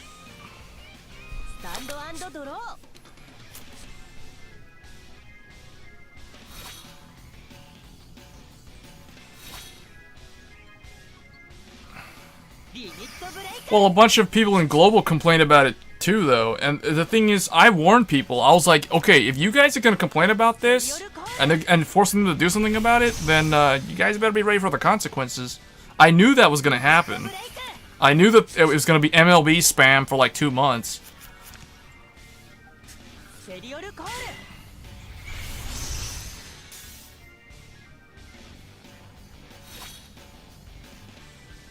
If I were him, I probably would have deck thinned. I would have gotten a grade 1 out just to thin further for checking heals. Now he could heal here. He's checked 1 heal. He's at 21 cards. But we're good. We're not gonna die. Is this 9 crit Ezel? I believe so. Yeah. Come on, check another crit. I want to see him check another crit. Good. Get him out of there.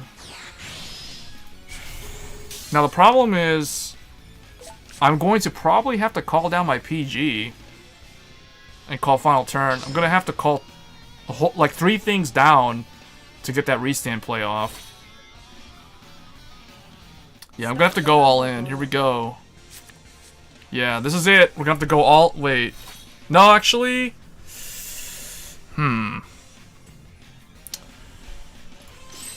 are we gonna do this? We're gonna call this here. I'm gonna call this here.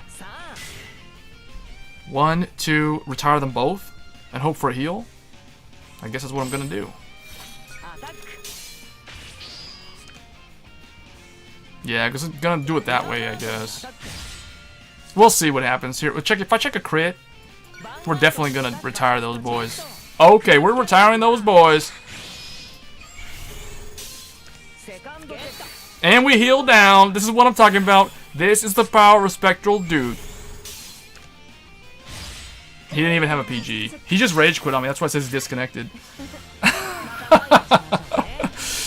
My 1 game that I needed, and I went with Spectral Duke. That's how you do your dailies.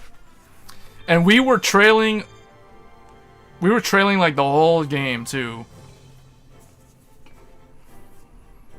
But there you have it, guys. That's probably as far as I'm gonna get. I'm probably not gonna go beyond Legend 21. Because we got just tomorrow, and you know, like, does anybody know where the bottom 1000 is? Like, am I anywhere close to bottom 1000 currently at Legend 21? Yeah.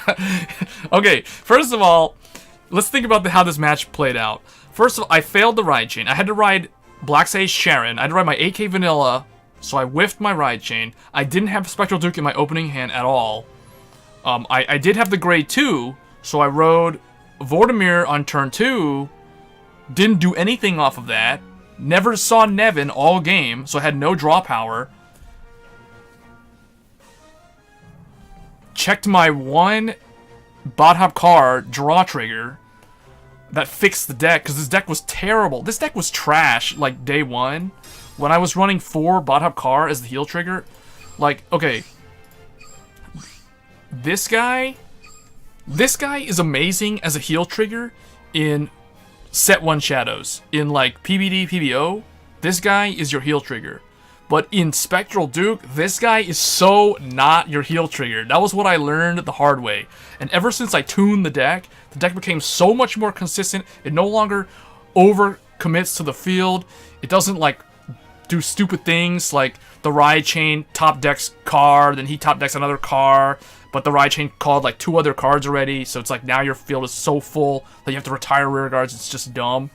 So that went away by changing him to making him a 1 of and making him like my 1 lucky draw.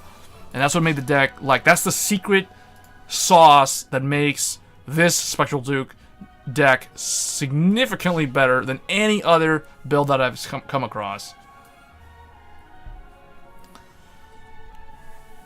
So this is my secret Spectral Duke build. It's so easy to climb with. It's better than Ezel because of the restand. But yeah, he got messed up. He rushed me down. You guys saw it. He was rushing me down. He called like 2 Dindres. He used Gareth early as an attacker. He had another one. He refused to go into Ezel. I don't know why. I mean, he had him in his hand, but, you know, like, you can still get extra Twin Drive. You can still potentially crit early, which is what you kind of want to do with that deck. And he didn't do it, so he kind of missed out. By the time he had the crits rolling, I already had the PG. So his tempo was already messed up at that point, and then, you know, it just went downhill from him. So yeah, that's Spectral Duke. It's awesome. It's my second favorite deck. In fact, this game is really weird right now to me. Like, on the bright side, some of the best decks exist right now, and they're all valid and relevant in climbing ranked. Pale Moon is so good. Spectral Duke is also pretty good. Reggie is fun. It's hard to use. It's high roll, but it's so fun, even though it's kind of not that great. But it's still fun. It's still hilarious when you pull off the 15 soul. Or you have the bike with the crit. Battle Scissors are amazing, but I don't have them. Indra is hilariously meme. This deck... oh man, this deck is... I don't know why I don't see more of this in ranked play. I don't know why people are playing Dungaree. Dungaree is not even good until he gets his cross ride. Like, literally, Indra with Vermilion is so much better as an alternate win condition than Dungaree. Because Dungaree is literally like... Okay, I can snipe an Interceptor, which is pretty good. It's pretty good. But typically you run 9 draw in Narukami, so, you know, like, Dungaree on a final turn doesn't really do a whole lot compared to MLB. Even though it does a similar thing where it's like, basically, Dungaree, the way I think of Dungaree, it's Blaster Blade built into the Vanguard, because it can snipe the Interceptor, so you can get 2 attacks to the Vanguard with Dungaree's skill, but you run 9 draw, so it's like, you push damage slower, like unlike MLB, which knocks away an Interceptor, but then, you know, has 2 attacks, and one of them has a 2 crit. So, yeah. That's why I feel like Indra, though, this meme is so funny when it goes off. This thing is hilarious. Like, I don't know if you guys saw the stream yesterday, but the 4 crit Indra in the mirror match, oh man, I don't know why I don't see any more of this, because this is the only month this is gonna be good. I mean, it's also gonna be good next month too, because Narukami doesn't get any new support next month.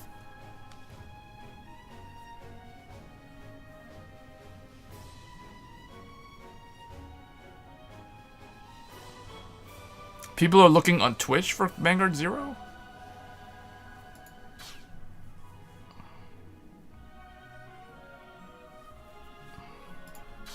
But that deck is hilarious. Death Army also feels really, really strong. I'm very disappointed that I don't see a lot of people playing it. It's so interesting. It's a true Nova Grappler deck because it has restanding rear guards. Most Twitch Vanguard Zero streamers don't do commentary and stuff. Also, good platform. Yeah, the only problem with going into Twitch, though, is, like, I'm pretty much gonna have to start from scratch. I used to do Twitch years ago,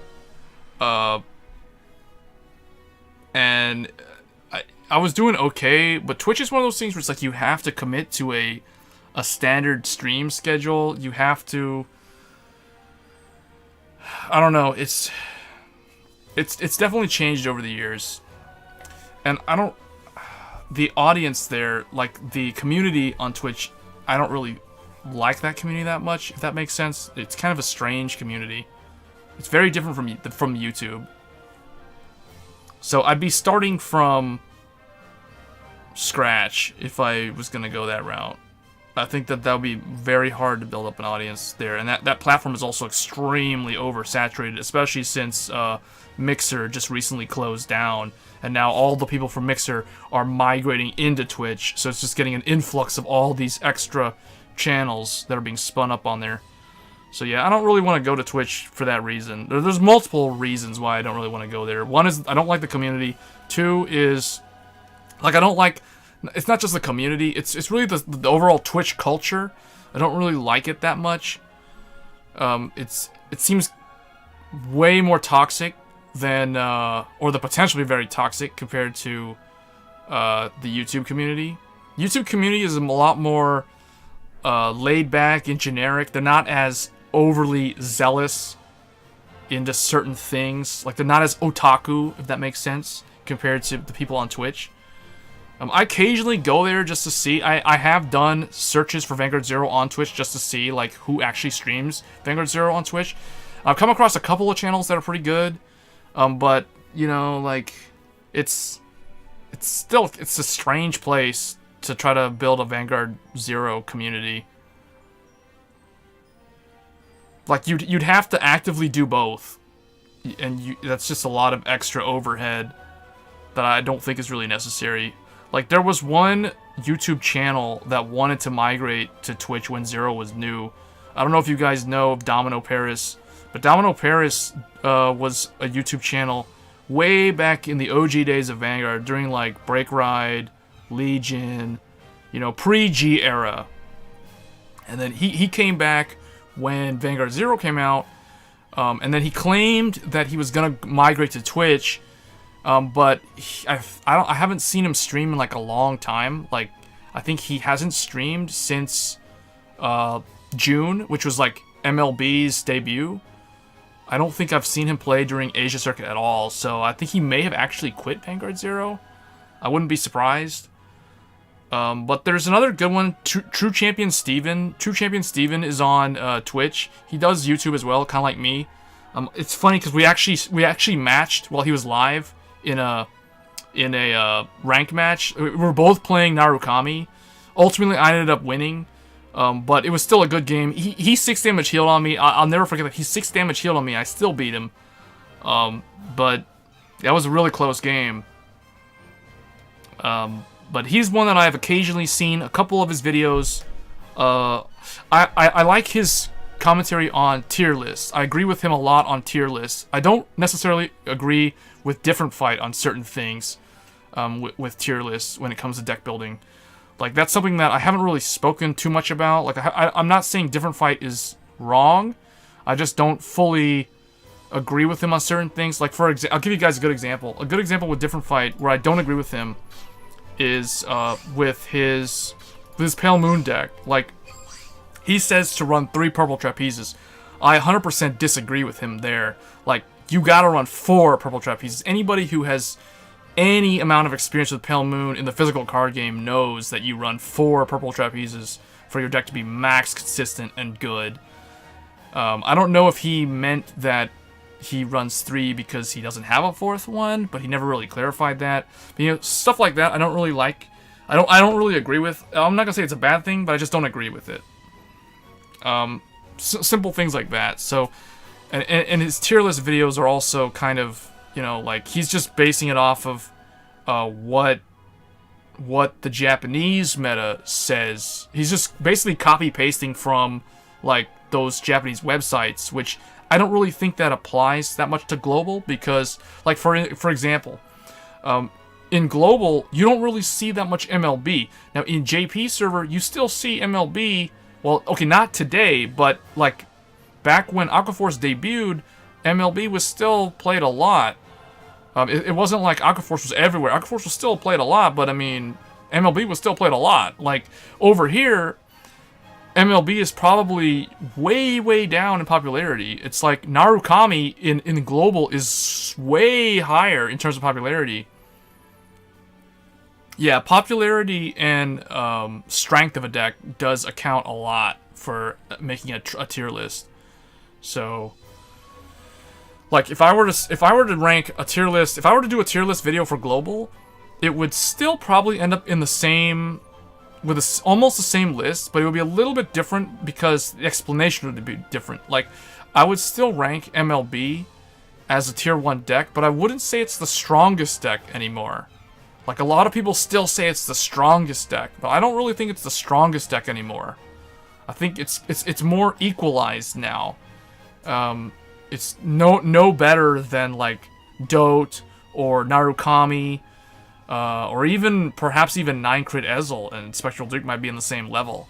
Pale Moon is definitely practically on the same level, as long as you're playing the Jimmy Fortress build. So, yeah, I don't really agree too much 100% on like a lot of those kind of videos.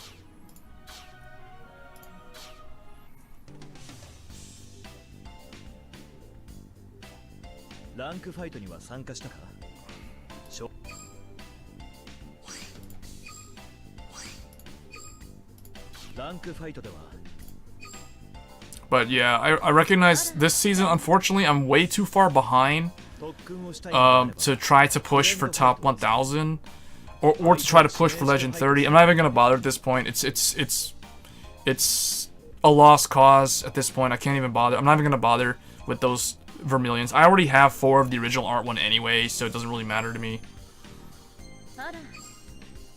You gonna do clan? Yes, there will be a stream tomorrow for Neonectar. Who do I need to do my character fight? I think Rekka. Yeah.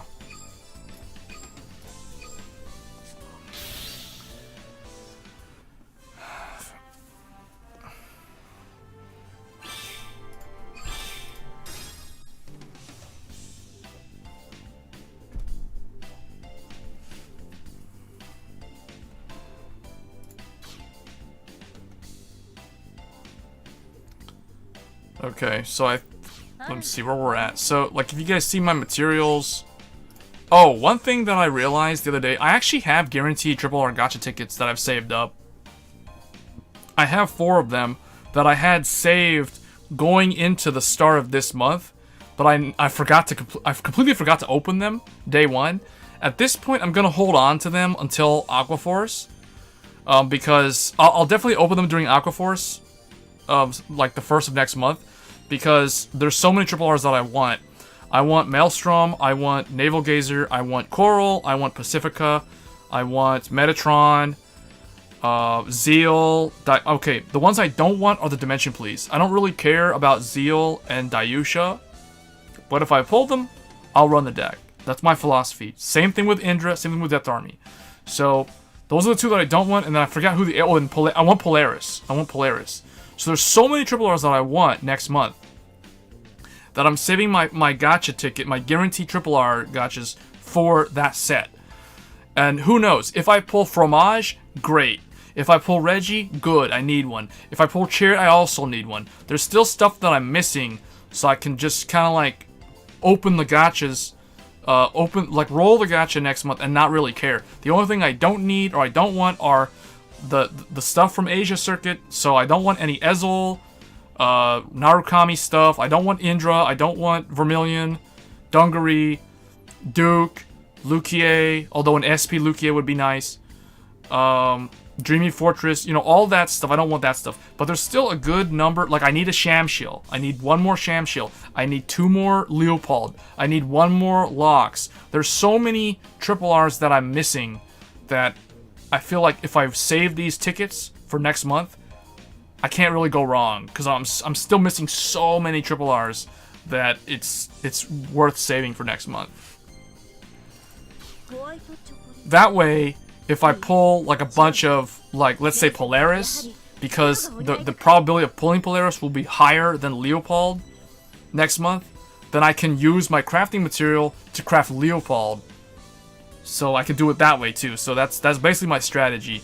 Like, I realize now I've become more adept at playing the gacha game, that I can strategize better now compared to like a couple months back, where it's like I would just like throw all my packs and tickets at the beginning of the month and then have like nothing, and then like during the clan event like Grand Blue or Spike Brothers, I would waste a lot of my gems on stamina resets just so I could roll more on the Spike Brothers. And that was how I was able to build my Spikes and Grand Blue and Neonectar. But the problem was I wasted so many gems that I would have way less gems to use for opening packs at the start of the new set. So I'd have to like spam save tickets. And now that you can't gain tickets after 2 million VP, you're kind of capped on how much you can earn in a season. So, you know, it's kind of like, it doesn't really work out that well. So now I kind of want to save up my triple R gachas. Typically, when I spend money on the game, it's usually when they have the campaign for the guaranteed triple R gacha. That's when I'll actually buy, like, gems. I'll typically buy, like, I'll usually buy, like, the 2,000 gem thing, like, what is it, like, 2,200 gem thing, plus the $20 guaranteed triple R gacha plus some gems thing. I'll buy like those 2 together. That'll give me a triple R ticket, and that'll give me it'll give me enough paid gems that I can roll like 3,000 paid gems for like 3 more gacha tickets. That's how I get like 4 gacha tickets. I usually do it like that. That's usually when I spend money on the game, when they have that campaign. So I'm not like free to play or anything, because I have spent money to get the Triple R tickets, because those things have helped me a lot. Like I'll never forget like when I pulled Silent Toms when I needed them off of the guaranteed gacha. But in the back of my mind, I'm always worried that it can screw me over and it can give me like a Vermilion or an Indra or an Ezel, something that I don't need, and that's why I don't really. I'm a little bit hesitant to use those when I already have a lot of Triple Rs. So. But yeah. Alright, so.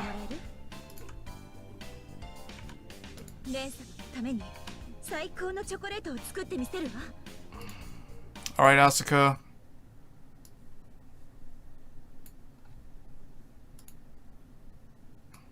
Is this lined up? I guess. Okay. Alright, so we're back in Final Fantasy now. That's like the magic of the technology. It's kind of weird, like you can like drag Asuka across the stage. Or she can just like appear there. That's so weird. Like, okay, I can move her around, but she doesn't actually move on the screen. That's cool. She's just like blocking the path now. She's mad. She's mad because I muted her. No, get out of here. No. Okay.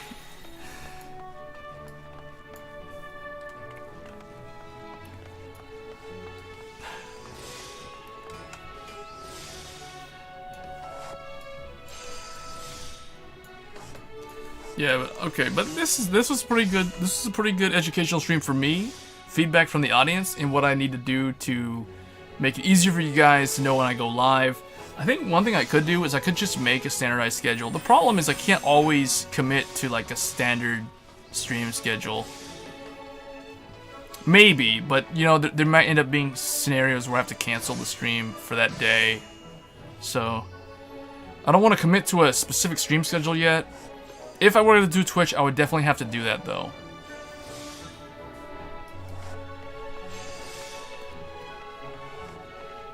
Now I think I can do my Edenverse actually. I probably should do Edenverse, and then that's probably gonna be the last thing I'll do on the stream.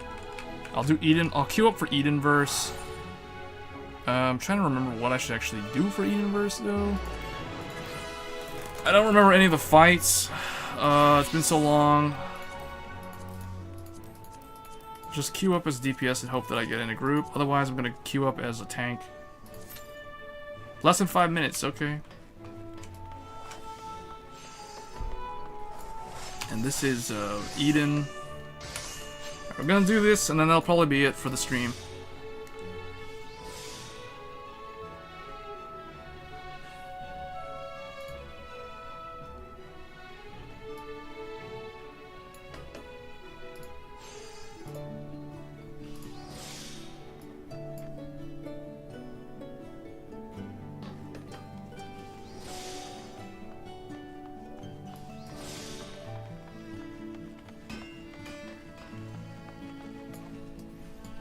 I might have to.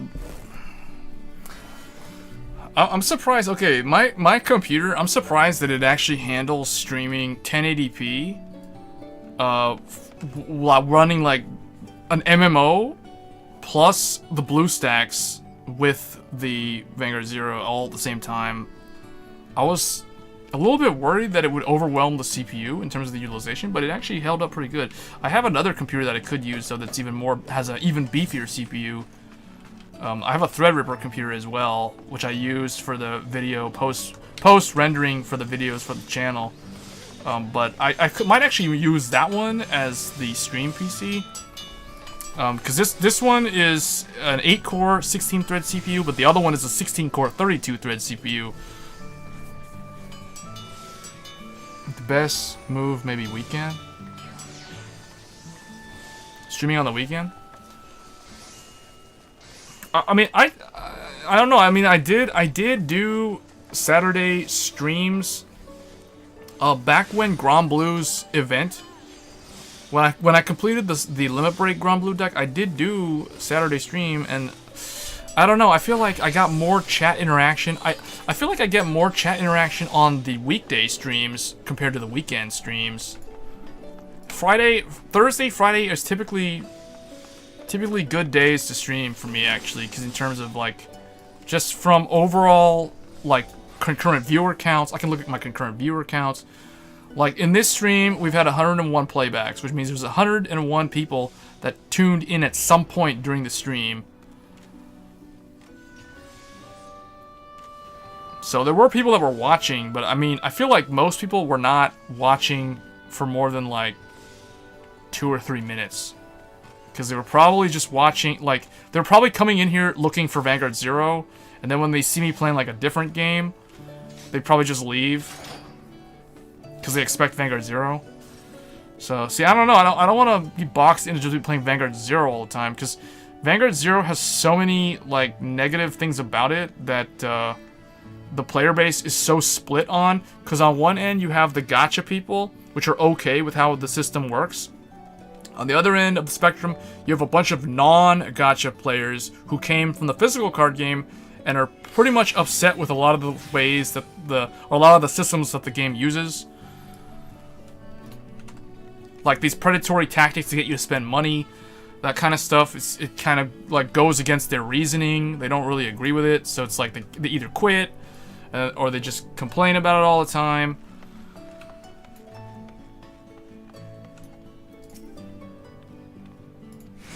Oh, she doesn't have anything to sell me.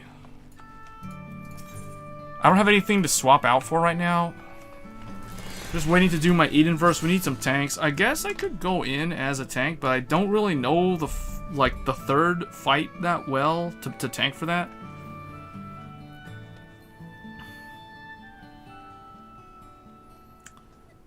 Yeah, I don't know. Maybe, okay. I think what I'll do is, like, Vanguard will probably become, like, set release stream, clan event stream, you know, like, there'll be like a couple of, basically the same format that I've used now. I won't really change that. But then that depends on when the next clan event will happen. You know, that means that the day is not always the same day.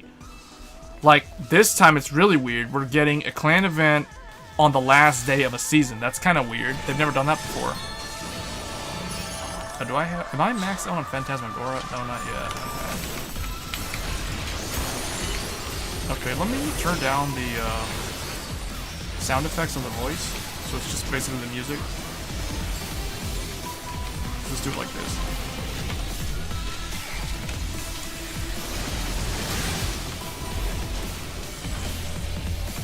Oh, he's gonna like yell at us, guys. Get behind him, get behind him. Don't stand there.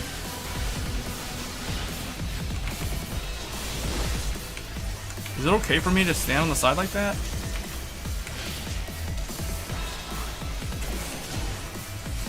I think I'm gonna go in the corner. Yeah, that seems safe. That was a giant electrical bomb. Now I think we want to get away from the other one. I want to get surge protection so I don't get destroyed. Oh, they're gonna drop a cloud on me. I'm gonna go ahead and put it, like, not there. I don't think they're supposed to be together, boys. I think that guy who ran next to me with the cloud shouldn't have done that. But we were grounded, so it's okay. The problem is we just have a giant cloud that's spamming electrical thunderbolts on the field the whole time. But the nice thing about this game is the community is very not toxic. Like, they're very good. They don't complain when someone screws up. Like, someone screwed up. He put the cloud right next to where I was gonna drop my cloud. It's okay. It's all good. It basically means that everyone's gonna take a lot more damage when the lightning bolts go off. Because those two clouds combine into a super cloud. Like a giant Nimbus cloud, and then that's kind of bad. Okay, well now we gotta stand here. We're gonna get pushed back. He's gonna shove us back. He's gonna bring out those horses. We're gonna stand in a lane that does not have the horses. Gonna stay away from these rear guards. They're kind of dangerous. They're gonna charge. There they go.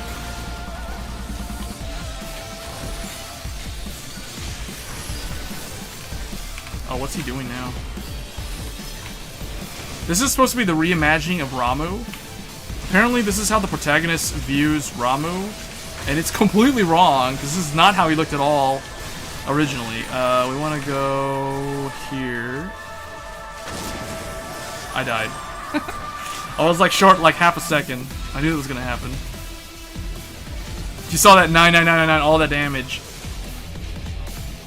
But that's okay. They'll get me up after the next wave. See?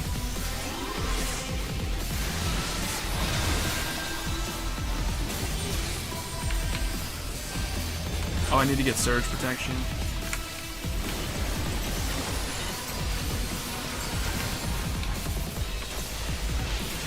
It's a lot of AoEs.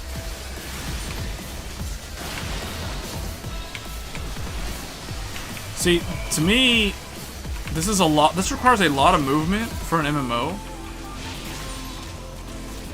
So, I kind of want to play as a caster, but I feel like you have to really know the fight to go in as a caster. Because that's basically like playing on hard mode.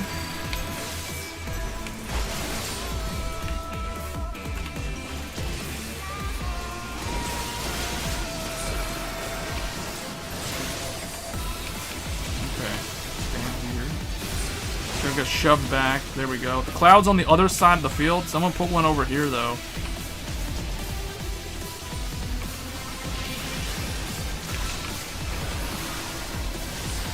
But, okay, see, like, I don't play a lot of gacha games.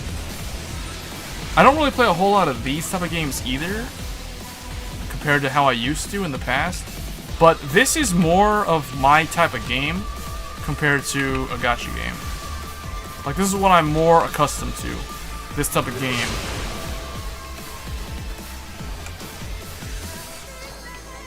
You know, this is a MMO. But I play other games too. I'm gonna showcase different games because I forget who said that in one of my previous streams, but they said like you should stream. I'll never forget the statement. The comment was you should stream your other games. So okay, I'm gonna stream my other games. See which ones catch on and which ones no one cares about. Because I feel like this one... Oh, wow. Those people want to split up.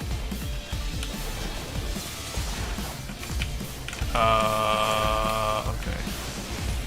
Yeah, we were like right on the border there. We're going to probably want to go around.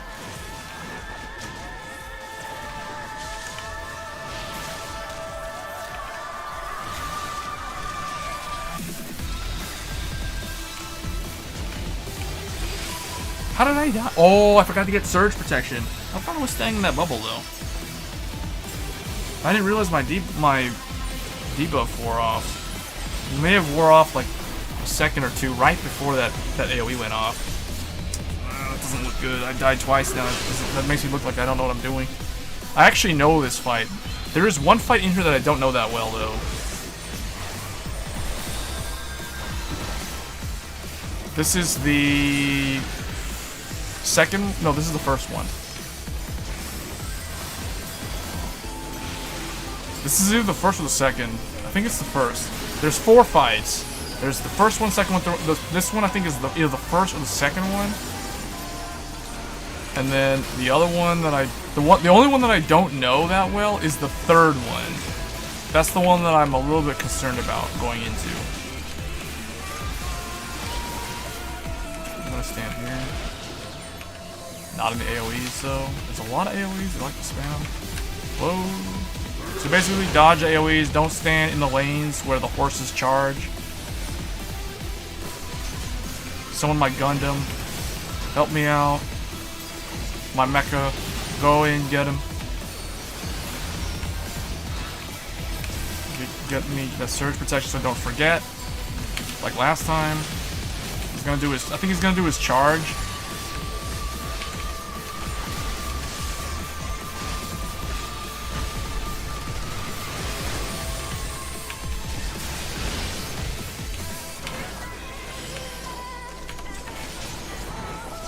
We have Tactician on everybody. Buff everybody with Tactician.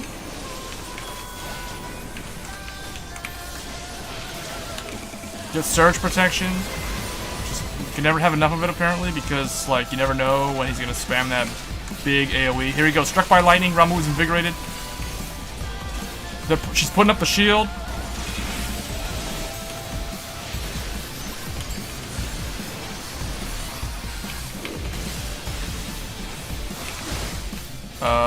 Stand here.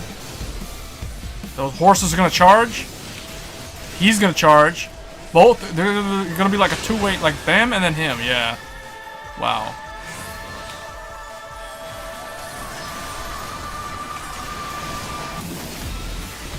Like, to people who are not familiar with the game, this probably looks like mass chaos. Probably looks extremely confusing. At least it would be to me if I was not familiar with the game. Just looks like a bunch of random craziness happening. Why am I not able to pick up my debuff? Okay, there we go. Could use my self heal. Whoa, that's a lot. I'm gonna take a vulnerability for that.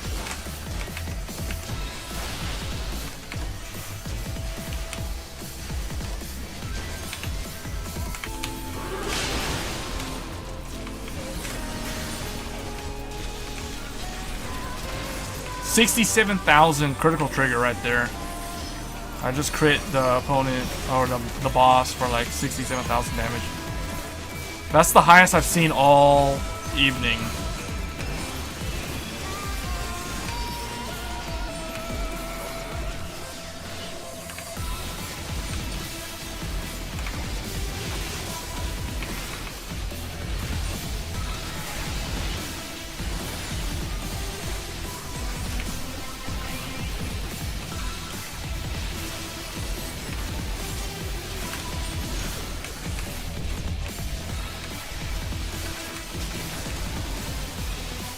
I need to grab my... yeah, there we go. Alright, this is almost over. The boss is at 5% HP. And we survived his ult. That means we all had surge protection. What's happening here? Oh, he's gonna do his charge. Probably gonna start spamming, like, AoE. He's gonna do his charge. He cleaves across the middle of the map like that. And those horses cleave across, like, from side to side.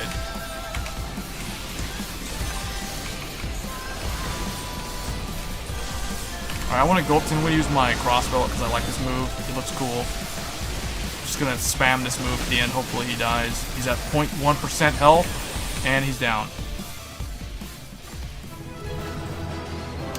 Alright. That is, I believe that's the first one. So I'm just gonna roll need on, well, actually, hold on, what do I need? I need nothing on the right. I don't need earrings, I don't need a necklace. I don't actually need any of this stuff for, well, let's see what I got. I'm just gonna roll on these. Alright. Oh, whoa, it's not, limited anymore? Alright, I'm gonna let someone else take that one. Oh, these aren't limited anymore. These used to be weekly limited. I'm just gonna roll on everything then. Okay. Give commendation to this Astrologian. And we're out of here. So this is the weekly raiding scene. This is doing the 8-man raid. This is not the big 24-man. That was earlier in the stream. That one was new content. This is not new content. Nara, Urez, and Dungri are set apart.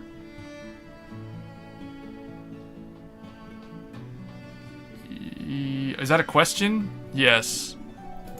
Dungri is at the very end of Season 2, and Eradicator is the beginning of Season 3. That one was the first one, so I'm going to check that off. I'm going to do the remaining 3. I did get a accessory piece, so I can actually upgrade my healing gear here. Although I kind of want to I need a gunbreaker piece. Yeah, I need to get something for the gunbreaker. But I do kind of need to get my healing gear up. So let me go to Scholar. So this is the Scholar. Oh wait, never mind. We gotta go in. Because it's up. Iconoclasm, this is fight 3. So I have queued them up so that first come, first serve. So first available gets me in to a party. And I did the first one, now we're doing the third one. This is the one that I hate the most, but this one has the best music. This is Force Your Way from Final Fantasy VIII, remixed into Final Fantasy XIV. This is the battle music from Final Fantasy VIII. Or boss music, actually. Force Your Way. It's one of the best boss themes in all Final Fantasy.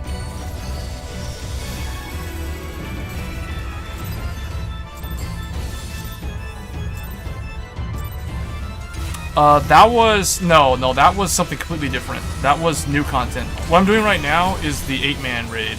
This is only eight people. It's a full party of 1. Whereas the one that you saw earlier was the puppet bunker. That was the 24-man. So that's 3 groups of 8. That's called an alliance. That's an alliance raid. So that's the really, really big one. So no, this is not that. This is much shorter than that. This consists of 4 different boss fights, all split into 4 different fights. Whereas that was like one big, continuous dungeon gauntlet. Alright, now we're gonna line up and cross the line, like right after those things fly across. That's the mechanic I don't like, because later on it gets really confusing because the colors change. So like right here, they have like blue and red, and there's like a pattern, and I forget what the order is because I haven't played the game in so long.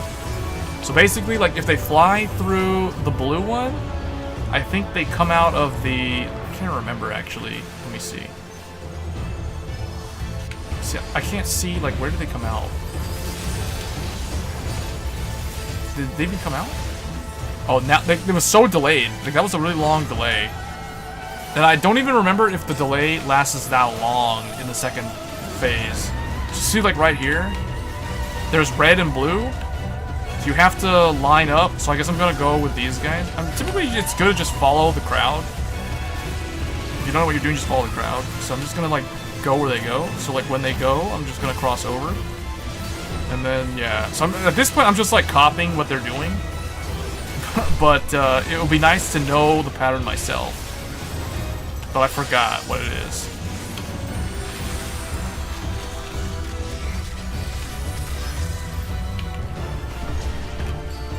Oh, this is the part where it's like you could teleport off the platform if you don't pay attention. So this thing's gonna teleport you to wherever the end of your line is. See, now it teleports me there. So some people, like this guy right here, almost fell off the platform because he didn't line his thing up that well. And then there's a bunch of AoEs that appear after where they land. Now when there's markers over 2 people's heads, you're gonna want to like stack with them, so it divides the damage across the group. So if they just stay by themselves, they'll pretty much die because they'll take a ton of damage and die. And then that line, see, there's like so many different things you gotta keep track of. And I'm just trying to like, call out like all the different moves as they show up. But this game looks pretty confusing for someone who's not really accustomed to it. Alright, so now we have different colors. You're either going to be a purple or a white. So if you're purple, you're going to line up with the opposite color. So see, like I'm going to go with the white. You don't want to stand in the purple if you have the purple. And then when you get hit by the opposite color, it'll flip you over to the other color. So I had purple, I got hit by white, it turned me to white. Now I'm purple again, I'm gonna stand on white. So there's like all kinds of random different like mini game mechanic things that are going off all simultaneously. Alright, so after this is gonna be the most hardest part of this fight. This guy, oh, this is the healer. Oh no, that's nothing, that's a dancer. You're gonna get that dancer up. Alright, so now we have 2 ads, so we have to burst down. This is a DPS check. If we fail, we basically die. It's party wipe if we can't kill them in time. And now the teleporting thing starts showing up. It's gonna warp us across into the donut. We're gonna go into the donut. I guess I'm good. I'm not gonna move. Here we go. It's gonna freeze you. And then boom, right there. I'm in the donut. I did it correctly, and I'm not gonna hit by the damage. So it's like, yeah. See, there's like so many different mechanics. It's overwhelming amount of mechanics. Now we have big AoEs, we gotta split up, otherwise we're gonna all stack our damage and we're all gonna die. And that one enemy, Idolatry, is still alive. It's still not dead. So we're gonna call in my Gundam, my Mecha to help me deal some damage, because I'm a machinist. Bring him out. My Autonoma Queen, she's gonna attack. Now it's gonna do a giant burst. I'm gonna put Tactician on everybody so they can survive. I buffed the whole group. Damage taken is reduced. We barely survived it. You see how much damage everybody took? And then the healers spam heal everybody back up to full. And now we're gonna go into round 2. That was round 1. The boss is at 48% health. Dead Alive Spirit. Pledge, you got your game. Okay, so here, this is the hardest part. This is the part that I always get confused. So you're gonna pick a circle. I'm going to stand on blue with, no, I'm gonna stand on, oh, I gotta go against my opposite color, so I gotta stand here. So I'm gonna stand on blue. It's gonna hit me for white, it's gonna flip me over. I'm gonna have to go to, okay, that was that right? Apparently that was right. Okay, I wasn't sure, but it worked out. Now we have to go to white, because I'm purple. And I'm gonna switch to white, so I have to go to purple.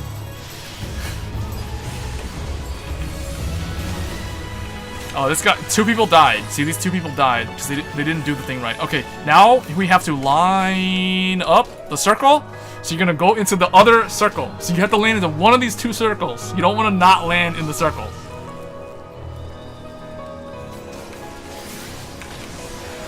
Okay. It looks so confusing at first glance. Like, as someone who, if you guys have never played this game before, it's probably just like a bunch of, it's just like a bunch of random things going off all at once. It's like so confusing to keep track of. But trust me, it's a really good game.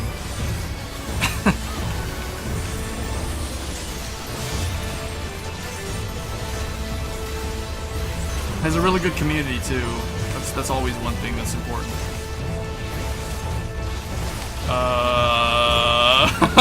I'm afraid which side do I go? Okay, I'm gonna stay with these guys because I don't know if this is right or wrong. Alright, I'm gonna stand with them. Now we're gonna go over here. I think we shouldn't we step in the back? Okay, I guess we're okay. Okay, so now we're gonna go over here. Because blue's gonna go next, then there's gonna be AoEs, gonna go over here. And I think we're good. Oh, now this guy's got that big AoE marker, so we gotta split up. 4 on one side, 4 on the other. And there we go. Split up. Alright, I need to use my... yeah, I gotta spam this. What are we doing? Oh, purple again? Purple and white. Okay, here we go. Oh, this is all the circles. Okay. So... I just gotta pick wherever the white wings show up. So white wings are over here, so I'm gonna be over here. Let's see, that's gonna go in blue. So it's gonna come out the... okay. That worked for some reason. I'm getting really lucky. I have no idea like if I'm doing this right or not, but apparently it's all working out. I'm not dying, people are dying. So I did that right without falling anybody, so that's actually pretty good.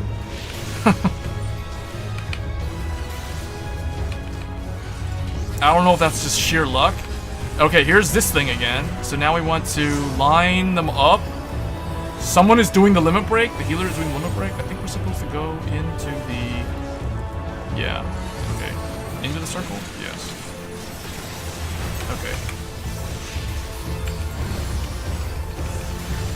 So Dead Alive Spirit Pledge Gacha game actually has a raid type thing where 3 players work together against an enemy and we can only use one character. Oh, that's cool. Alright, the boss is at 2%, so we're pretty much guaranteed at this point to succeed. I'm going to call out my Gundam one last time. And basically going to burst damage. Here we go. I'm going to spam everything, shoot all my bullets, and there we go. Alright, so that was that one.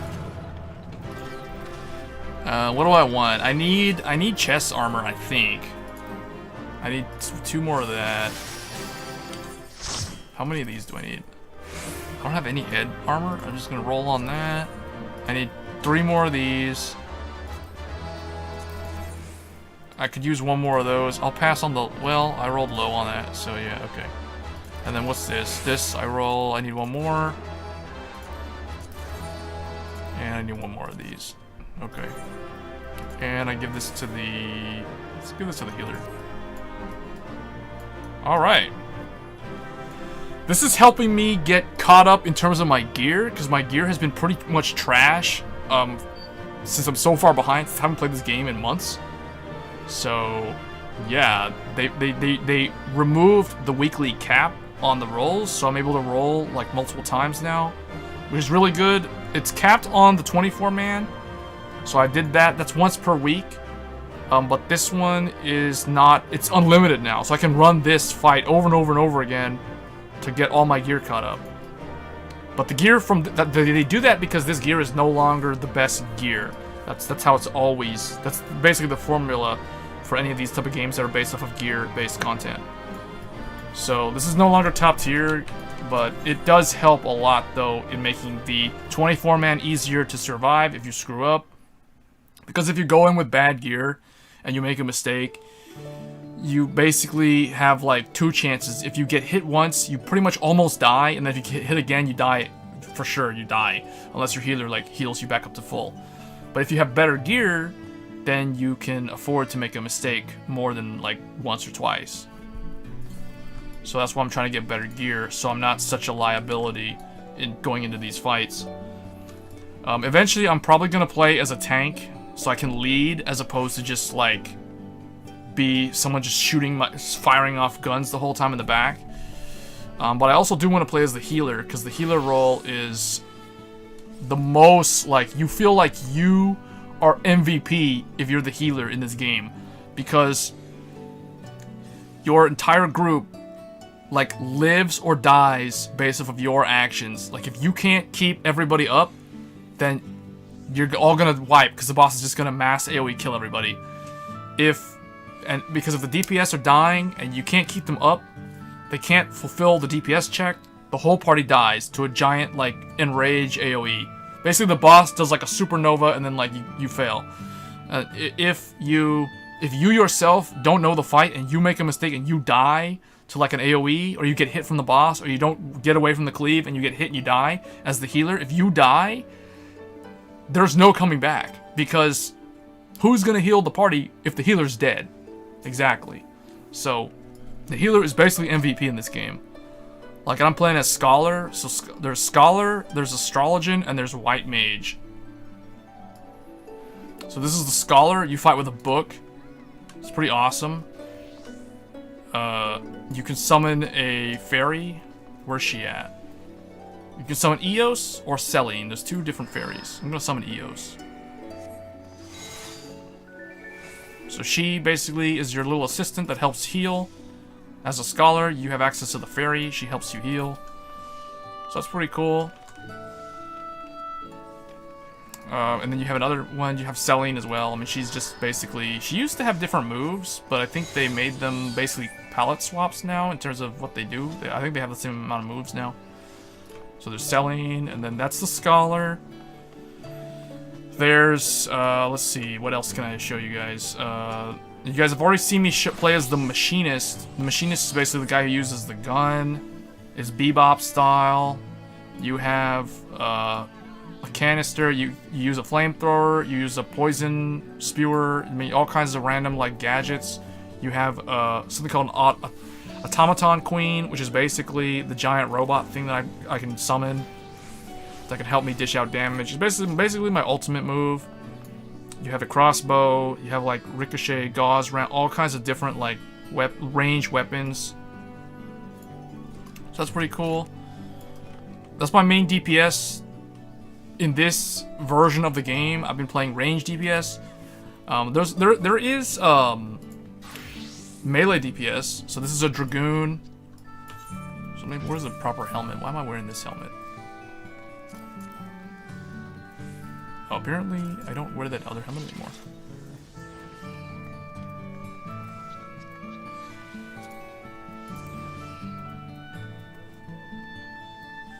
I guess I don't have it anymore, because I don't need it. That's kind of interesting. I don't really know what happened to that armor piece. Maybe I put it in the glamour. But anyway, there's Dragoon, which is basically someone who uses a lance. You can jump high in the air. Use spear weapon. That's melee DPS. This is one that I'm trying to max level. I'm almost max level on it. And then there's Gunbreaker, which is the tank. This is the new tank. You fight with a gun blade. It's probably the most flashy tank in the game. It looks like a DPS character, but it's actually a tank. There's Dark Knight, there's Paladin, there's Summoner, looks like Aizen, there's Samurai, there's Ninja, there's Blue Mage, there's Monk, and then there's the crafting jobs and the gathering jobs, like the Miner. I don't know why I have that Halloween outfit. Then there's the Geomancer, or no, not Geomancer, I forget what this is. This is the Goldsmith. Goldsmith, the Warrior. I mean, there's just so many different, like, jobs. And the cool thing about the game is, like, you can basically play every single job available on one character. You don't have to make multiple different characters for your different jobs. But I do have 2 characters. That way I can split my double EXP on across 2 of them, so I can get, like, it's just easier to power level, so you don't fall way too far behind. But there isn't really a whole lot of advantages to having more than one character in this game, because it, like, one of the drawbacks is you have to do duplicate content, like you have to deal with the story twice and that kind of thing. So basically, I have like a main and an alt. But yeah, that's basically Final Fantasy XIV Shadowbringers. It's definitely the best MMO out there right now. It's got a lot of style. It's got great music. There's not a whole lot else to say about it. It's obviously not that popular with my audience, so I'm probably not going to stream it all that much anymore. Maybe I'll come back to it occasionally on stream, but I think we're going to be streaming different games. So I have in the pipeline, we've got Neo 2, we've got Persona, we've got Final Fantasy VII Remake, which I need to finish. I blame Vanguard Zero on the fact that I haven't been able to finish that game, because that game came out, I started playing it back in April when it just came out.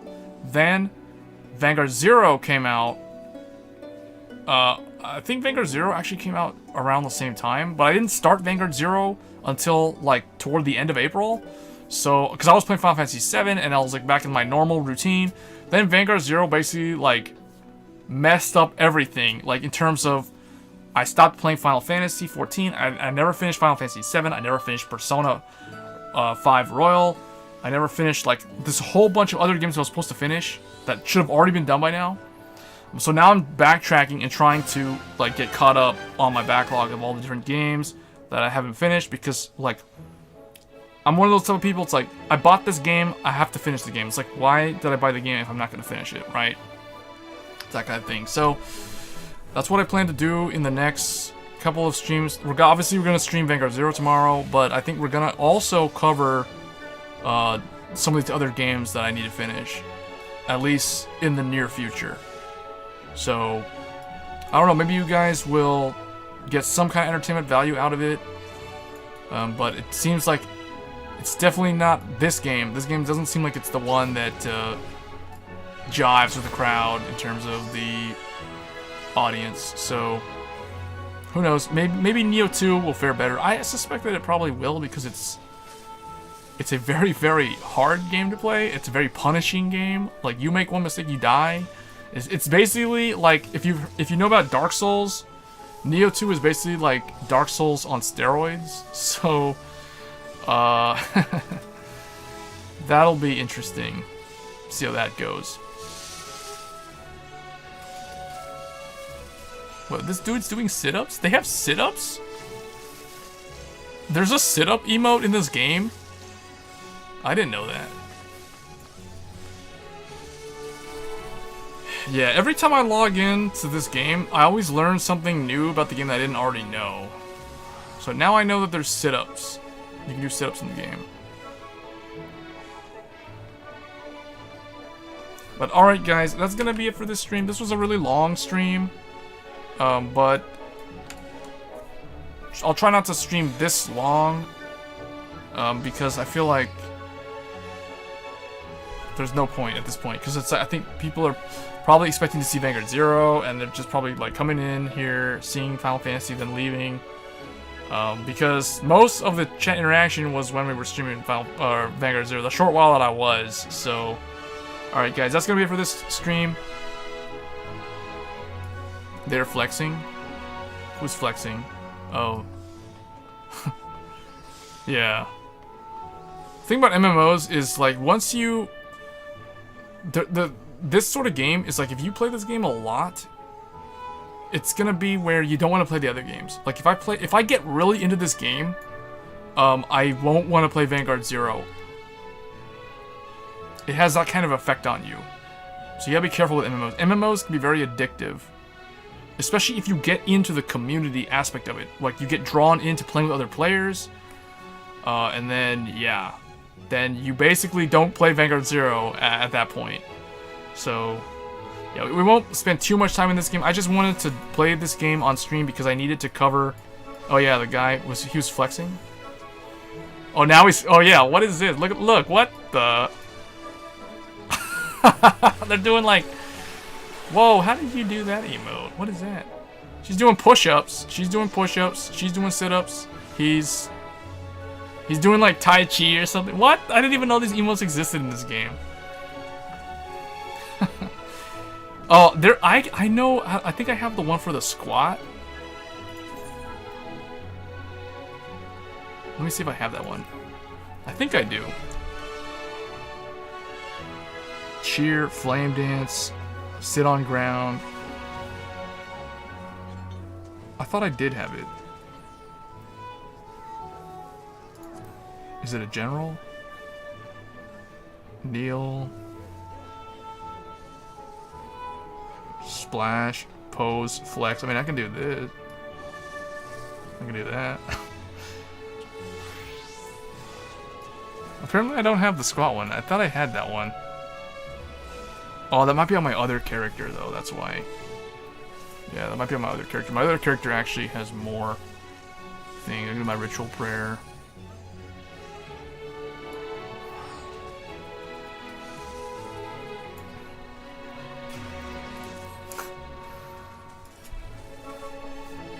Yeah.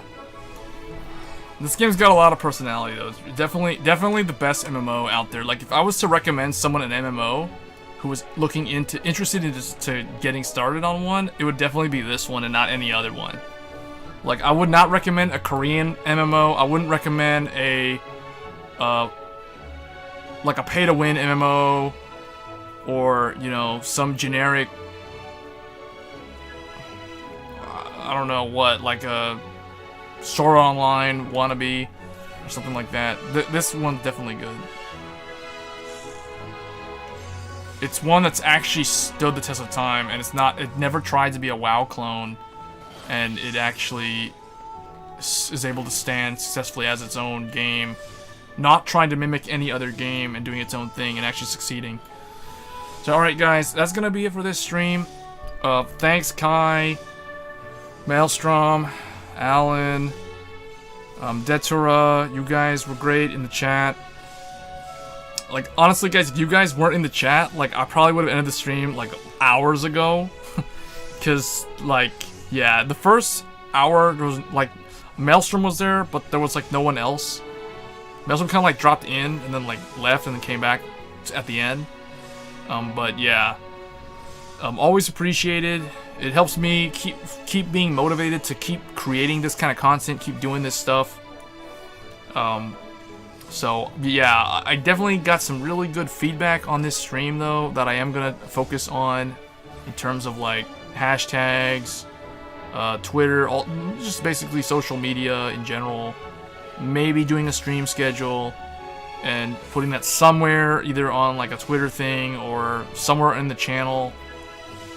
And then, yeah, probably revising, like, further content for the future, because I think, like, the deck profiles are probably not that useful to people.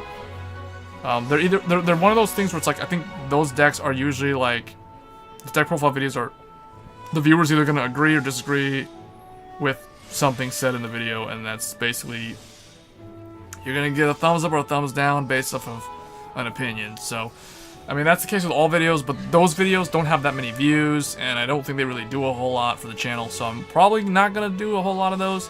Probably going to try to look into other kinds of content, whether that's stream highlights or, you know, big plays, montage, whatever, for like Pale Moon or something, or whatever, right? Just throwing something out there.